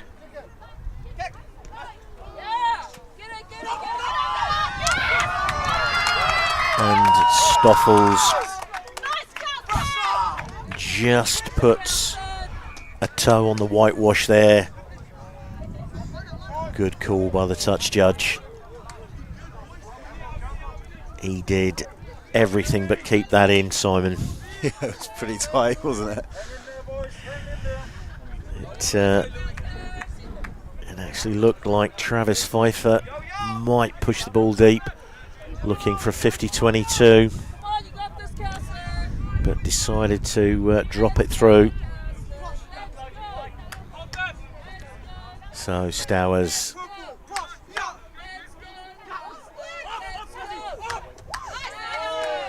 yet again, Io Keith. Balalua. Oh, and a great ball here for Tuimalo Vainga. Gets the ball into the hands of Limana.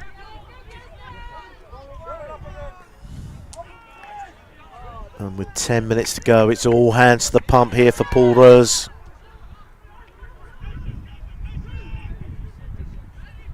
Some counter-rucking there. Balalua driving hard, they're going towards the line. Pa'alihi They keep coming round the corner.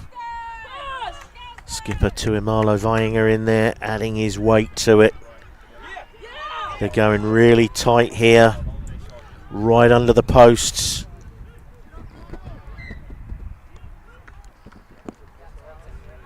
And the ball not emerging, so the referee giving the scrummage to Kelston. Yeah, it's definitely been a message to keep it tighter from Thursday's game. Yeah, there we go. Some of the Harrow boys watching. Henry Dargan, Harrow captain there. But this is a big, big scrummage.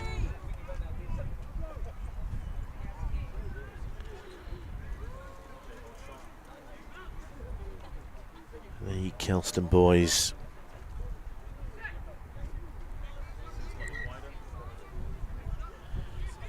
There's about 8.5 minutes to go. And Paul Roos currently at least 2 scores.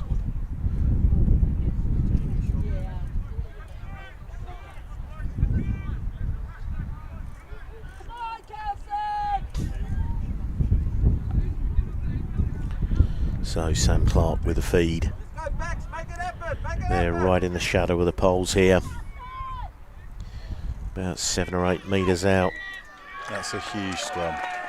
Paul Roos come away with that. Big scrummage.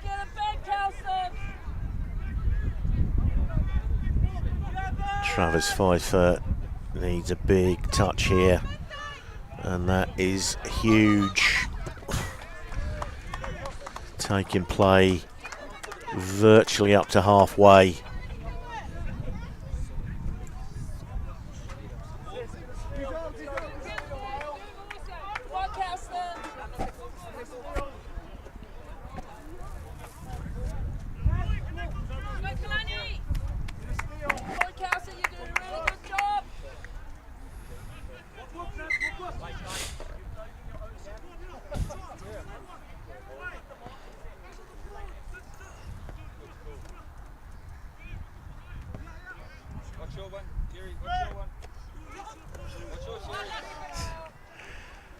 And again, Keith pretty close to getting amongst that.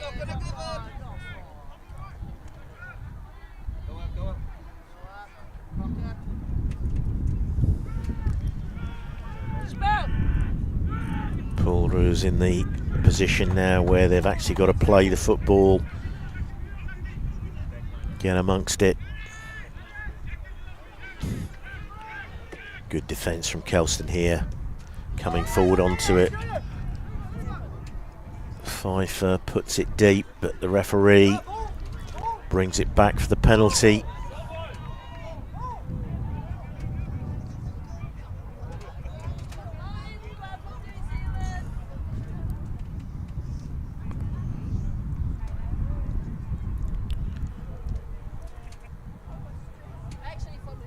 Again, not the sweetest strike on the ball there, but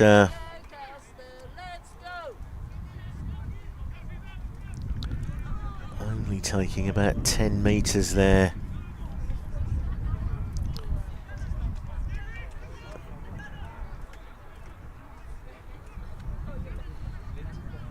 We know where this is going. Good take by Kemp there. Straight up the middle. Big hard drive there from Koglenberg. Oh, great hit there. And Stoffels trying to make something there, but hauled down by Mulivai.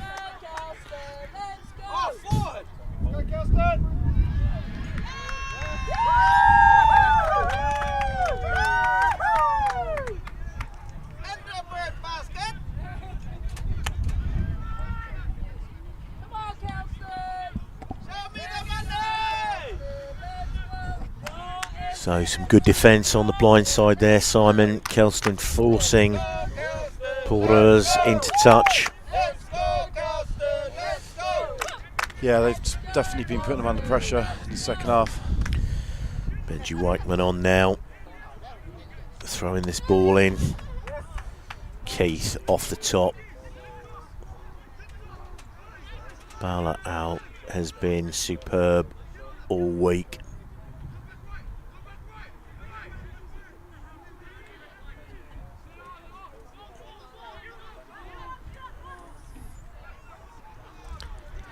Some really good leg drive there in the contact, but just shelling the ball forward on the ground.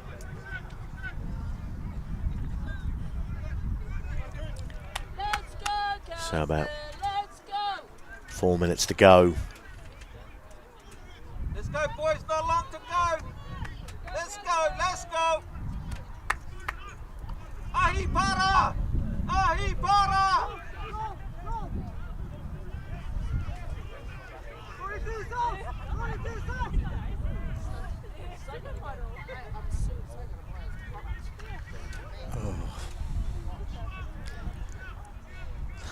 So that was a big sigh kicking. I was going to say, these scrummages today have taken a long while to get set.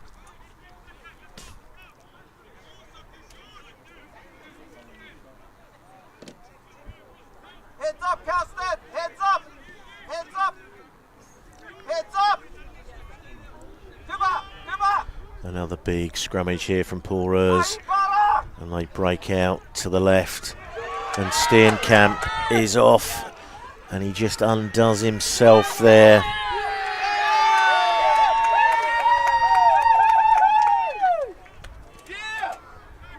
And another big play there from Io Keith. Jordan Steenkamp cut in field and just tripped himself up, and Io Keith got over that ball to win the Jackal penalty.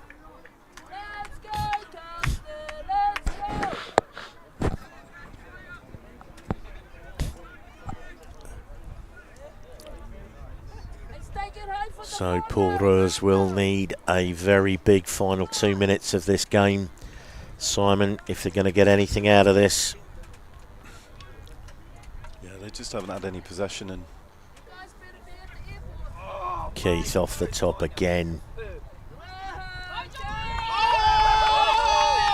Patalihi, great drive, but just spilling it forward on the ground. Paul Roos need to get this scrummage set quickly. Minute and a half. So we have the setting sun here in Abu Dhabi. About another 90 seconds to go in the Abu Dhabi World Schools Festival 2024.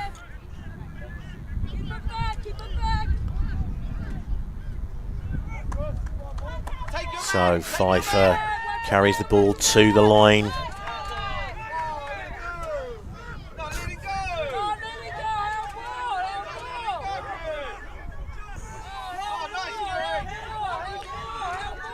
Smith with a really good run. Van Leuven, the big Dutchman. Huge run there by Van Heerden. Pfeiffer. Stoffels drops the ball on the toe. Steenkamp is after it, but that's well mopped up at the back there by Tuimalo Vainga. Says Keith, looking after this ball, just now playing out. Playing the last few seconds here. Paul Roos have actually come up with the ball, but this could be too little too late.